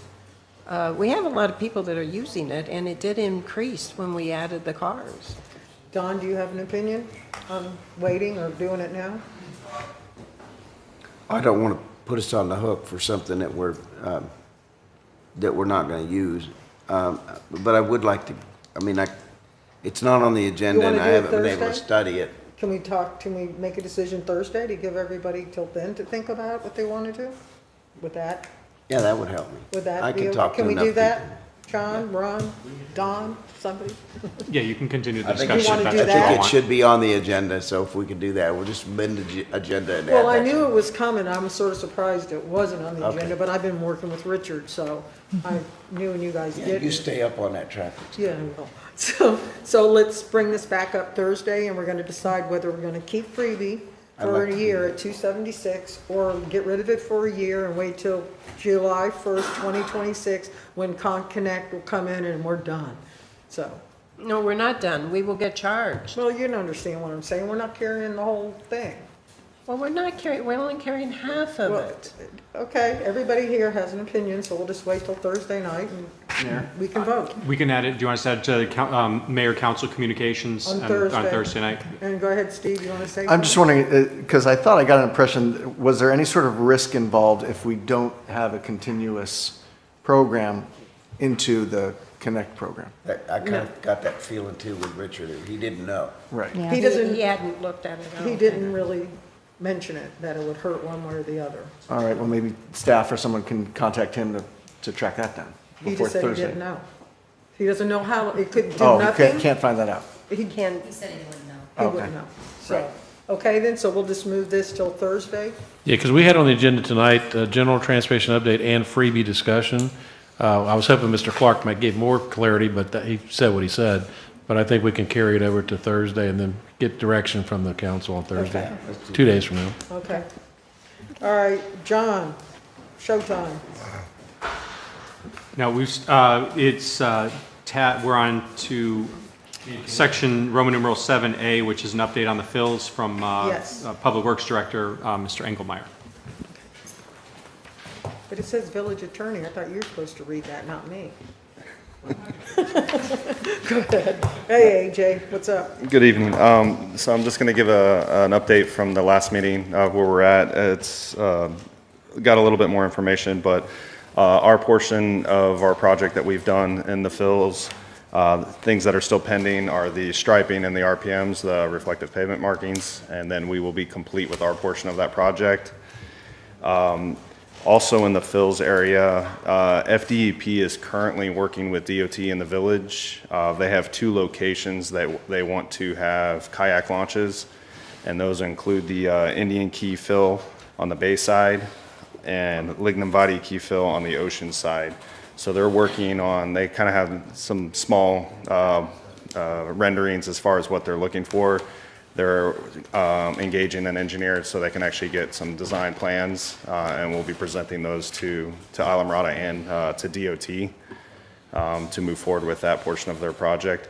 In that area, they would be managing those parking areas, and we would have nothing to do with that as far as litter removal, anything else. It would be their responsibility with their kayak launches that they were providing. They're responsible for the trash removal and the parking and it's camping and absolutely. And our DOT right-of-way contract doesn't cover that? I thought it covered it. No, and so that's something that we can discuss as far as whether or not we want to maintain a lease agreement with them, with DOT, with not. We still have litter removal and landscaping. That's a separate maintenance agreement that we have, and that's village-wide. But not having parking, not having any real need for enforcement and everything else outside of those 2 areas that DEP will be maintaining is whether or not we would want to keep a lease agreement with them, with DOT, to continue that. I'm confused on what we would be continuing, but I guess I can talk to you one-on-one. Okay. So, how many trucks are out there on the weekends and overtime? That's my biggest thing that I just don't understand. And I asked you before, and you said, it's in the budget. I don't want it to be in the budget. I want it out of the budget. So, yeah, and in general, so we ramp it up. It depends on the time of the year. Currently, we're in a very busy time frame. So there's three vehicles, and on holidays or, a little bit more busier times, we may have 4 vehicles out there and then the 4 zones. Well, how about this? How about instead of 3 vehicles sitting there on their phones, we use 1 that'll drive back and forth? It doesn't work. We've tried it. That's too bad. The reason is when you're in a zone, they'll pull off. What's helping right now, and we're still working those areas as if they are parking because they previously were. There's no pavement. There's no parking area anymore. There's no pull-off until DOT does their landscape portion, which actually puts a vegetative buffer there. It's just like pulling off on the shoulder. But if we stay in that area, if you leave that area, somebody pulls in when you're at another area, and you're just constantly going back and forth. But I can give you those numbers. The guys that are working, they do tally the vehicles that they do have discussions with, and they run off and they keep a running tally for the day of how many encounters that they have. Okay, all right, thank you. Anybody else have anything for AJ? I have a question about the vegetation that they're installing. I understood that they're actually going to be installing metal railing with vegetation in front of it. So I'll continue on. Yeah. So I'm sorry. No worries. I was just doing our portion of it. So DOT at the end of May, they had their letting for the landscape project. Part of that landscape project is let's see, in front of, we call the mile marker 81 rest stop area, or 80 rest stop area. So from that area south to Sea Oats Beach is the project limits. In that rest area where there's already existing guardrail is a continuation of guardrail. And that's where the statues are, as another reference. Well, you can build a wall there. Oh, sorry. But outside of that, there's no additional guardrail. In the Phil's area, the three islands, and all of Lower Matacumbe, there's no guardrail. Okay. It's just all vegetation. That's what I originally understood, and Correct. then I heard that there was guardrail. No, only in the rest Phil's, area. No, not- only in the rest area. Yep, and that project should be awarded and start construction here at the end of July. As soon as they start their construction, all of our barrier walls, cones, everything else will be removed. We will have a project coordination meeting before they kick off and begin their project, so we'll sit down with the awarded contractor and go through that process. Can you verify with them about the guardrails in the fill area? It's for me? 100%, I can tell you right Please. now, they're not there. Okay, I've just recently reviewed the plans, the awarded plans, yeah. okay. I thought I saw it in the plans. No, not in the fill area, only in north of it. Okay, thank you, AJ. Absolutely. Appreciate. Ron, I'm going to turn it over to you. You have the next two, and I'm ducking under the table for the baseball field. Okay, on the agenda is a baseball field update. This is obviously the baseball field at Founders Park. I just want to give a brief update. Last year, May 7th, the prior council, which you're the only member currently here, passed a resolution 24-05-39 approving an interlocal agreement with the school board of Monroe County regarding the provision of enhanced recreation facilities and opportunities within the village, basically talking about the ballpark. That motion, the resolution passed unanimously. It had an attached exhibit, which was an interlocal agreement, but apparently that was never actually executed or recorded. So we're kind of operating on the assumption that this is a guideline. We're not bound to anything at this point. So that's kind of a little bit of the history. On May 29th, I attended a design committee meeting over at Coral Shores. Also representing the village was AJ. It was the first time I've been to one of the meetings. It's the first time I've seen any type of plan whatsoever. I brought the plans I was handed are on the table over there. I've already sent it to the council members. That's the first preliminary design plan. It's not the end all. There's some issues with it. There's some questions about it. In 2 days from now, on Thursday, there's another design committee meeting where they're going to, once again, come back with a design. And so we're going to, as soon as I get that, I'll also get it out to the council and try to get it out in our newsletter, for example, maybe to publish it so the public can see it. Based on what I heard tonight earlier, my suggestion would be that we already have a June 24th workshop published for the master plan for Founders Park. I consider the ballpark to be part of Founders Park. So I would suggest that whatever plan comes out on Thursday, and it's going to be probably different than the ones that are here for the public to look at tonight, we will bring that to that public workshop, already been publicized, get all public input. You're already getting it, I'm sure, but that way we can actually have an advertised public workshop that's already been advertised to discuss the ballpark. So June 24th? June 24th, we'll just add that, because I consider it to be part of the park. It's on the master plan, just doesn't get into detail, but it's, when you look at the master plan, which we have a draft of, the park's part of it. And so I think the ballpark is part of it. So I think that's a good time to get any public input.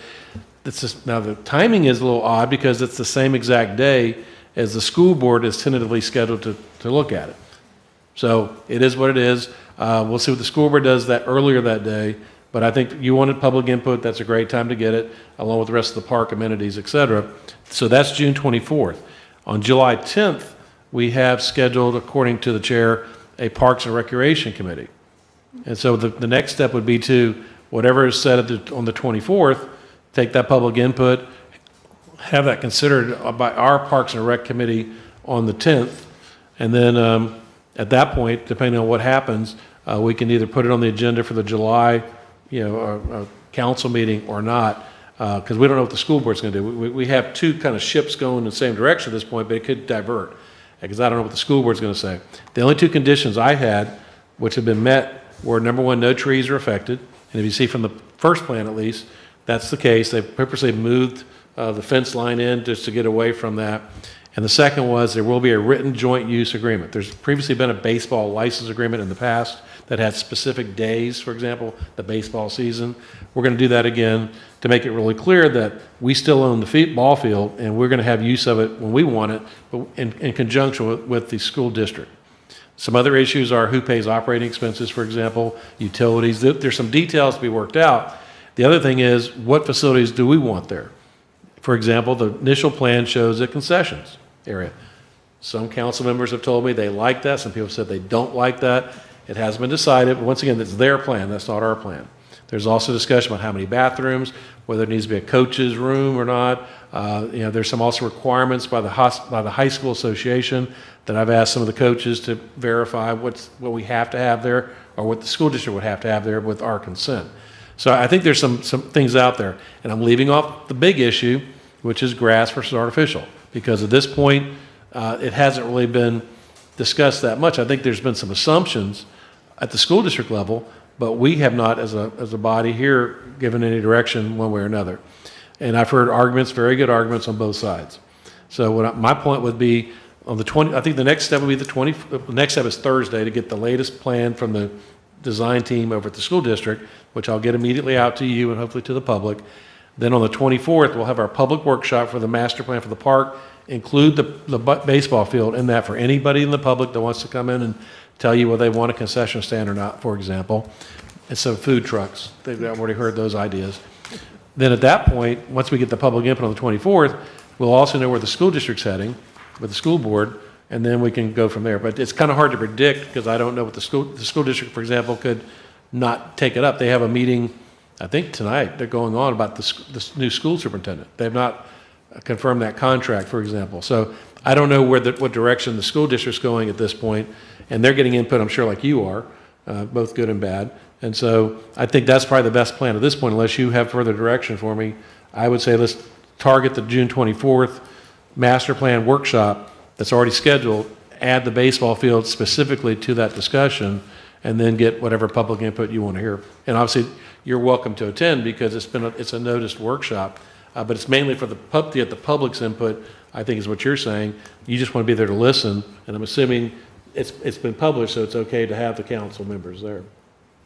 Yeah, as long as it's a publicly noticed meeting, I mean, we'll confirm that it's been published. I'm sure it has. Okay. Thanks, Ron. Any other input on? I just want to make sure I've covered what you need to have covered. Well, I'd like for you and I to continue the discussion, what you looked at for me the other day, and I don't really want to talk about it because I don't know how everybody feels, and I don't want to start an uproar or anything. So if you and I could continue on that. Well, once I get an update, obviously I've been here. I don't know what happened with the school district, school board today, but I do have a good relationship with the members, and so I'll try to find out from them individually what direction they're heading also. So we make sure we kind of keep our parallel together there. But I think that's a good date line for us to proceed. We don't want to lose any time for the baseball season. We don't want to have any games delayed or not being played here, et cetera, for the next coming season, because it's going to be here before you know it. Okay, thank you. Next is village-owned properties. Okay, once again, that came up. We got from the finance department, thanks again to our finance director, we got a list of all the village-owned properties. It's one of your tabs here, tab 5. And it's a very extensive list of property. We had finance department and also Peter, who's here, kind of identify them, because sometimes you couldn't really tell by looking at the list what properties you're looking at. And so we did it by parcel ID, so you can identify it on the property appraiser's records, property address if we have one. Some of it's vacant land. As you notice, we have property in Big Pine Key, Key Largo, and Little Torch Key. Those are basically been given, were given as far as mitigation. They're not buildable lots. And I've already reached out to Land Authority from Hunter County to say, would you like to exchange any property you own in Islamorada for property that we own outside of the village? They've not got back to me as far as identifying it, but we don't really need these properties. We're not going to be able to use them, but they're still on our records. The properties we do have, a lot of them are already committed. For example, that they're for wastewater or whatever. We're not going to be able to change those. A lot of lots we do own in Islamorada are mitigation lots, which we'll never be able to build on. That kind of narrows it down. There's 3 parcels of property in particular that I'm looking to get public input as well as council input, and those are the Island Community Church, the Silver and Spice property, and the Machado property, because those are potentially buildable properties, hopefully. We don't know what we can put on them yet, but we're looking for any input from the public on that. I know some people on the council want to get public input. We're open to looking at suggestions for what we can and can't do. The main thing we're looking at is probably workforce housing at least one of the sites, because that's been identified by almost everybody on the council as far as being a big need in the community, particularly like a 1-bedroom type of situation for workforce. And it would be tied to your income it's not for retirees to come down and live here because they don't have good income. It's for people who work and want to live in the community that may be commuting, which again ties into the transportation issue. We're having busloads of people come in every day from Homestead, Florida City to work in a hotel or something, where maybe if we provided a one bedroom or a studio apartment for them, they could stay here. And so that's down the road. We're working with our planning director of ours, what are potential uses that our code allows. Some of them, truthfully, like the church, may require zoning change because there's a lot of uses that are prohibited that we have to look at. So those 3 properties in particular, I don't know of any others off the top of my head that really are feasible to do anything big on, but I think that the church, the Machado property, and Silver and Spice would be 3 that in particular that have some potential, but we've already paid a lot of money for them. It'd be nice if we could kind of start moving ahead with having some potential uses of them.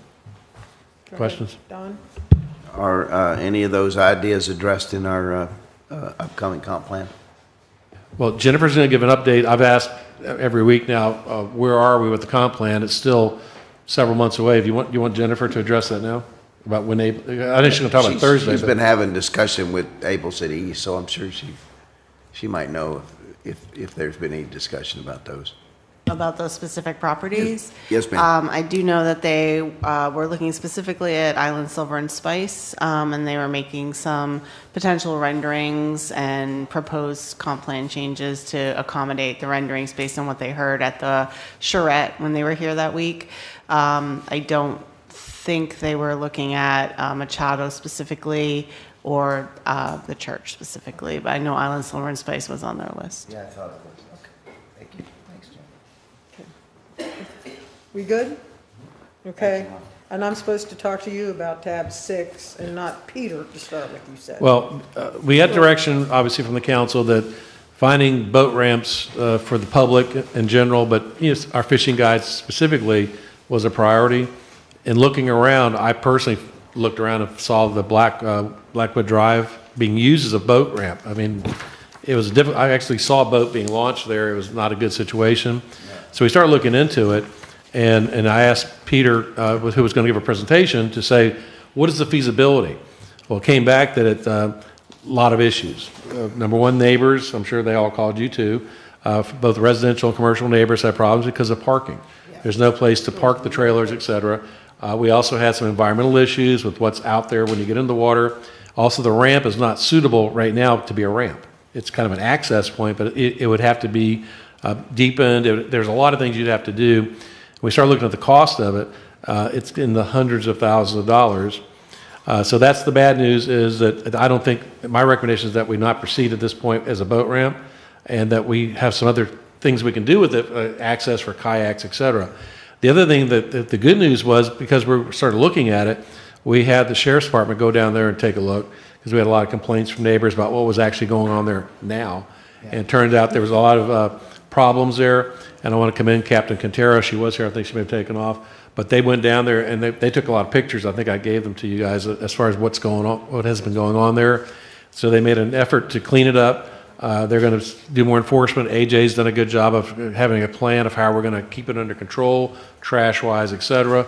And so I think that Blackwood will be a better place because of this, but I don't think at this point it's a place we should be looking at as a public boat ramp, because it's just not, number one, not suitable. Number two, the neighbors are very strenuously opposed to it. And I know you like to listen to your constituents. And so on your behalf, I think we would recommend right now not moving ahead as a boat ramp. Okay. Unless I get direction otherwise. Nope. Nope. Okay, thank you. Ron, you're good? We're done? Done. Okay, I guess we're going to move to public comment. Chugging along here. It's only 8:30. Chugging along. Okay, we do have several folks who had signed up. We'll start with Sue Miller.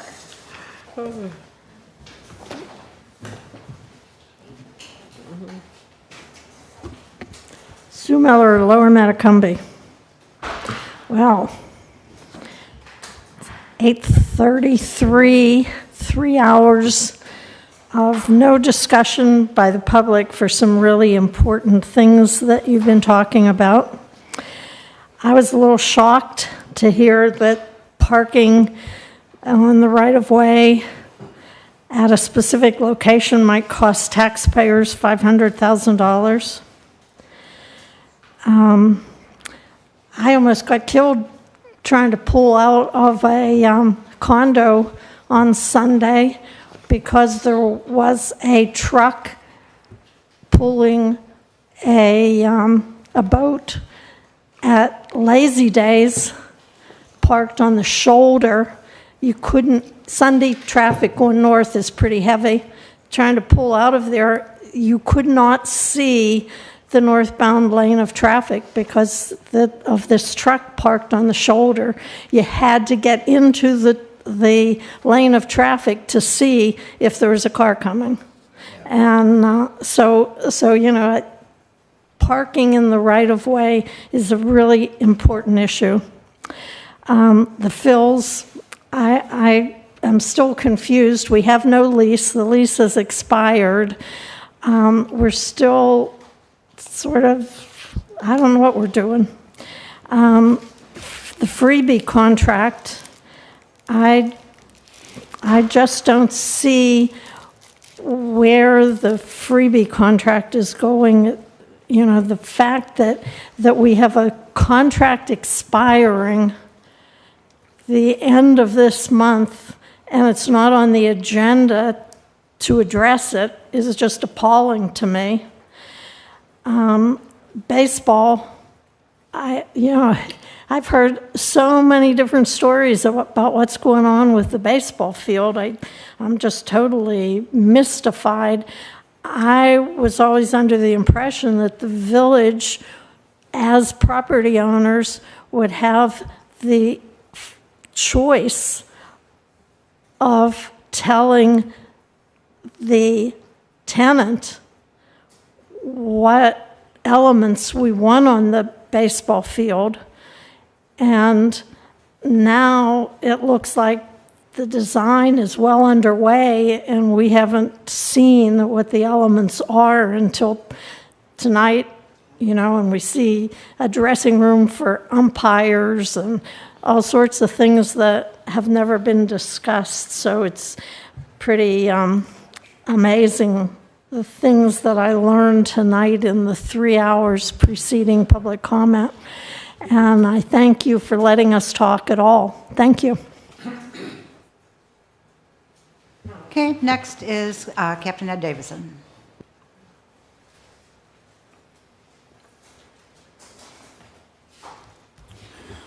For the record, I'm still Captain Ed, chairman of 501c3, IRS registered for more than 40 years in the Florida Keys. I also spent 4 years elected to the school board. I've been among them and been to close to 400 school board meetings over the years. The Islamorada taxpayer owners of the Founders Family Nature Park have had absolutely no say in the proposed expansive major re-engineering, not minor improvements. This is major re-engineering of the grass baseball field. Though we were promised many times that we'd be involved before everything was settled. Ron's been promised that by most of the participants, but that's not really what they've done. AJ attends some meetings, but he doesn't represent the 7,000 plus owners of the park. You guys do. And those owners deserve to be fully informed and be able to talk amongst themselves as well. That's why when Councilor Friedman recently publicly asked for an update on the field, the village attorney, Mr. Quick, informed everybody that there had been no action on the new renegotiated use license, and that it was dormant. And AJ said, oh no, there was a meeting, there was another RFQ, a second RFQ, and the school board authorized it on the 11th of February without ever talking to Islamorada. The only time a school board official has been here in this room with some of you, and I was here, it was Pat LaFear, who's the guy who's got a penchant for artificial turf with contaminated PFAS chemicals in it. And he agreed that his presentation would not be televised and would not be Zoomed, and only the people who are in this room, a couple dozen people, have had any briefing on this whole project. The village has been kept in the dark. And that's a lot of not right. Richie Russell, whom you all know, and he's on the committee, but he's a sports lobbyist in his own self-interest. He announced a while back on the first RFQ, which we managed to have reconsidered, that he was going to supervise the construction project and that there were going to be coaches' offices in the building. Well, there's a school a couple miles away, 5 to 10 minute drive, where there should be plenty of offices for school officials. But if we build offices for them here, that's going to be their first claim to being in there and in possession year-round. Right now, they've got 19 weeks from 2:30 to sunset. That's all they had in the permit that they let expire 3 years ago. Richie, unfortunately, hasn't been entirely candid. He's gone around for months claiming that they still had, that it automatically renewed. The fact is, well established, as Mr. Quick has reviewed, that they don't have a copy of the original agreement. They have a draft with one set of signatures, not ours, that the contract was never registered with the county clerk, which all contracts, I believe our lawyer manager will confirm, have to be registered with the county clerk. Never was. It had a written provision that required a written intent to renew 6 to 12 months before expiration date, had to be submitted in writing. There's no evidence that it ever was. And the village council, by the way, apparently never registered it as an adopted resolution either. For all those reasons, it doesn't exist. And since Ron mentioned the interlocal agreement, this is the opening page. And it says, the baseball field license agreement will not be advanced to the village for consideration until there is a shared consensus on the field renovation and operating plan. And the first sentence under analysis says, because the current interlocal agreement is expired, a successor agreement needs to be expired. The school board signed this document. That means they acknowledge that the old permit is expired. And I didn't think about that myself until this afternoon. But it has. And as I've showed you before, I carry this with me. This is the original permit, and it's not anywhere near the kind of possessory interest that they want to have now. Thank you, Captain Ed. Appreciate your concern. And as I leave the podium, this is where all this stuff belongs, at Coral Shores High School, which is 5 or 10 minutes down the road. Marnie, who's next, please? Next is Jamie Engel.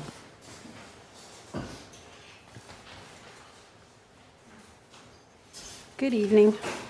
Hi, my name is Jamie Engel, and I'm proud to be part of this incredible community.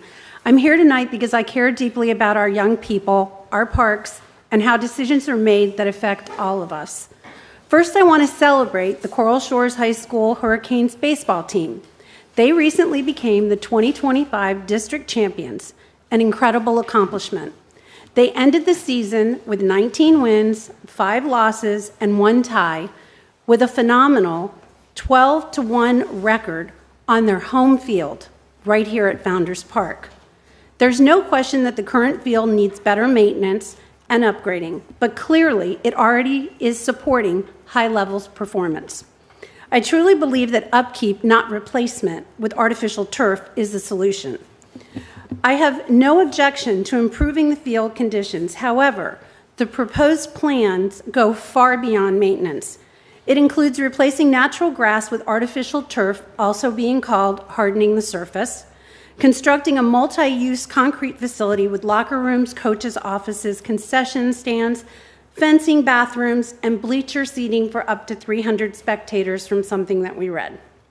This would drastically alter the park's look and feel and function, not to mention the character and accessibility.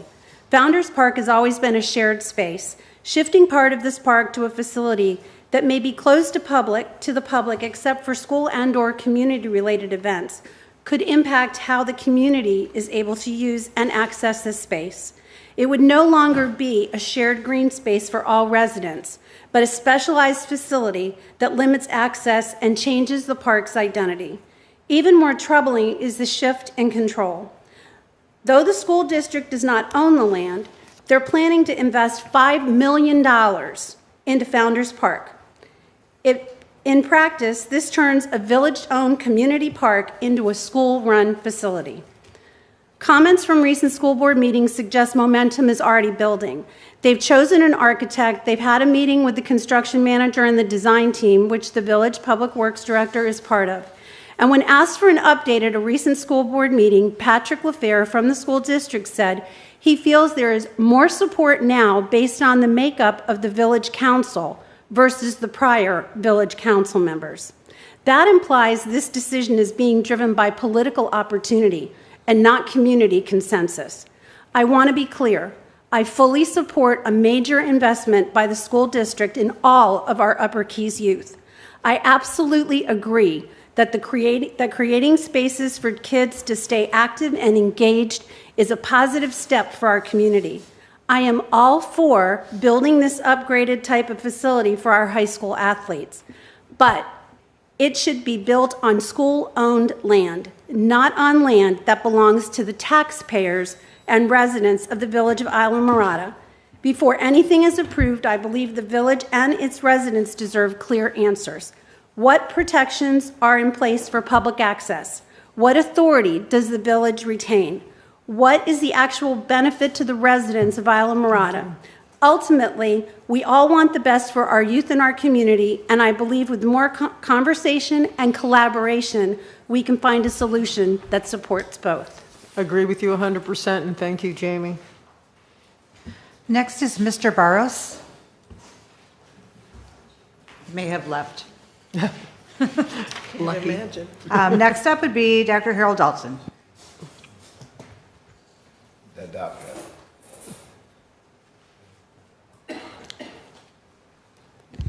Good evening. Dr. Harold Dalton, Upper Matacumbe Bay. I want to talk to you guys about freebie. It's been discussed tonight, and clearly there's a financial concern about freebie, but I really think the value in freebie is from the public safety and public health component. From the public safety standpoint, I'd really, if the sheriff stood here, I'd like to get an idea of how many DUIs have been saved from having freebie available to the public. I don't have the data, but I would venture to say, looking at the Whistle Stop, which is near my home, quite a few. How many lives have been saved from fatal crashes because somebody's able to get on the phone and call freebie? It is immeasurable. It is far more than the $277,000 that it costs. I urge you to keep freebie in this community. It's incredibly important. Thank you. Thank you, Doctor. Marnie, who's next, please? Okay, let me get back over there. Next up is Mr. Wishmeyer. He's on Zoom, so give me just 1 second.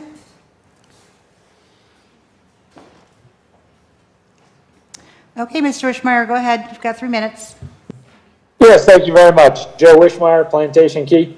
Again, I would like to bring up the fact that the Tavernier Publix will add an additional 1,638 trips a day to US 1 on Plantation Key, where US 1 merges from 4 lanes to 2 lanes with 2 schools, 2 churches, 24-hour 7-Eleven store and gas station, restaurants, bars, and distilleries, and over 400 houses in Plantation Key Colony. This is totally unacceptable to the residents and businesses in the area of mile marker 90 to 91.5. Using more than the 1,622 available trips, according to the 2021 COVID traffic study, leaves no room for any expansion for any development in the future by Islamorada. The mitigation offered by Bart Smith of $18,000 a year for 12 years towards freebie is ridiculous, especially now that Islamorada is already talking about giving up freebie or giving it over to the county. Is mitigation going to the county or to Islamorada? What happens when we give up freebie? All of this is taking place without the knowledge of any Islamorada officials. Monroe County and Islamorada codes cover this by stating that intergovernmental coordination is required. Stand your ground and do not add more traffic congestion to an already overcrowded area. Next, I would like to discuss the Winley Key parking project. I don't think that the residents of Islamorada should be responsible for the parking problem of Anglers Reef Resort. Poor planning on their part does not create an emergency on our part, especially with many vacation rentals on that property. I believe this could lead to many other residents and businesses that would demand the same thing up and down US 1. I don't think that they should be able to go ahead and go with that. Not only did the new comprehensive plan, with, like Deb Gillis said, agree with a bike path, but they also said maybe a golf cart.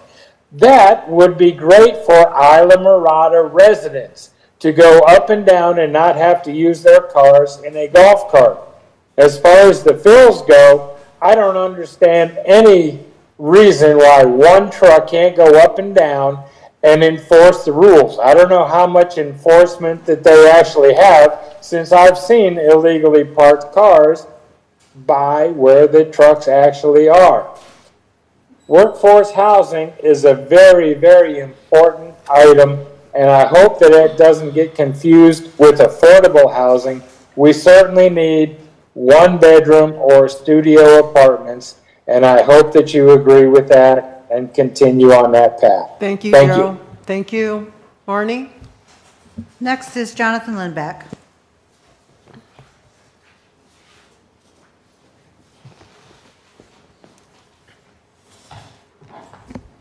How you guys doing? Jonathan Lindback with Islamorada.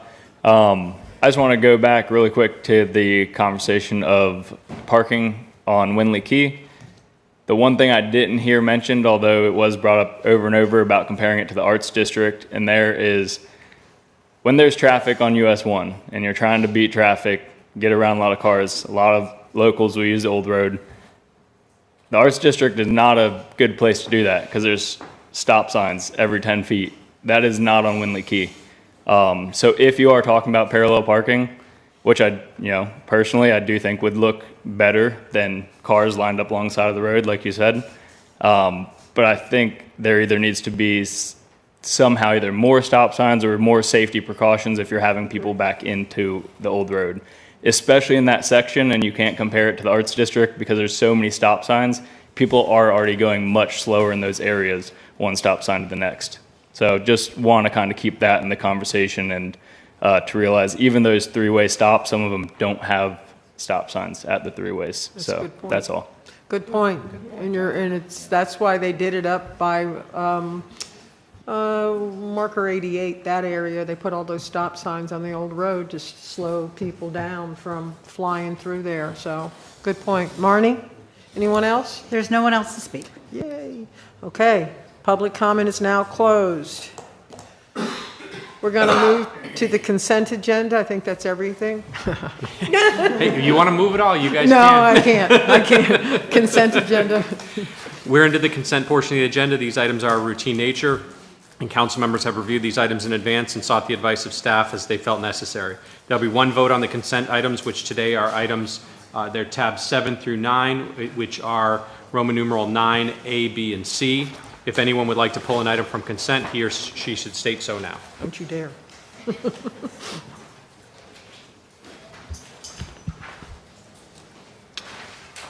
want a motion? I'm waiting for John. Can I go ahead and move to approve? We got to open up public comment for okay. Any public comment? Yes, ma'am. Oh, Sue Miller.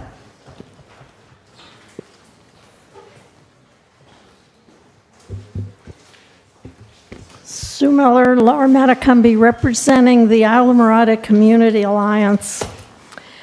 I have comments about both items on the consent agenda. First, the easy one, the travel consent.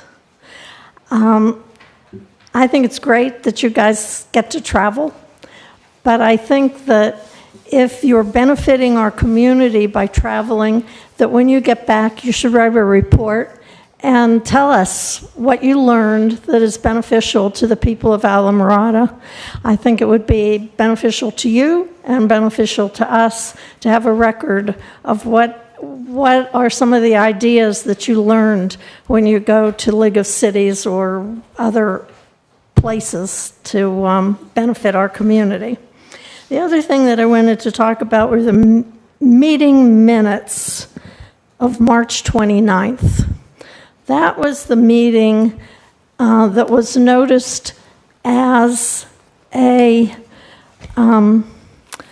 interviews with the candidates for village manager, and the notice for that effort stated that the place would be various rooms in City Hall.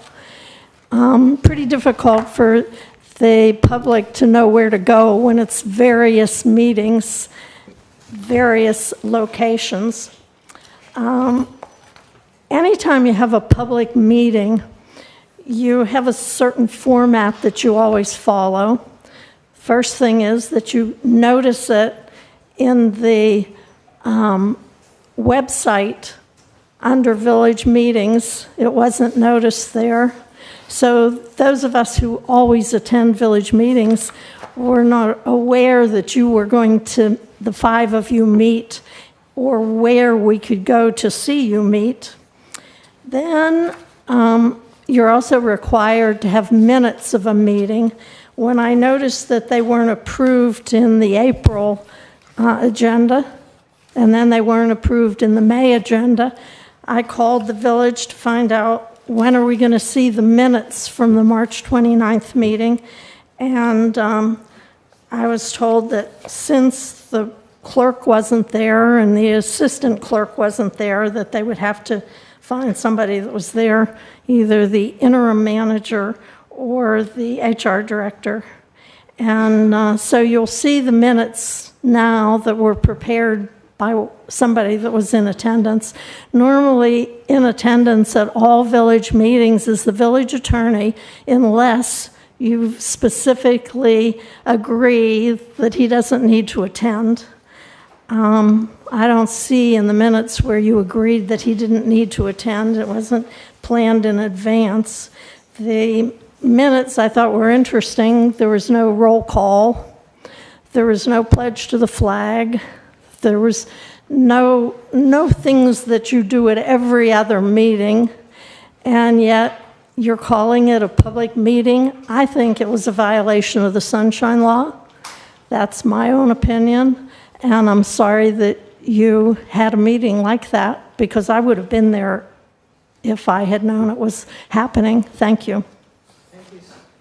Thank you, Sue. Marnie? No one else. Okay, public comment is closed. Council, do you want to discuss, or do I have a motion? I move to approve the consent agenda. Do I have- Second. Okay, Marnie, would you call the roll, please? Vice Mayor Davenport. Yes. Councilmember Ann Richards. Yes. Councilmember Steve Freeman. Yes. Councilmember Deb Lewis. Yes. And Mayor Sharon Mahoney. Yes. That motion passes 5-0. Okay. We John? are on tab 10, which is Roman numeral XA.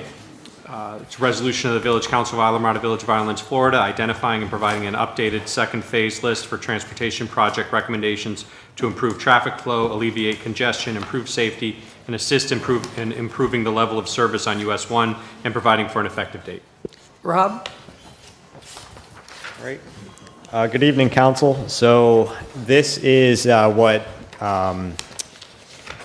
Richard Clark was kind of getting at in his initial presentation. So the Florida Keys Transportation Coordination Committee has been meeting. I've been working on that with Mayor Sharon Mahoney, and we've identified a list of projects to help meet our transportation goals. So basically what this resolution is doing is supporting the committee's efforts, and we need this resolution passed and adopted so that we can have the committee approve a resolution to take to the county, and then in turn we can take those projects to FDOT and get them working. Anybody have any questions? I like this, so I'm going to say yes. Anybody have anything for Rob? Rob, well, I had one question.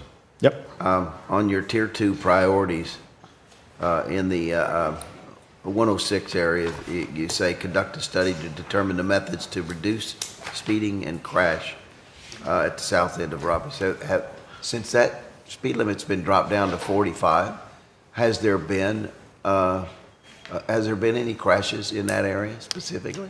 I'm not sure of the crash data. Where that project came from was a recommendation from the US 1 master plan, and we just identified it as a potential area for study of improvements. So it may be a holdover from when it was 55 in that area. Correct, yeah.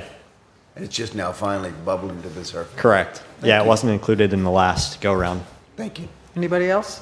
Deb? Well, I just realized that there was this project that was supposed to happen at Robbie's in the turn lane, and it never materialized. Is that on here? Oh, you got AJ running. The now. Yeah, AJ can sorry, speak to that. AJ. You woke him up. That project was completed when, in Lower Matt, when they did the repaving and the elevating of US 1, they did move and make that lane wider. It's pushed all the way to the edge of the right-of-way. There you Okay. It was really tight. It was only, I think, a I 10-foot median. Now it's I probably, I thought they think it's were like 25, 30 changing feet. I thought they were changing the way you were turning into Robbie's too. and not No, changing- that's set by coming off of the bridge. There was not much Okay. more space that they can come in. Okay. Sorry. Anybody else? Anything for Rob? Okay. I'm good with this, because these are ours. All right. I think, Rob, thank you very much. I don't think anybody has any questions. And is there any public comment? Yes, Sue Miller, please.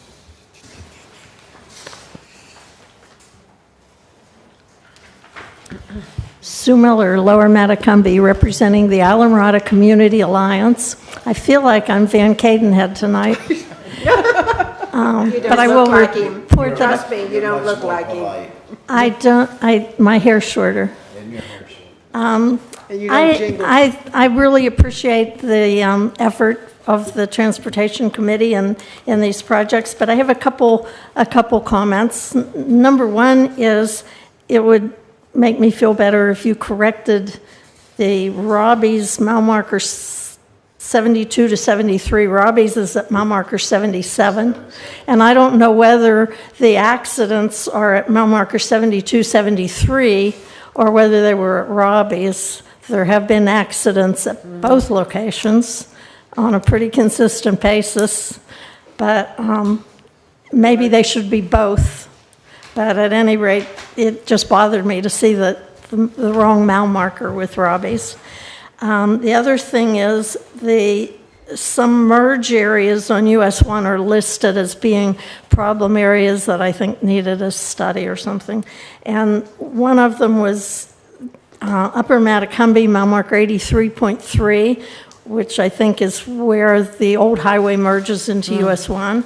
And then on Windley Key, mile marker 85.3, where it merges into US 1. The one that's the worst to me for merging is at mile marker 86.5, when the old highway is merging into US 1, and everybody's using the old highway to beat the traffic, and then they have to cross over. They're coming south, they have to cross over the northbound lane to get in the southbound lane when all lanes of traffic are busy. And it really creates an annoyance for those of us who stay on US 1 instead of moving over to the old highway, getting all of those people leapfrogging ahead of us. And so I think that particular one should be added. And I'm confused about there were two, I believe, related to the freight study. And the freight study says that they want to have right turn lanes, both northbound and southbound, virtually the whole length of Upper Matacumbe. That's what the freight study says. Right turn lanes continuous the whole length of the island. That creates a passing lane. And so the recommendation is as needed instead of continuous. But I just wonder if it wouldn't be better to say no need for continuous right turn lane, since the freight study says it recommends that. The other thing that you've talked about in the past is how dangerous it is for pedestrians or bicycles to cross US 1 anywhere in Alamorada. I'm sure it's even worse some places where it's 4 lanes, but in Alamorada, where we have 2 lanes and a turning lane in the center, it seems to me that if we could have occasional islands at places where it's likely for pedestrians to be crossing. I watch the workforce that comes down by bus getting dropped off on the southbound side and having to cross over the busy highway, sometimes at night, and they're dressed in black.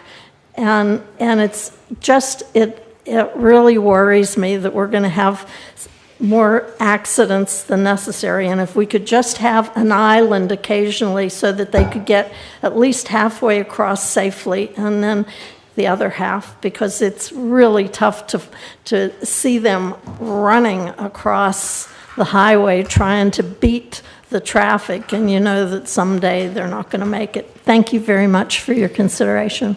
Thank you, Sue. And I will want to tell you that when Rob and I did this, we were told that the old road was never going to be a consideration for anything. And it was Rob and I who got them to look at Alamorada, that Alamorada is different. And the old road where you do merge up into US 1 is one of our biggest problems. So kudos to Rob for him and I pushed through and said, you know, you got to look at Alamorada differently. And as far as Robbie's goes, that was me again, where you can't see when you're standing on the side of Papa Joe's and Bud and Mary's and somebody's coming over northbound. I wanted to put a flashing light there on the northbound coming before the bridge saying, look out for people crossing, because I just got a letter from somebody, a mother who was here, I want to say one of our breaks, maybe it was spring breaks, and they were at Papa Joe's and there was a fatal accident there, and she said you couldn't see the cars coming. So that's another thing that Rob and I were pretty insistent on, is that that's a bad area, and there's been a lot of accidents in that area. So to say, you know, it's safe, it really isn't. So, you know, we did have them look at Alamorada differently, and I'm really glad that they considered the old road as one of our problems. So thank you for the work you did, Rob, and thank you, Sue, for bringing it out, because it is very important. So anything for Rob? We have another public speaker. Oh, okay. Mr. Wishmeyer. Okay, go ahead, Mr. Wishmeyer. Yes, thank you. Joe Wishmeyer, Plantation Key. First of all, I was signed up. I had my hand raised for the meeting minutes. I totally agree with Sue Miller on the fact that all you did was talk about what you didn't discuss and what was discussed, and I was unavailable to come to that meeting as well just because of that. But not to take up the whole time, as far as the village transportation, you know, we're only less than 20 miles long, and I would like to know what the cost would be to the village on the transportation. I certainly agree that we need county-wide transportation. That is a given. But for only 20 miles of it, what is the cost going to be to the citizens of Islamorada? So if we could get one of those, I certainly would appreciate, and it would help me make up my mind. Thank you very much. Thank you, Mr. Wishmeyer. Marnie? Nope, that's it. Okay, anything else for Rob? Thank you again. Thank you. I guess we need to wait for Deb to make a motion, unless you guys want to do it. Yeah, really. Do you want me to do it? Yeah, go ahead. Motion to approve? I could second it. Can I go ahead and call the roll and she can jump in there? Sorry. Yes, she's back, otherwise it would just be noted as absent for the Okay. vote, yeah. Marnie? Anna first, Don second. Councilmember Ann Richards. Yes. Vice Mayor Don Hornick. Yes. Sorry. A little tired, sorry. Councilmember Steve Friedman. Yes. Councilmember Deb Gillis is currently absent, and Mayor Sharon Mahoney. Yes. Okay, that motion passes. Would you like to vote, young lady? Yes. Okay, that motion passes 5-0. Thank you very much, John. We better move on. I got Kermit the Frog sitting next to me. All right, I'll go fast.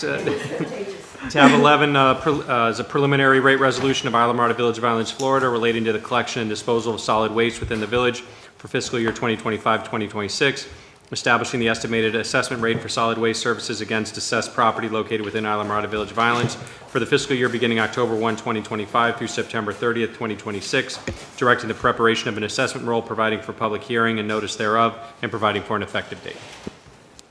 Good evening, Council. I'd like to discuss just to give you the background on this, this is our solid waste. What we're required to do tonight is to set the tentative rate for solid waste. And a little bit of background, it hasn't been raised in the past 3 years. It's been at $4.90.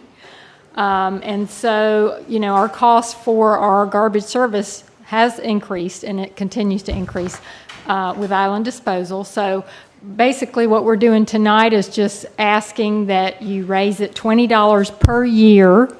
That's all that will affect the tax bill. So it'll be $510 rather than $490. So that's $1 a month, a little over $1 a month, to hit your pocketbook. So just so you know. But to me, it's better when you just implement a small increase rather than, doing a large increase. But we also, we do supplement the solid waste fund with the general fund still, because we do get franchise fees from Island Disposal, and we get both commercial and residential. So we supplement that back with the residential franchise fees that we get, so to compensate for that. So only asking for a $20 a year increase, and that's it. So Anybody have any anything questions? for Lisa? I do.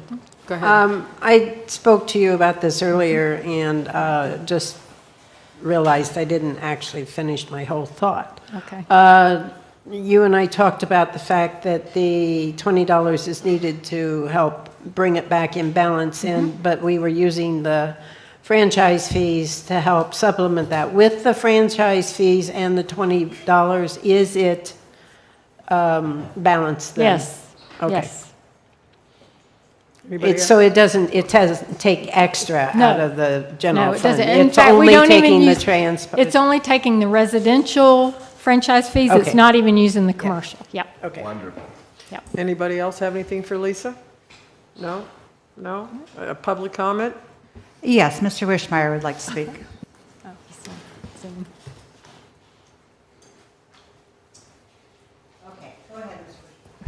Go ahead, Mr. Wishmeyer. Yes, I might be mistaken, but when I was reading through that, I agree that it's going to $510 from $490, but I also thought that I read in there that it was going to go up to $550, and I was hoping you could enlighten me on that.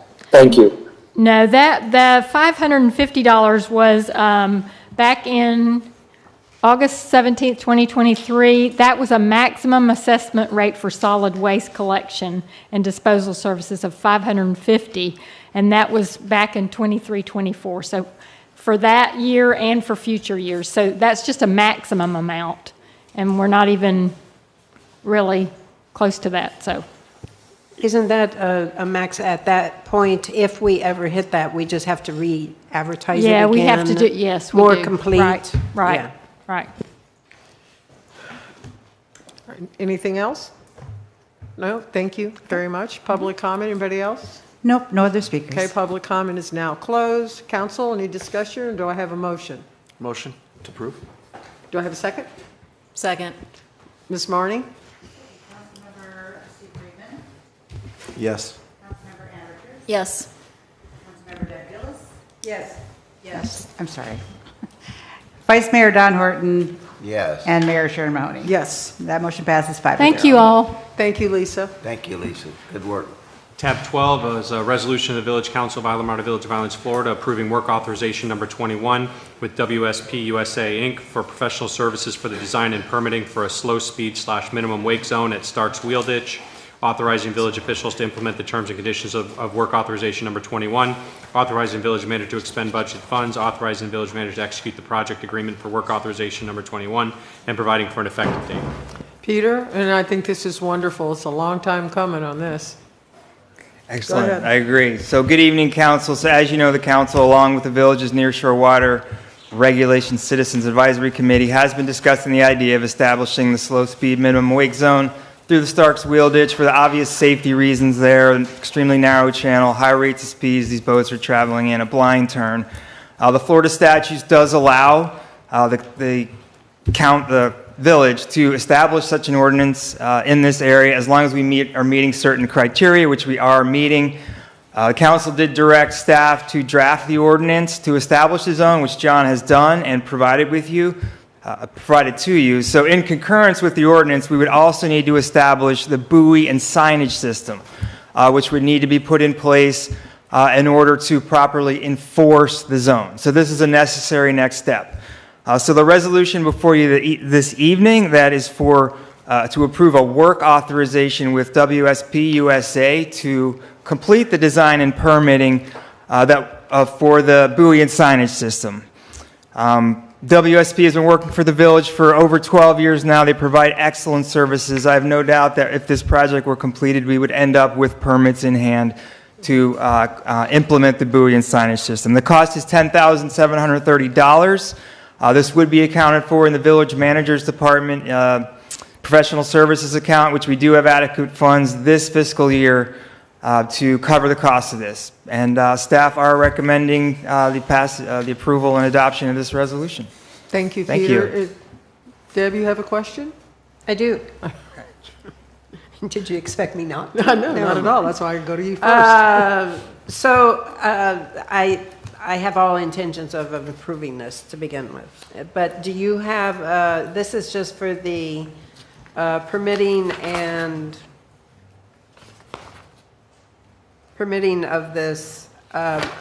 Do we have an estimate of how much the installation will cost? Yes, good question. And I actually talked to Lisa about that today. We're going to budget $20,000 for that for the next fiscal year. That's probably being a little liberal there. It's likely going to be less, but costs have gone up since the last time we bought buoys and the chains and the anchors and the labor. So we're going to estimate $20,000. Yeah, when we do this piecemeal out, and that's where I'm leading on this, is when we do this piecemeal out, okay, we're spending 5,000 here and 10,000 there. Each time we're going, wait a minute, but what was the total project? I'm not asking on this one, I'm just saying going, it's like this, we're only doing the permitting and authorization part of it. But once we do that, we've kind of committed ourselves to the next step. So it's kind of nice to know what we have as an estimate of where we're going to go. It's like when we were talking about the parking earlier. You know, if that's $100,000, that's one thing. If it's $1 million, that's another, you know.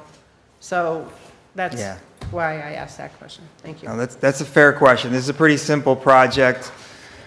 Likely, it's going to be 4 buoys, 2 on each end.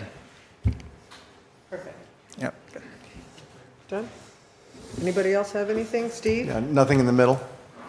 Correct, nothing in the middle. We're just proposing at each end, 2 buoys. Oh, A speed bump, Steve.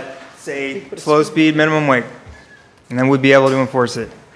And what would be the fine? What would be the penalty? I don't know that. And yeah, I don't know the fine and amounts timeline, for that. approximate timeline for Right. implementation. Right. So the design would be quick. We could get the design done, I would say, in 6 weeks. The permitting, because we're dealing with the Army Corps of Engineers, the DEP, the Coast Guard has to get involved because there's buoys, FWC. So I would estimate maybe 6 to 8 months of permitting because of the Army Corps of Engineers being involved. Everything takes. Maybe a year. Implementation quick. So I would say if this is approved tonight, within 1 year we could have buoys there, and that's probably the earliest. Okay, so then next year the boats can still go through there pretty fast at these tournaments. I guess, can we also add into part of that project education, information for people when this gets implemented? Because we can put buoys up all day long, but it's going to be a while it's just like the stop signs on the old road. You know, you got to kind of let people know that these things are going up, maybe an ad in the paper. Yeah. You know, go to the guide meeting and get lettuce thrown at you. But something like that, I think. Part of the installation Definitely. expense of Yeah. doing the advertising. Right, like that next step that you were talking about, maybe part of the implementation. Absolutely. You can definitely do some public relations work with this. Anna, do you have anything? Don? No, ma'am. Okay, public comment? There's no one signed up for this item. Okay, do I have a motion? I'll make a motion to approve. I'll second it because I think it's really important. Can I do that? You do. Sure. I've seen too many people fly through there. Marty? Call Okay. the roll. Councilmember Deb Gillis? Yes. Mayor Sharon Mahoney? Yes. Councilmember Steve Friedman? Yes. Councilmember Anna Richards? Yes. And Vice Mayor Don Horton? Yes. The motion Thank you, passes Peter. 5-0. Thank you for all your work. Appreciate. All right, John, tab 13. Tab 13 is a resolution of the Village Council of Islamorada Village of Islands, Florida, approving new lease agreement between the State of Florida Department of Transportation, FDOT, and Islamorada Village of Islands for right-of-way property identified as FDOT parcel number 489 and located at approximately mile marker 84 Bayside, authorizing village officials to implement the terms and conditions of the lease agreement, authorizing village manager to execute the lease agreement, authorizing village manager to expend budgeted funds, and providing for an effective date. Okay, AJ? Good evening. Yes, this is the fenced-in area at mile marker 84 on the Bayside. It's currently being used by FKA's contractor as a staging area when they were working in the Upper Matt and Winley Key location. They're in the process of decommissioning and pulling out of that. But this is a 5-year lease. We do this every 5 years, and it's a continuation of that. We've been doing it every 5 years since 2010, and this current lease would take us to 2030. I'm here for any questions or anything. Anybody have anything for AJ? This is that area across from the old Holiday Isle where Joe Roth wanted to build the big garage and the bridge and all? Okay. Correct. Great, Deb? thank you.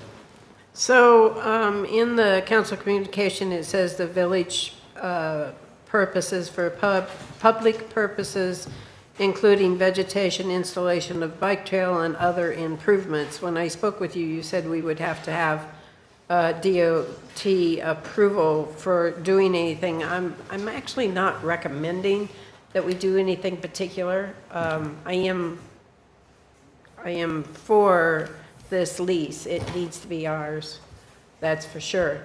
But there's environmental things that we need to protect in there, and because it's so scarified, but there is stuff on the brims that we need to work on, and I I really don't think we're doing much along that lines. We're just letting it vegetate. You're talking about on the, I guess, where the water line is on the. Yeah, well, that's where it is, but before the water company started using it, it looked a lot nicer and a lot better. Now it looks like a piece of trash. It looks Yeah. like a dump site. No, they will have to bring it back up to the condition that was before we'll accept it back. So, and I know we probably don't have any intentions on actually doing any plantings along there, but something needs to happen. It's just terrible. Yeah. And it wasn't much better before the water company started using it, but now it's really bad. Correct. Yeah, it also acts as one of our debris staging sites during storms. Right. Yes, but that doesn't mean it can't be nice in between. We use the field out here as a staging. Agreed. Yeah. Anybody else have anything for AJ? No, ma'am. No? Okay, thank you very much. Marnie, is there any public comment? There is. Sue Miller, please. Yeah. She thinks about it. I wanted, Sue Miller, Lower Matacumbe. I wanted to mention about this property and the condition that it's in. And I agree completely with Deb that it looks awful. I believe AJ just said that it was the staging area for Windley Key, which is done, and Upper Matacumbe, which is done. And there's 2 trailers there, RVs there. I don't know whether they're in use, but they're there. The fence is a shambles. The screening along the fence is a shambles. It just looks awful. I think that if it's the responsibility of the Aqueduct Authority to get it to look the way it looked before they used it as staging, that we should contact them and tell them to get it in shape. The other thing I wanted to mention about the lease is that if you read the lease, there is a provision in the lease, as there is in all FDOT leases, that they have a right to cancel the lease with 30 days' notice. And we have made a habit in the past of allowing people to use leased FDOT areas with a 30-day cancellation clause for parking that is required on a new development. And I think that's a really poor thing to do. And I was just waiting to see, because you don't ever look at the lease, like the SD Marine has 104 parking spaces on leased DOT right-of-way that are required for the development that was approved as a major conditional use. And I don't know whether there are others, perhaps Papa Joe's. I'm not sure what Papa Joe's parking is, but I think it should be a reminder that with a 30-day cancellation, it's not appropriate for long-term use. Thank you. Thank you, Sue. Marnie? No, there's no other speakers. Okay, council, any discussion? No. Do I have a motion then? Motion to approve. I'll second. Marnie, would you call the roll, please? Councilmember Anna Richards? Yes. Councilmember Deb Gillis? Yes. Councilmember Steve Friedman? Yes. Vice Mayor Don Horton? Yes. And Mayor Sharon Mahoney. Yes. Motion passes 5-0. John, tab 14. Tab 14 is a resolution of the Village Council of Islamorada Village of Islands, Florida, approving the settlement agreement related to the Fluidra claim filed by Mark Gregg against Islamorada Village of Islands, authorizing village officials to execute, deliver, and implement the terms and conditions of the settlement agreement, providing for authorization and providing for an effective date. Sorry, I think the Vice Mayor was going to say something. Oh, I was just going to ask the mayor for permission to say something real quick. Go ahead. Oh, okay. Although I've been advised by our village attorney that I don't have to recuse myself to avoid any appearance of impropriety, I'm going to recuse myself on this issue. Thank you very much, Don. Appreciate that. Yes, ma'am. Go ahead. This, as you all might recall, This is a claim that was filed by former council member Gregg related to property located actually just basically across the street here from Founders Park. He has filed what's called a Fluidra claim. It's a statutory claim called the Florida Land Use Environmental and Dispute Resolution Act. It is a pre-litigation item, so that's why we have not been able to meet an executive session on this case, since it's a pre-litigation statutory procedure. It does not allow for that. The part of the act requires a pre-suit mediation. The village is being represented in this case by, it's being covered by insurance. It's being represented by a gentleman by the name of Jeff Wright, who is here, well, not here, he's on via Zoom, and I will turn this over to him shortly to discuss this. We went to mediation at the time. Former council member Pinder was on the council. He served as the council liaison for that. I believe that Mr. Pinder is also on Zoom as well, and I was advised by the clerk that former Councilmember Gregg is also intending to attend via Zoom as well. So I will turn it over to Jeff Wright so he can discuss a little bit more about this item. Thanks, John, and good evening, Mayor and council members. For the record, I'm Jeff Wright with the Henderson Franklin Law Firm here on behalf of the village as your insurance defense attorney.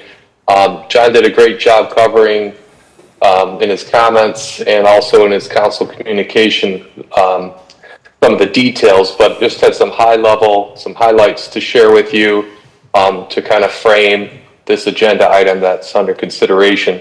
As John mentioned, the proposed resolution and settlement agreement, it's the outcome of this statutory mediation under Fluidra, and that act, the statutory act, provides a mechanism for a property owner that claims a local government's decision is unfair or unreasonably burdens their property, and allows that property owner to petition to mediate the dispute. And once you get that mediation dispute resolution process going, it gives some duties for the village to at least make a good faith effort to try to resolve it. So in this case, the petition was filed in May of last year, and a mediation was held in January of this year. And as John mentioned, then council member Pinder was present as the council's representative. And our job was, as I alluded to, was to make a good faith effort to find a resolution to the dispute that's in the village's best interests. And so the resolution and the proposed settlement agreement that you have before you, they're aimed at resolving the dispute and especially eliminating the uncertainty and costs and exposure that the village may have in the event of litigation. And to summarize, we recommend approval of the resolution and the proposed settlement agreement, and I'm here to answer any questions that you may have. Would anyone like to ask the gentleman a question? I'd like to ask Mr. Quick a question, because I wasn't on the council when this happened. This was denied twice before. 3 times. 3 times before? Mm-hmm. Okay. And then the other question is, who drafted the resolution? The resolution or the settlement? The resolution. Was that? I probably did. It's been a while. I don't know. Probably drafted it, I assume. Okay. That's all I have for now. Anyone else have anything? Related to Steve's question, what was denied at council 2-3 times, whatever that was, is actually different than what's we have in front of us tonight? The Fluidra claim is derived from the recent denial where Councilmember Gregg sought an application for 2 affordable housing BPAS units. That was denied. The primary, I guess, discussion point around that was whether or not it was eligible to be for affordable housing, whether it was fronting on US 1 or whether it was fronting on the old road. That decision is what led directly to this Fluidra claim. I think what Mayor Mahoney's referring to, and the other item was, because this did come up during that discussion of the affordable housing as well, was there was a dwelling unit determination application that Councilmember Gregg had filed. Predates me. I think it might have been maybe 6, 7, 8 years ago. That did come to council, and it was ultimately denied. He was looking for a duplex dwelling, or 2 dwelling units, I should say, on the property, and I think that's what she's referring to. And was that 2 dwelling unit determination was based on affordable or just market rate? The original one, Yeah, my recollection is that was market rate, Market rate. and it was done pursuant to, there's a dwelling unit determination procedure in our code, and I believe it was done Okay, pursuant to that. But this was based off of the denial of the affordable and it fronting, not fronting US 1, it's all related to the same, correct?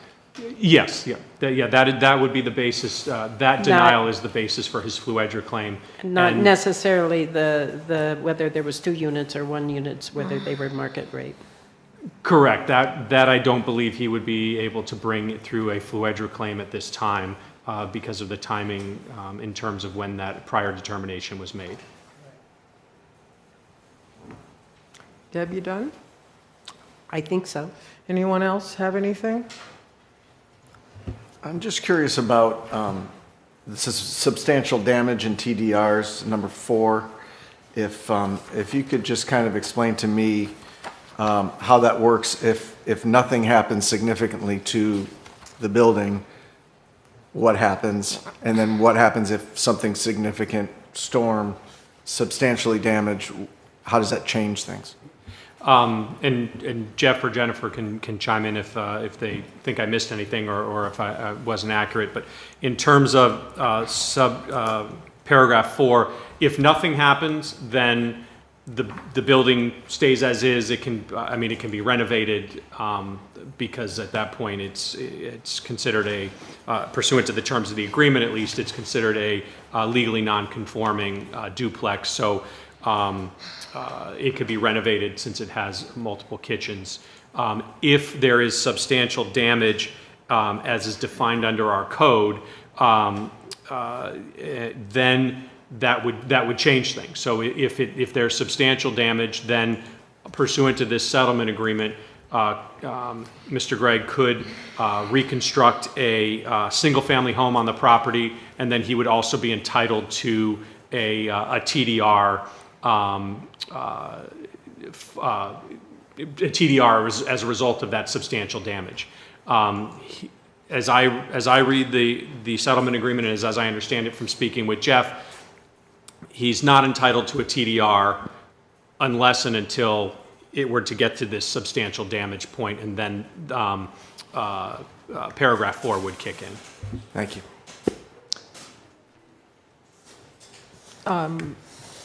Do I want to open public comment, or can I weigh in on this? Yeah, you guys can continue talking before public comment, whatever you choose. I watched the tape of January 26, 2017, when Mark Gregg got up in front of the first council, which was Mike Forrester, Jim Mooney, Deb Gillis, Cheryl Meads, and Chris Santee, trying to argue the fact that that house was a duplex. The funny thing is that when Mark Gregg was looking at the house to buy it, I was looking at the house to buy it. I had been through that house 7, 8 times. We were going to actually buy it and make it a spay and neuter clinic for my rescue. And it was not a duplex. It has never been a duplex. There was 1 water meter, 1 electric, 1 mailbox. And I was sort of surprised when watching the tape that it was you, Mr. Horton, who got up and said that it was a duplex, and it wasn't a duplex. I was sort of surprised. He lost 3-2. You voted for it, and Santee voted for it, and the other 3 said no. It came back in front of the council when I was on council, and now we're trying another thing where affordable housing, where Mark was trying to convince us that the old road is US 1, and it's not. And so we had to do this whole thing about fronting, not fronting, so he was denied again. Then he came back trying to make it a duplex again. It is not a duplex. It was never a duplex. I just do not like the fact that in this agreement, the little slide in is non-conforming duplex. And Jennifer, I could ask you what a non-conforming duplex is, but I've asked quite a few people, and a non-conforming duplex is a residence that's a duplex, but it's in the wrong zoning. So when something happens to this house, fire, hurricane, whatever, we're essentially giving him $265,000 to $300,000 with that second TDR. I have a very big problem with that. I don't think it's fair. I don't think it's right. And again, everybody can try to paint the picture the way they want to paint it, but I'm sorry, I think this is totally wrong. I don't have a problem going for the settlement if you take out the non-conforming duplex. That's the only way I would go for it, because it is not a duplex. So, anybody else? I'll add in that I think he had two building officials, you being one, recognize that it was, well, it's a matter of opinion. That's fine. Okay? I know. I didn't say anything. I didn't say anything about friends. I said officials. We all have people we know. That's fine. It's fine. And I know you did recognize it as a duplex, but, Well, I'm still allowed to talk. I will tell you that I have had lawfully established many units that only had one water meter because, as you well know, back in the good old days, a water meter was very expensive to get, and sometimes we even had moratoriums on them. Yes, I remember when Mr. Cotton lived there, and I remember his staff lived on one side and he lived on the other. So you can, your opinion is your opinion. There's a method through the code to have something lawfully established, and that's what we went through, and council made a determination, as well they should, that they didn't see where it was a duplex. Understand. And so, like any other time that we try to have something lawfully established, if you're not successful, you're not successful. I would say probably 3 years ago, I actually got a triplex in a single family unit approved, but the old zoning was the same issue that you had. It was an R3 zoning back in the good old days. So, those odd things happen, the same as your piece of property on the old road. So anyway, it is what it is, and I'm not going to vote on it, so y'all fight over it. Do we want to open up public comment, Marnie? Yes, our first speaker is Sue Miller.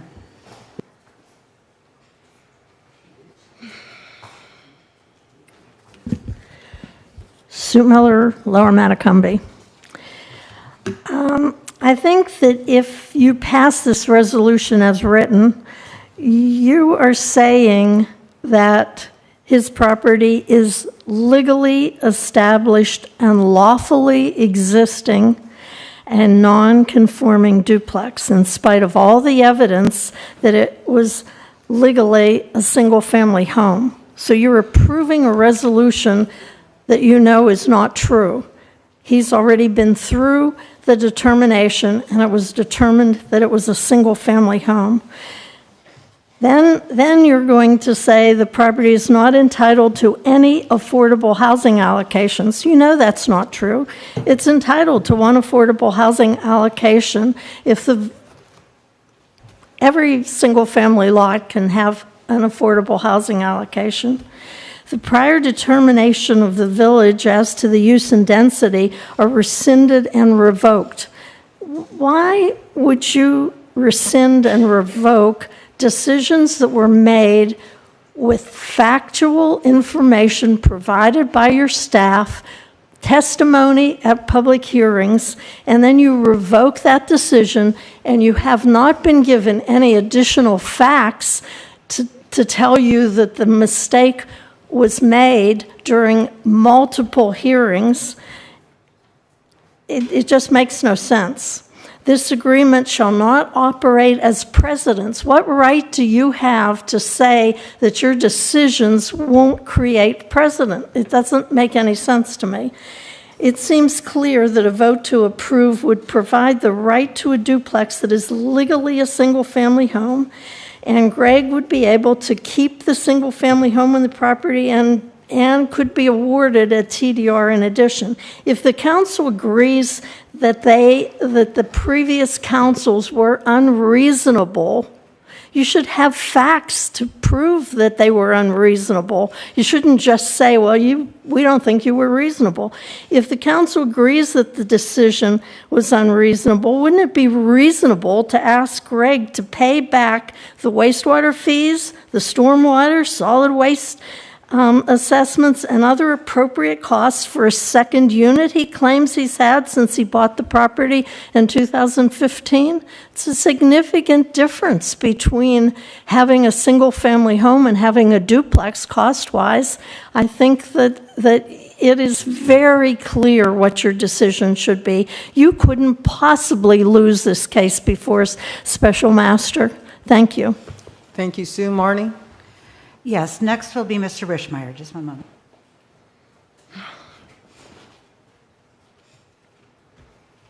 Okay, Mr. Wishmeyer, go ahead.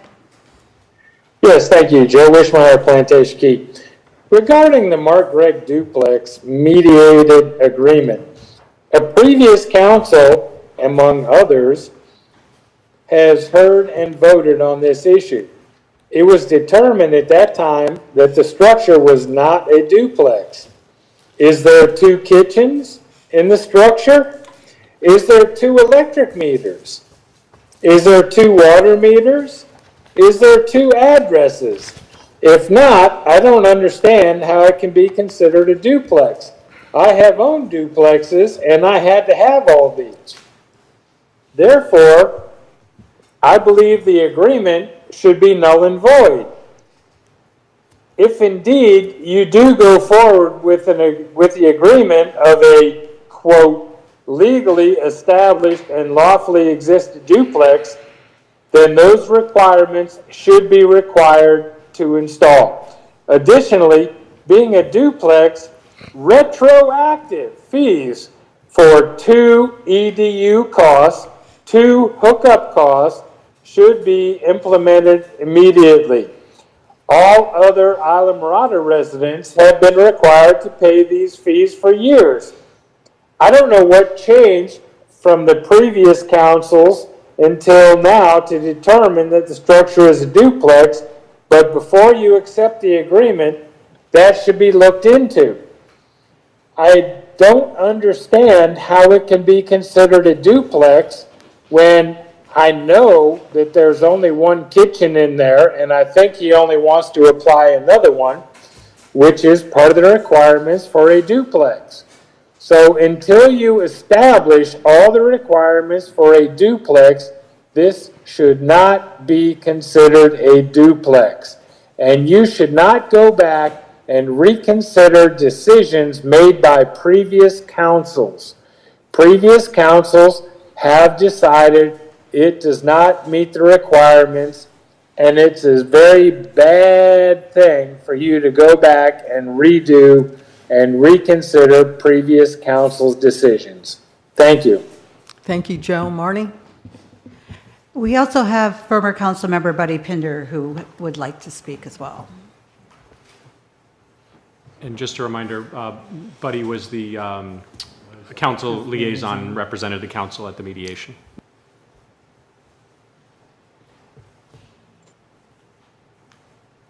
Mayor, can I speak? No. We can hear you.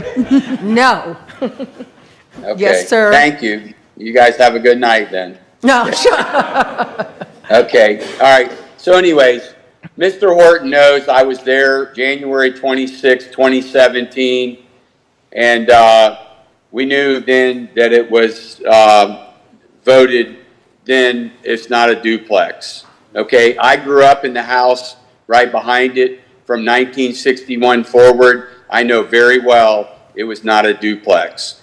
All right, the other thing is these last two times that Mr. Gregg came and said because it fronts the highway and there's nothing in between it, that was voted down.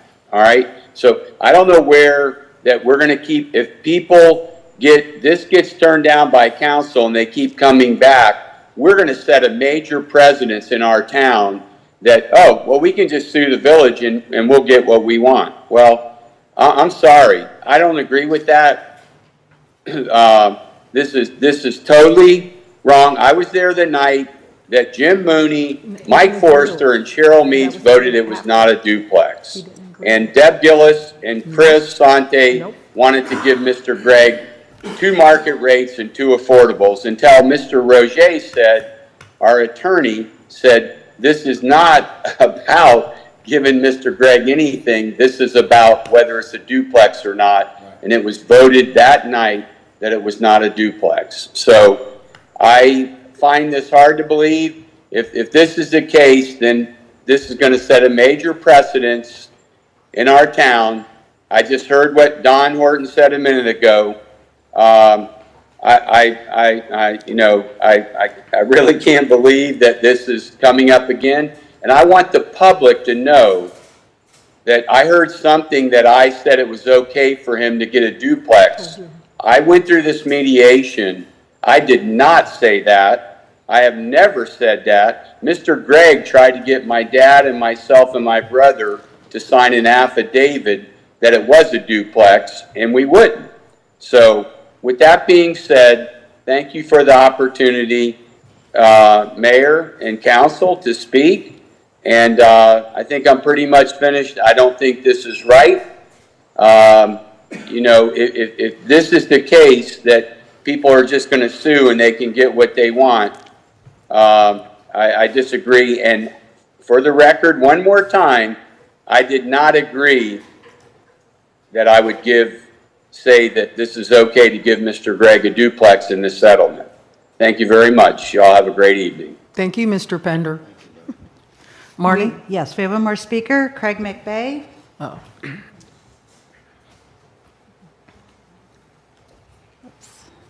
think it's probably Mark. Okay, Mr. McBay, go ahead.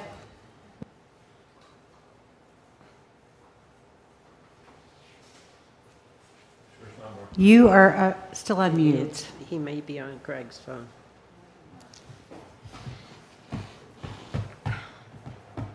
Can you hear me okay? Yes, we can hear you now. Thank you. Yeah, this is Mark Gregg. I'm in Craig McBay's computer at a house in the Bahamas. We're communicating by Starlink, so I'm not sure if it's going to stay. We've had some thunderstorms that knock it out, but I'll try to speak quickly. First of all, thank you very much, Council, for entertaining this item tonight and considering it. There's been a lot said. It's been a long time, and I'd like to back up in chronologically and tell you some facts that were not disclosed. So yes, it's true, as the mayor mentioned, and she watched the tape. I'm glad she did. From 2017, when I had made an application to have the property as a legally established dwelling unit, and I went through the process by the village. There were 3 requirements. I met the first 2, which one was it habitable? Yes, it was. The then building inspector official Jerry, I'm sorry, I can't recall his last name, he passed away, sent an email to the planning staff saying it was a duplex, that the materials used were from the 70s. They also found that there's no permit because the building was built in 57 before permits were required. But they determined that when zoning did come in, at the time that did happen, that the property was zoned for commercial use, suburban commercial, which did allow for up to 6 units of commercial apartments on the property. So they found that it met that standard. The third standard that I did not make, which I thought was the easiest, was to simply show an aerial photograph of the building that had existed at the time It was built before 1990 and after 1990. The staff interpreted that as saying it had to show the number of units inside the structure. An aerial photograph is an overhead two-dimensional document that does not show the interior of the building. It is not an X-ray. And so the council adopted that as their policy, and that's why I lost that case. So the building is improved with it's two buildings joined together, actually. There are two separate roofs. There's two separate structures there. They're built separately. They're joined in the back with a common wall, and then there's an opening an opening that was once the back door to the original house.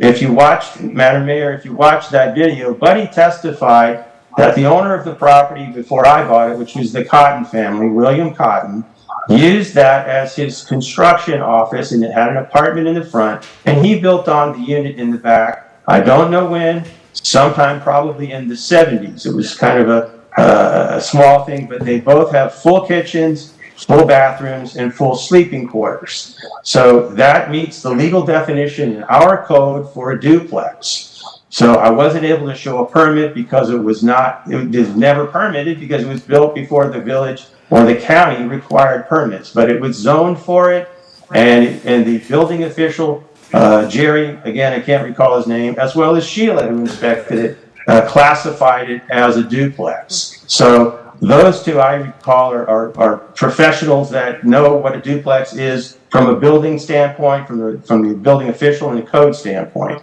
So that's a fact. But when we had the hearing in 2017, Buddy was the one who I learned for the first time, told how that second unit was constructed in the back. Contrary to what he said, I never asked Buddy or his brother or his father to sign an affidavit or any other kind of letter or document saying that it was a duplex. I did ask about it, but I never asked him to sign anything for that. So I did apply to the village for a building permit to remodel it. I was told that I couldn't do that unless I applied for affordable housing, which I did do that. As they recommended, I got a pre-application letter asking if the property was fronting on US 1. The planning official, Ty Harris, issued a letter saying that it was. So I followed the rules. I did everything they said, the way they said it, and I tried to fill out all the applications exactly as they asked, but each time I was denied. I think there's a political factor here, but I'll leave that to your imaginations. But if you can tell me what I did wrong, I'll try to correct it. But I followed the rules. I did what it said. The property is a legal duplex in accordance with the definition of the code. We had a great settlement agreement. Buddy was a terrific participant.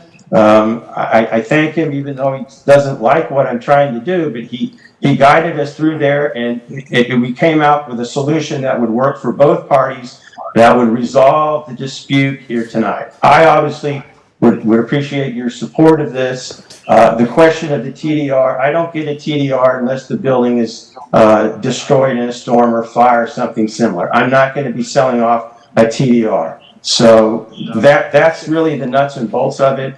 I'll be on standby here to answer any other questions that you have about that. So thank you again for considering this. Marnie, is there anyone else? No, ma'am. Okay, counsel, do you want to say anything?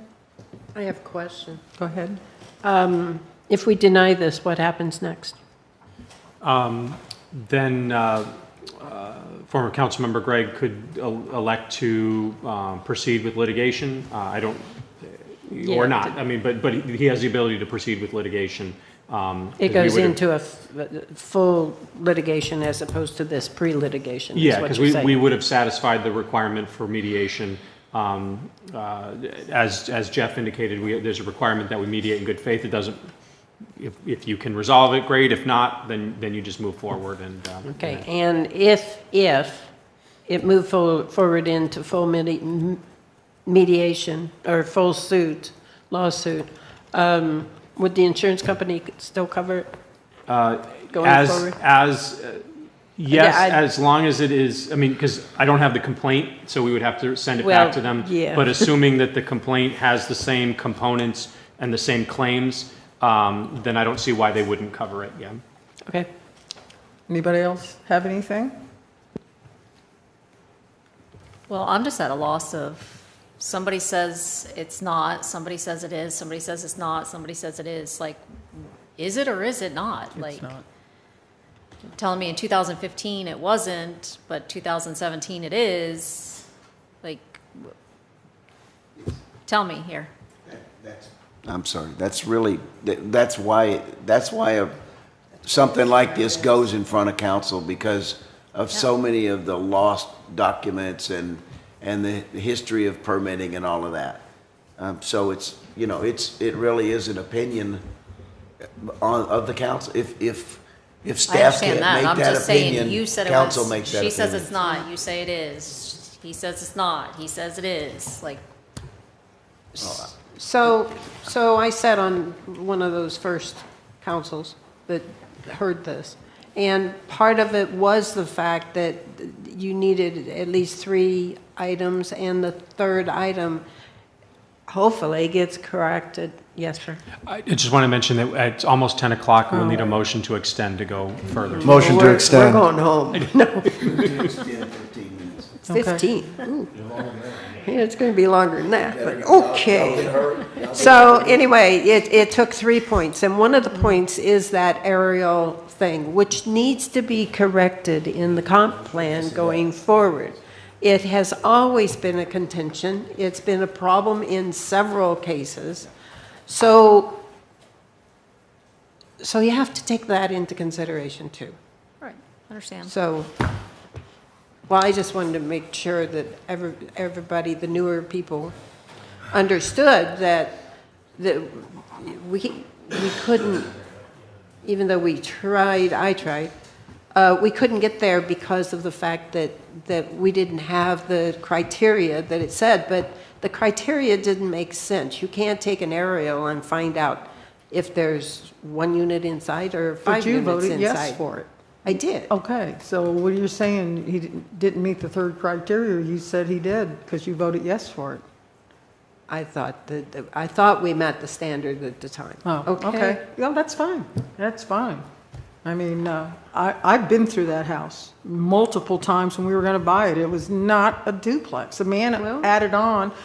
That's his opinion. I walked through the house. That's everybody's opinion, Deb. Everybody has a different I outlook on understand that. stuff. We had 2 officials say that it was, and it wasn't. It's, everybody's going to have to make up their mind of what they think. All right.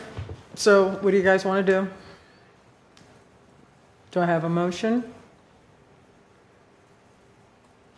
I'll make a motion to approve. Do I have a second?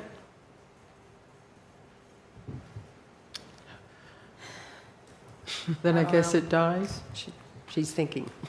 I know. Well, you said you would approve it if it didn't say non-conforming duplex. That's right, because we're giving, essentially, if So- something happens to the house, he's going to get a TDR Right. worth 200 and some odd. So I can go take my bedroom and go turn it into a kitchen and say it's a duplex. Yeah.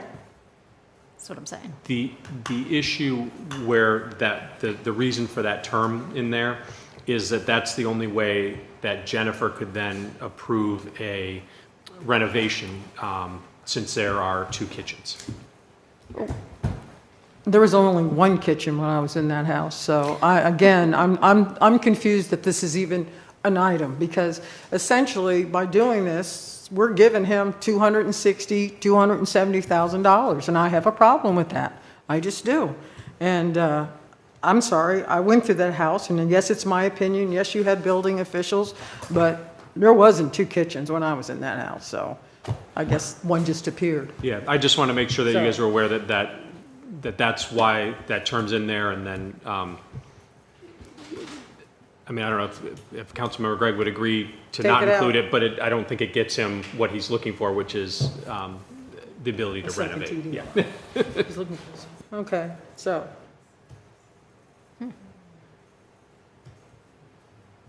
So we don't have a second? Okay, I would recommend an opposing motion so that at least it's dealt with, and then that way. so I can say I vote to Vote- deny this? Yeah, motion to deny or Motion reject. to deny.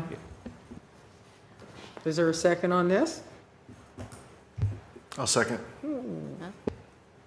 Marty, would you call the roll, please? Mayor Sharon Mahoney, Yes. Councilmember Steve Friedman. Yes. Councilmember Deb Gillis. No. And Councilmember Anna Richards. It's fun in that seat, isn't it? Well, it's that third item of the criteria that you say doesn't meet. So if it doesn't meet the 3 items of the criteria, then I have to go with a no. Okay, that motion fails. Motion fails. Yes. You're voting on the motion, so you're Yes. saying yes to the Yeah. motion? Okay. Okay, so that means it didn't pass? Well, the motion passed, but the item did not. Yeah. Got it. Okay, it's confusing. Okay. All right. John, would you like to move on? Yep, we are on tab. The motion to extend? Yeah, they did, yeah. They did. Did you approve the motion to extend past? Yes. Yeah, by unanimous consent, Yeah. whatever, no. Till 10:01. What time is it? 10:04. Tab 15 is a resolution of the Village Council of Islamorada Village of Islands, Florida, adopting administrative procedure number HR 001, complaints against charter officers and elected officials, authorizing the village manager to implement the procedure as adopted and providing for an effective date. Jamie? I think John and I are going to do this one together. Tag, you're it. You're eating. Why are you eating? What are you doing? Well, if you'll remember, this is coming back to you because there was some edits that were requested. So we pulled it from when we did the personnel manual update. So hopefully you've had a chance to look at what the differences were from the previous time it was on the agenda to now. The edits John can speak to. I wasn't directly involved in the edits, so that's why we're tag teaming on this one. Sorry, John. Yeah, no problem. Yeah, there were. It's past my bedtime. This was originally drafted by Jamie and Ron, working with our office. There were, if you guys all recall, it came before you all at the last meeting. Councilmember Friedman had some requests to make some modifications to it. The proposed revision includes those modifications. The biggest, I guess the biggest change I would probably say is that the initial, did you guys, wait, let me ask first, did you want me to get into this, or Yes. did you all, were you, okay. Not too deep. Yes. Stay on the surface. Yes. The biggest change, I guess, from the first draft to this draft relates to, I guess, the initial intake. It was originally drafted that the initial intake, it would be brought to the council for an initial analysis as to whether it was sufficient to move forward. This one, the current draft, shifts that to a group of either the HR director, myself, or a third-party investigator to the extent that that is necessary. That I think is, that's what I consider, I guess, probably the biggest change. There was also some changes in terms of if a complaint was made verbally, to require that it be written and to give them the opportunity then to put that down, pen to paper to have a written complaint. Otherwise, there were some changes where things got moved around, but otherwise I think it's in line. All of them, I think, are in line with policies throughout the state in terms, well, at least cities that have these, and then this would solve some of the issues we had previously, where we had a couple complaints filed against people who would fall under this provision, and we didn't have a policy in place. So I think that this would solve that. Well, I think it's very good, and I'm glad you brought it up, Steve. And I like the fact that it's not going to lay on the council, that you guys get to make, the initial decision. I think it's a smart move, and I think it's something we should have done years ago. I really do. So I'm good with this.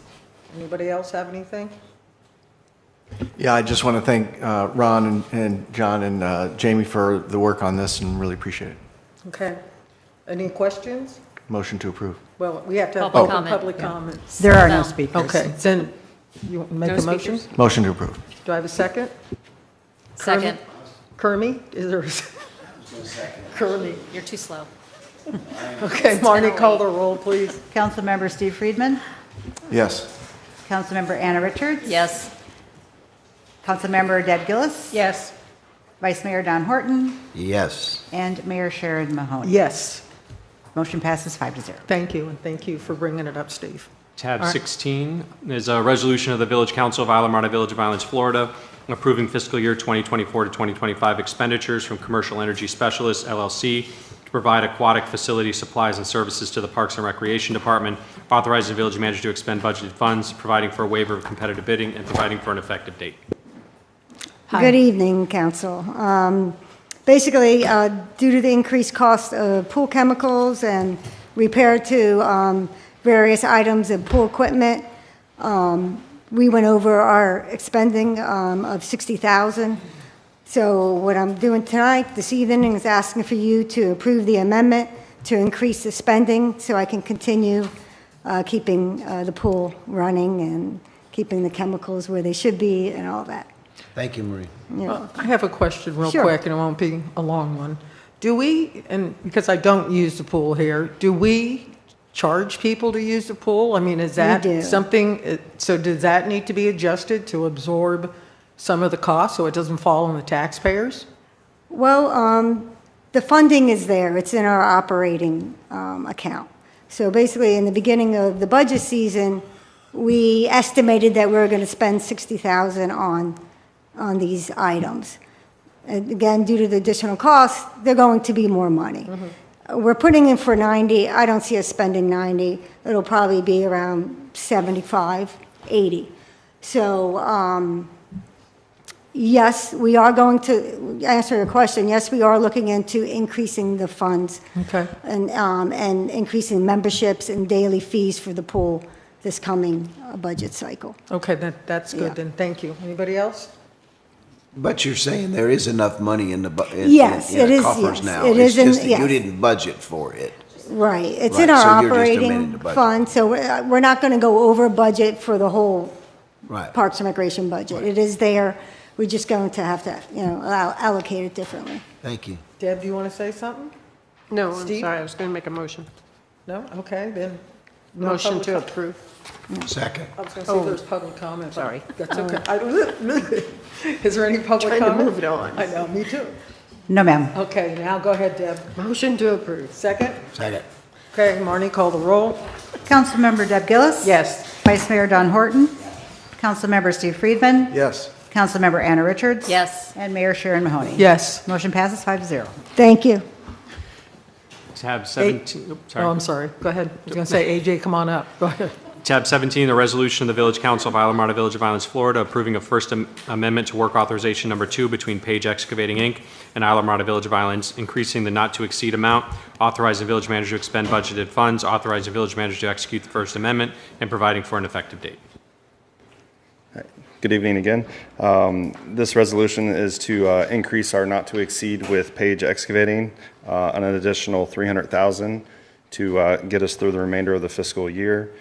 This is necessary to complete the required repairs and also the expected projects requested by residents and commercial property owners through the remainder of this fiscal year. All work initiated by residents and commercial properties that require changes to our wastewater system are reimbursable work, but they do count against us with the money that we do spend to our contractors, which is Page Excavating, for this work to be done. There are some additional items that need attention and replacement that were not originally accounted for this year. These items are in that list there, but they include a lot of the valve replacements. But this work is reimbursable through our FQIP, and it's at a 65% reimbursement. Anybody have any questions for AJ? Okay. So if I understand it, I need to think through them, sorry. I know. It's late. It's fine. If I understand it right, we just need to show that there'll be $700,000 to Page now because of the fact that, of the way it's booked. That the residential not the resident, the changes to the wastewater system that are paid for by either commercial or residential. Correct. Gets dumped into this account. So it's kind of a balance on that side of it. Correct, yeah.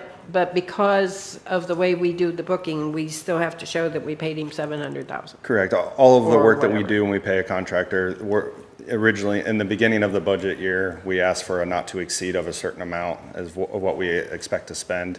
But on those occasions where, you have a property that's increasing, doing renovations or something, whether it's residential or commercial, and there's a required increase in the capacity of our system, or an upgrade to our system, that work that needs to be completed is paid by the property owner. So of the additional money that we're asking, how much of it would you estimate, and I know that's kind of a hard figure, estimate being reimbursed eventually through commercial or residential? I don't know if I have that number on hand on me. I'm sorry. Yeah, I didn't sorry. think of this question when I wrote you. No, but the work that's not being reimbursed by those commercial, for those projects that are initiated, are eligible for our FQIP reimbursement. So those are part of our infrastructure upgrades and stuff, and they are reimbursable through grant programs. Wait a which is second. 65%. Wait a second, please, just Yep. because we said 15 minutes, it's been 15 minutes. Don, your pipe dream of getting out of here in 15 is no longer, so extend for another 30? Yes. Is that okay? Now you can go on.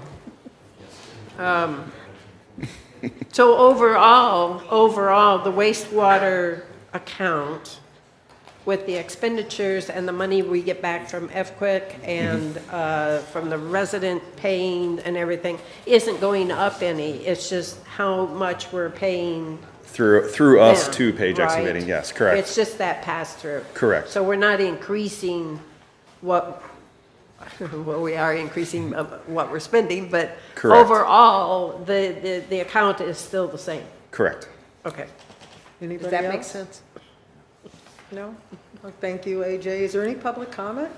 Yes, ma'am. Sue Miller.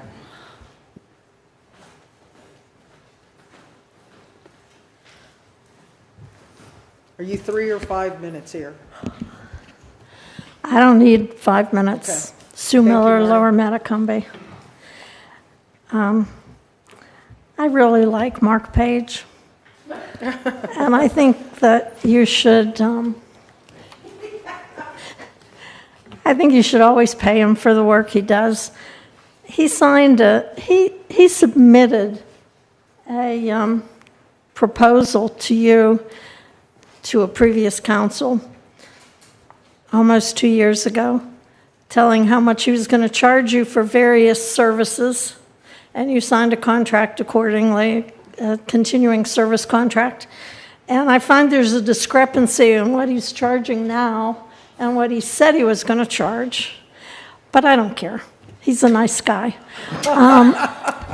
What I do have a problem with is that we seem to be spending a lot of money on wastewater issues. We're always trying to catch up on things instead of properly maintaining the system, it looks like to me. You know I pay a lot of attention to wastewater. And we've talked for how long about whether we should put it out for bid and find somebody that has people, the engineers, et cetera, to handle our operation and maintenance of our wastewater system. It's the most expensive infrastructure that we have, other than the park. Oh, no, in addition to the park.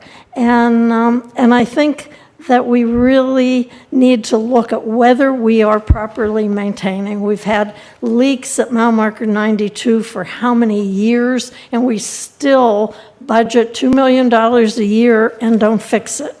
And it just seems continual. And I think we should give a great reference to Mark Page to let whoever is doing it in the future, hire him and use his parts and his facilities. It's not that I have any problem with Mark Page or any of the people that work for the village, but they should be working for somebody else. Thank you. I got to tell you, Buddy Pender and I, for the last 2 years, have been saying, when are we going to Key Largo? When are we going to Key Largo? So I'm asking you, Ron, when are we going to Key Largo? I've had discussions with Peter Osasco, who is the executive director of the Key Largo Wastewater District. We can't even discuss taking over ownership because we have bond issues, et cetera. We have obligations. There is a possibility of looking at management. We'll lean on them, would you? Well, I showed them a list of our staff because they would need staff, and they wanted to see how much we were paying for staff. They are going to get back to me as far as whether it's even feasible to look at. I've talked to some of the individual board members of the wastewater district, and there's some I think history that's probably not positive for us. 100%. And so I'm having to overcome some things prior to me coming on board. But I said, from my standpoint, I have an open mind, but you're my bosses, and so I wanted to get a little farther down that road before we have that discussion. Down that road. But I think we're getting closer, saying we want to, because it is costing us a lot of money just for repairs, and apparently we have some differences of opinion between our experts and their experts. I'd rather have just one set of experts. Well, if we're going with them, it should be their experts. Well, once again, it's a two-way street. They have to Yeah, I know. agree. And so what Mr. Rosasco was going to do was talk to his people and find out if there's any interest, and then we would have to come back and figure out if that's something we want to Let's do. make this one of the higher priorities on our list. This is crazy. AJ could probably have more time to build those benches I wanted down there on those picnic tables, remember, that I asked you for? And, Mark I'm sure they'd love to have him on board with them, but this is something that, come on, this is 2 years Buddy and I were begging when he was on council. So I think this should be a priority, Don. I agree, 100%. I think it's something that I have asked previous to village managers as somebody on the other side, that we need to start paying our engineers to argue with their engineers. 100%. Because every time that they argue, they just get another check. Yeah. And why wouldn't they continue to argue as long as we're paying them to argue? So I think, but I'll tell you that if you look at the next tab and the rankings on this next tab, you will find that Mark Page is more than extremely fair when it comes to the bidding of our projects. He was by far the lowest in the rankings of what he's going to charge on the next tab, and almost by $430,000. Yeah. The next.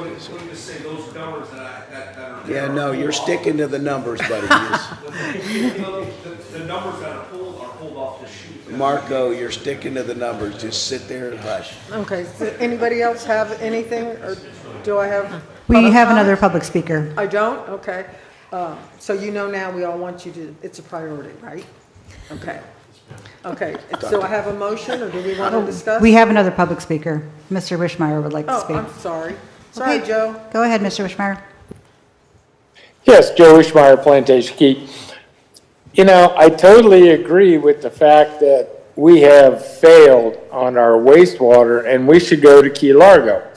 But I think one of our biggest failures is the fact that we don't go back and revisit some of the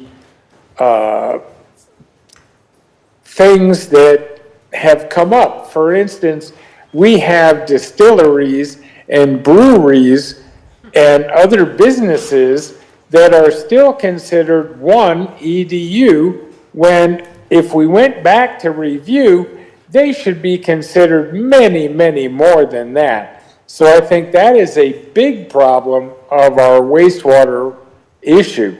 So before we even go to Key Largo, I think that we ought to go back and reconsider and review what we have for old businesses as compared to what they are currently, and see what we have for EDUs to increase our wastewater expenditures. Thank you. That's a good point.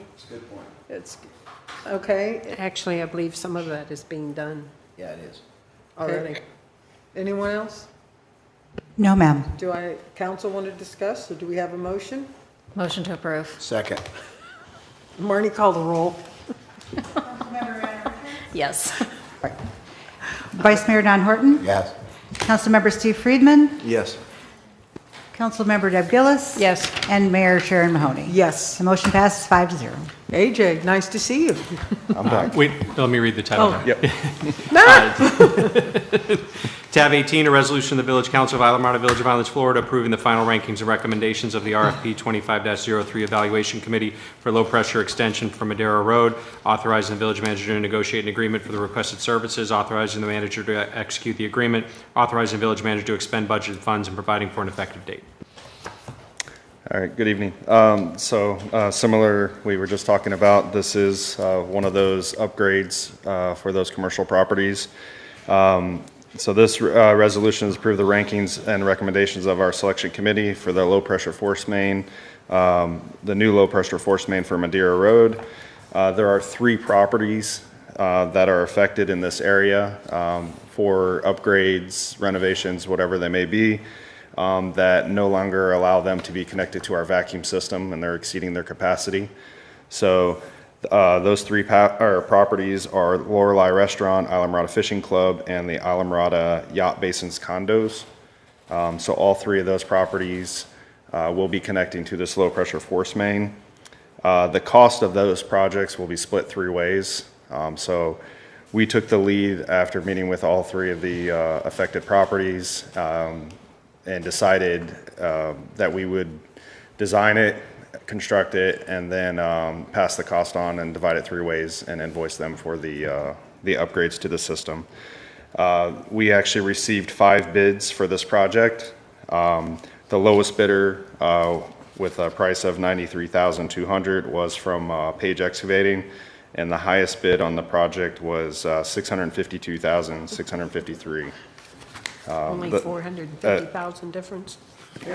The second place, the second lowest bid was at 192, almost 193,000. But the rankings did come through and have Page Excavating was the lowest or the highest point receiving for the RFP. And again, these cost with the design and the construction will be passed on to the 3 affected properties. Okay, council, any questions for AJ? Any public comment? Yes, Sue Miller. Come on up, Van. Sue. Oh, how I miss him. Sue Miller, Lower Matacumbe. I just have a question about both this time and the issue before, when we talk about being reimbursed for a project that we're designing, doing, and then getting reimbursed. Do we put liens on the property, or how do we assure that the private property owner reimburses us? In this case, it's not one property getting one bill, it's 3. What happens if one of them doesn't pay? Or, I just think that before you start doing work for somebody else and paying, that you should have a mechanism by which you assure that you're going to be reimbursed. Thank you. Shut their valve off. AJ, do you want to rebuttal? Yeah, I'll answer that. Just as Don was saying, they won't be able to make the connection to the system, so they will have no wastewater services until it's been paid. We send the thugs out, Sue. If the sewage can't flow, it can't flow. Yeah, they won't be allowed to connect to the system until it's paid. Marnie, is there anyone else?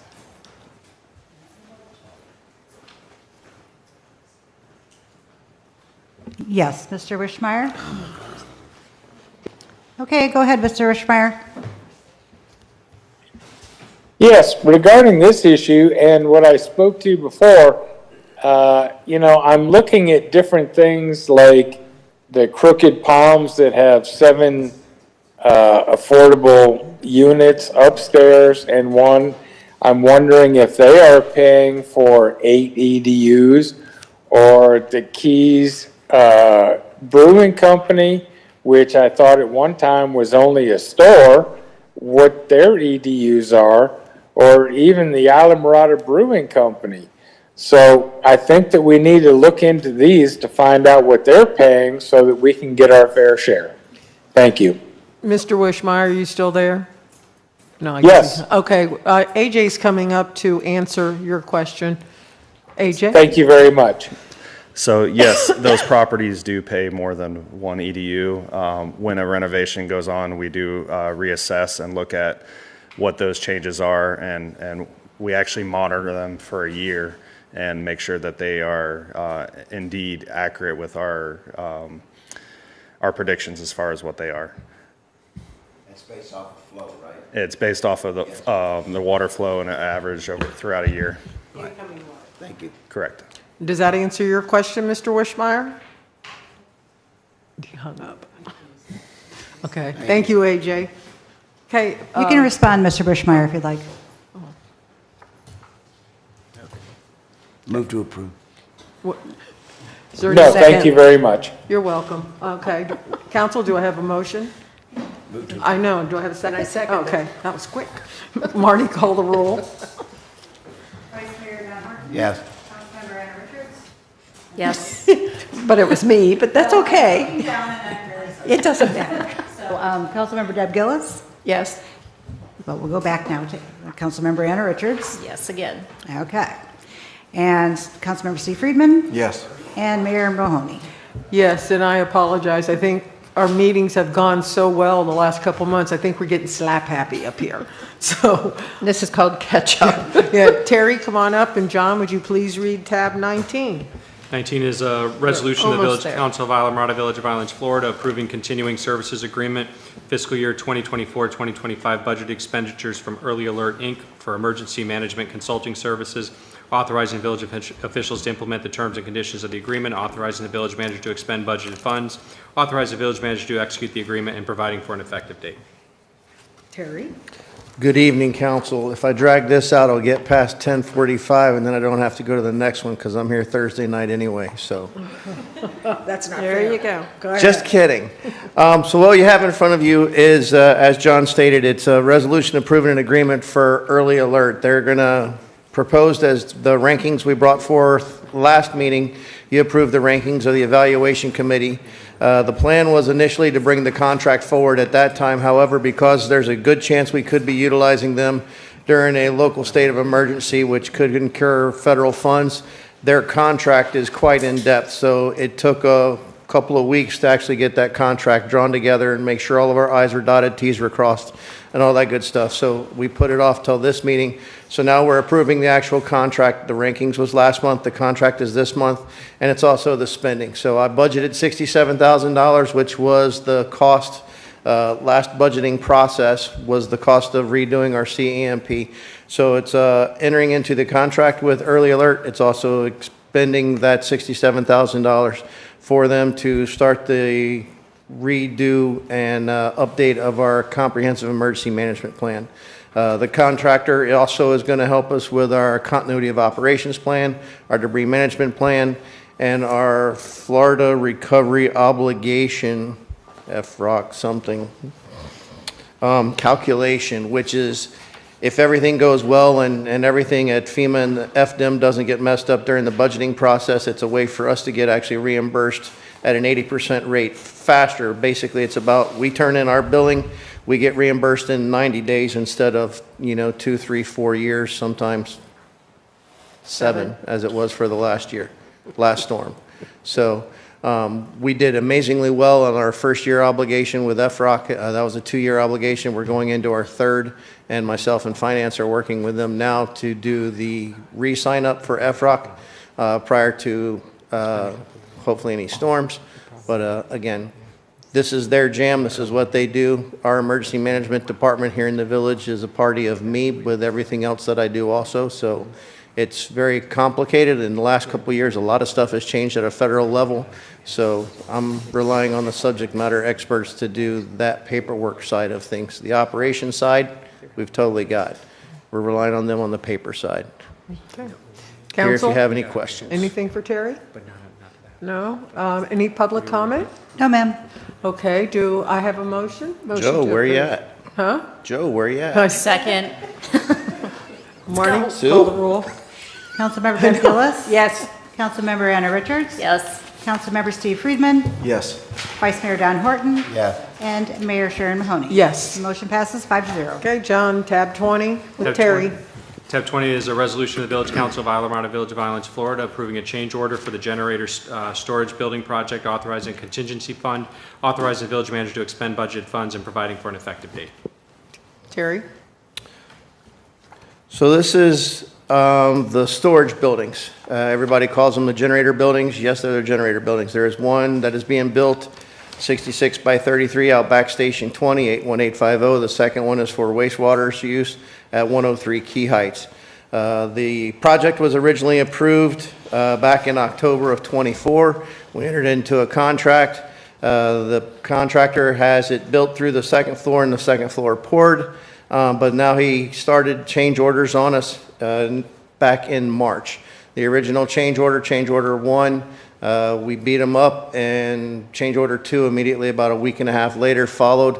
Those two combined change orders totaled about $750,000. We beat them down, told them change order 2 was an absolute not going to happen. We can't support that. Change order 1, we dropped it down to what it is now. Currently, his current ask, I believe, is about $226,000. As it says in the background and the analysis, he's stating some of it is delays in the permitting process. Some of it is when he was doing requests for information on the drawings from their engineer of record, there were delays in that. There were also some changes that had to be made and some changes in the steel.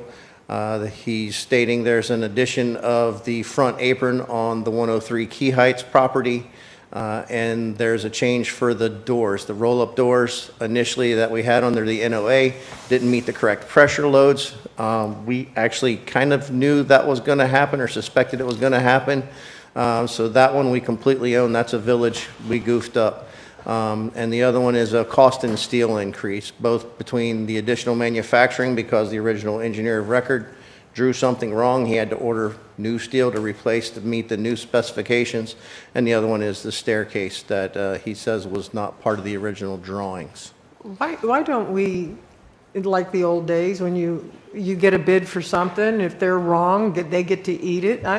Can't we lock them into that's their price? I mean, first of all, I live in the neighborhood of Key Heights. That's my neighborhood. For Let me sure. tell you what, I feel so sorry for those people to the house. You guys built that right on top of the property line. Those poor people, you've ruined their home. I mean, you know what I'm talking about, the house next door. It's right. I do. I Yeah. feel bad for them, but that There thing, was some line discussions that's there bad. too. I'm surprised they haven't complained. But isn't there any way we can, when we do enter into these contracts, I mean, I know a lot of the construction people, no offense to anybody in construction, that it seems to be the change order, and they get you for more. So, go ahead. Well, when this came up, we had some discussions and we had concerns, and I asked that our council be involved. So Mr. Quick got on a call with us this past week, and I said, number one, I want to look at a potential breach of contract issues.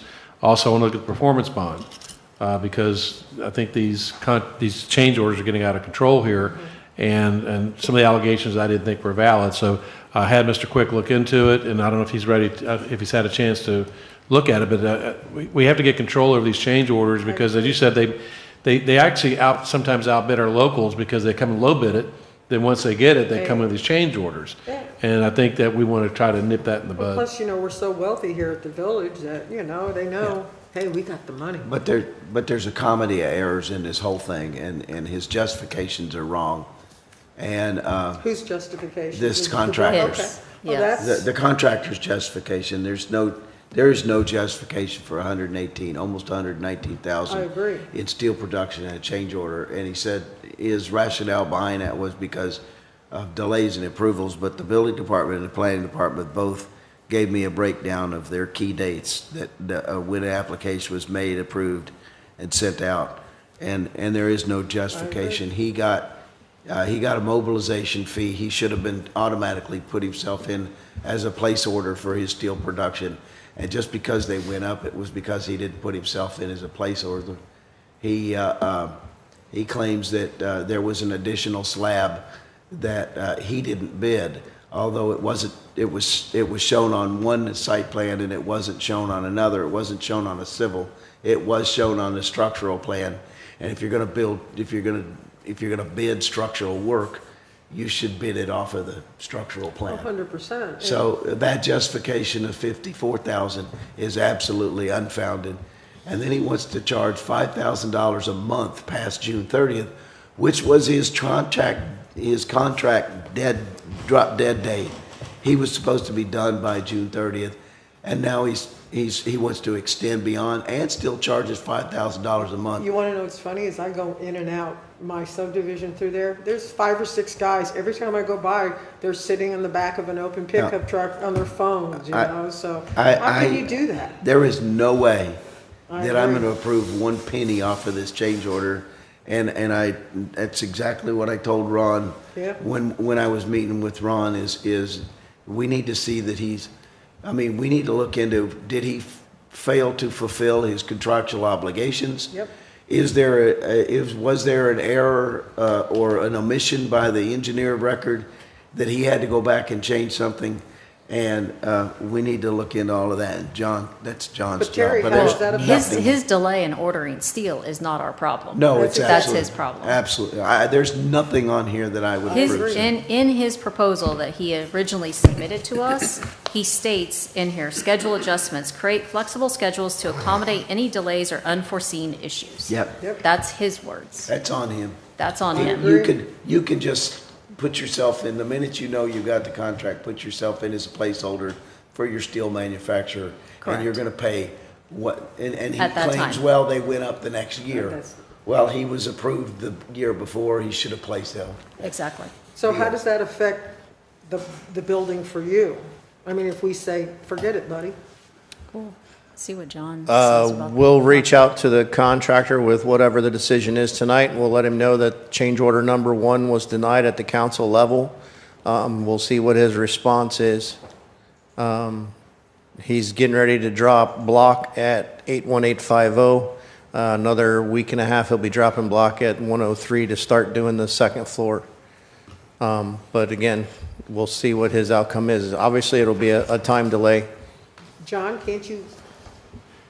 Yeah, I mean, I was asked to look into this, and we did, and I do think there is one component that is a change, and that's the doors. Those were changed, as Terry mentioned. That one we absolutely own. Yes, I mean, that is definitely a change order or a change to the project and would be a proper change order. These others, we've looked in based on everything that I've seen and been able to uncover. They're not additions or changes to the project. I mean, I would just, I think, be repeating what Vice Mayor Horton and Councilwoman Richards said in terms of the issue. So in terms of how we could proceed, like I said, I think there is one item that I think we would all agree is a proper change order related to the doors. If this item is rejected in part, and we would obviously, as Terry mentioned, we would talk to the contractor. If he refused to move forward, there is a liquidated damages provision in the contract. It would be, we would look into, trying to determine what that liquidated damages amount would be. And then if the village wanted to pursue a claim against the contractor, again, this is if the contractor refuses to move forward, then the village would potentially have a viable breach of contract and liquidated damages claim. Deb, did you want to ask anything? Yes, I didn't realize I had my mic on, but yes, I do. If we're admitting that we did not do the doors right, should or could this order be changed to the amount of the doors to move it forward? I think what we would recommend is that you just amend this to cover the $38,000 for the doors. That's what I was and then asking. nothing else. So the answer is yes. That's what we would recommend. Is that number coming from the contractor, or is that something that you verified? We got the original spec builds on the original 6 doors per building, and then we've got the revised quote, and that's the difference with the installation and the markup. So yes, that's straight from the sheets that the builder provided. So So that's that not would with be- that's not with his markup? That does include his markup. It does include his Yes, markup? sir. Anna, anything? I'll agree to the doors and that's it. He was behind All right. Steve? all along, so. Yeah, I agree with that. Pick that up, and then I'm just trying to, figure out the definition of not to exceed, because it doesn't seems to be a loose definition. Kind of self-explanatory. It ain't going over. Yeah. Okay, is there any public comment? Yes, Sue Miller. John? I guess- Oh, is it quarter till already? Oh, okay, if we're here past 11, someone shoot us all, okay? Do you want a Make a motion? motion for Excuse me? 15 Do minutes. you want a motion? For 15 minutes. Oh, Oh, okay, I I'm was so doing sorry. that. You go on, Deb. No, I was extending the meeting Okay, 15 all right. minutes, and now go back to what Okay. you were saying. Okay. That's why I was sitting back. I just, Can I make the motion? Yeah, go. Is that okay? I was going to make a motion to change this to approve a change order for $38,249 is what this says. Second. Marnie, would you call the roll, please? Wait a minute. Oh, Terry has a question. Could I make an ask, on top of that, there's also I believe it's $4,451 for the engineering to date as of the end of April. The engineer of record has done a couple of inspections since then, and he's got to do 2 more on each property once when or if we go vertical with the second floor and we drop the metal joists and we do the steel. There are 2 more inspections on the engineer record, so there would be about an additional $10,000 on engineering, not related to the change order, not related to the contractor, but related to the project. So So can it's I part of the original. modify? Don't, Part of either the one of you original asked me, so just keep talking No, at the same sir. time. I'm sorry. I'm sorry. Shut up. Go ahead. You guys are talking at the same time. One of you go. So what was your question? It sounded like a valid question, but. The money that you're asking for the engineer is part of the original contract. It is not part of the change order. It was never part of the contract. The engineer of record is working on time and materials. So can we change, see if this works? I mean, the change order is completely separate.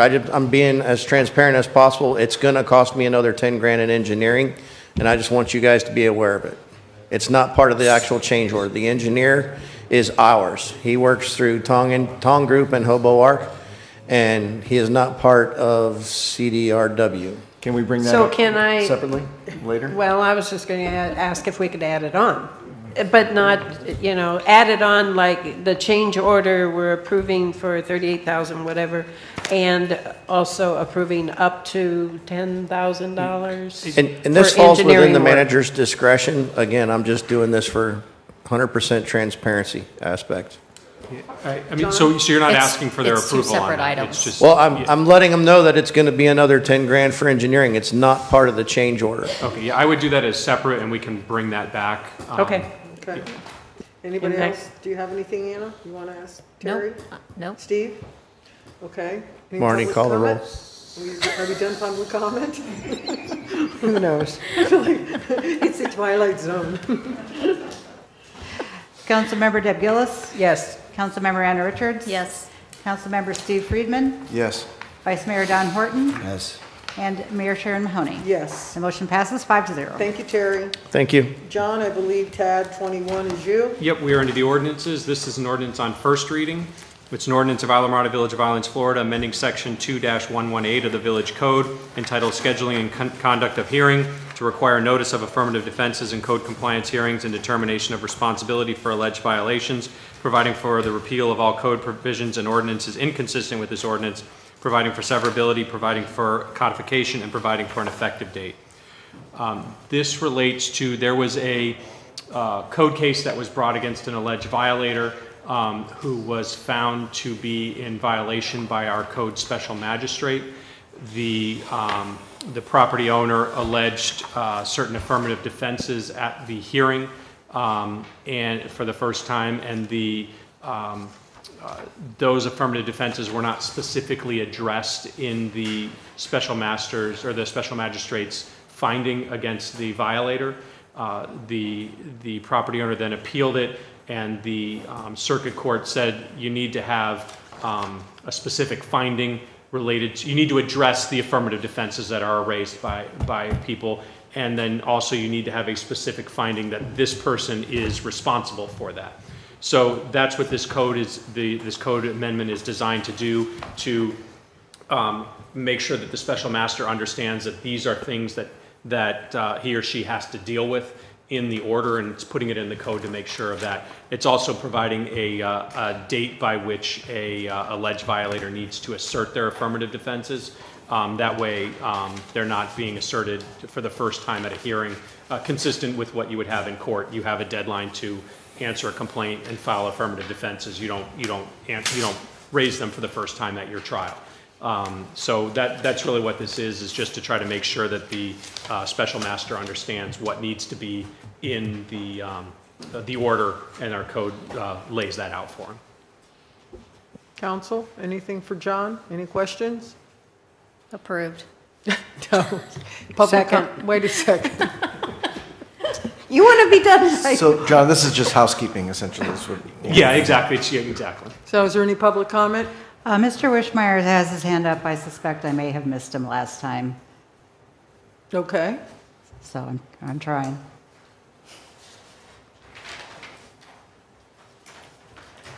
Okay, Mr. Wishmeyer, go ahead. Sorry about that.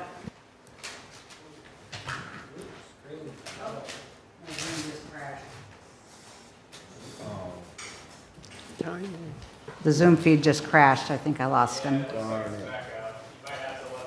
Okay. Right. It's 9-9. Okay, Mr. Wishmeyer. It's 9-9. I'm sorry, did you call me, Joe Wishmeyer? I did, and if I missed you at the last item, I am sorry. This is different. He's in bed. Yeah. Can you hear me? Yeah. We can, thank you. Oh, you're killing me. Can you hear me? Yes, our Zoom feed crashed, so we apologize for the delay. Oh, that's okay. I'm sorry, what I actually raised my hand on was the last issue. First, I wanted to congratulate Terry on his Ernest Hemingway look and tell him I'm still here. But as far as the change orders, I agree with the council and say that you ought to stick with your guns on that. And when somebody says they give you a bid, you ought to stick to it. Thank you. Thank you, Joe. Thank you. Okay, where were we? I think approving? Do we have a? Okay, Marnie. Ball's in your court.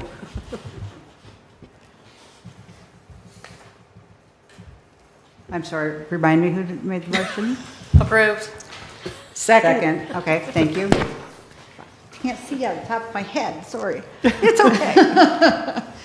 Councilmember Ann Richards? Yes. Councilmember Deb Gillis? Yes. Councilmember Steve Friedman? Yes.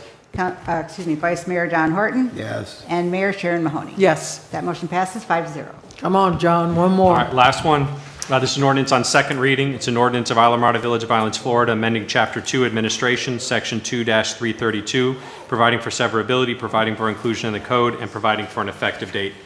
This one has to do with the appointments time period for boards and committees to make them, this was part of the uniformity that you guys wanted to.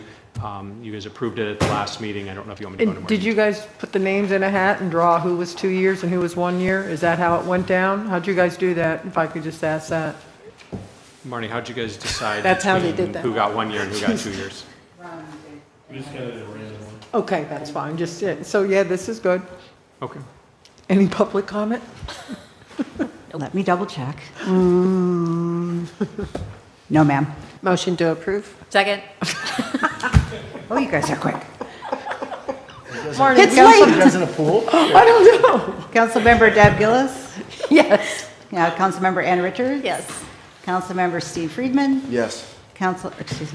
Vice Mayor Don Horton? Yes. And Mayor Sharon Mahoney. Yes. Okay, here's the quicker one. Motion to adjourn. Have a second? Third? Second. Night-night. Second, third, fourth.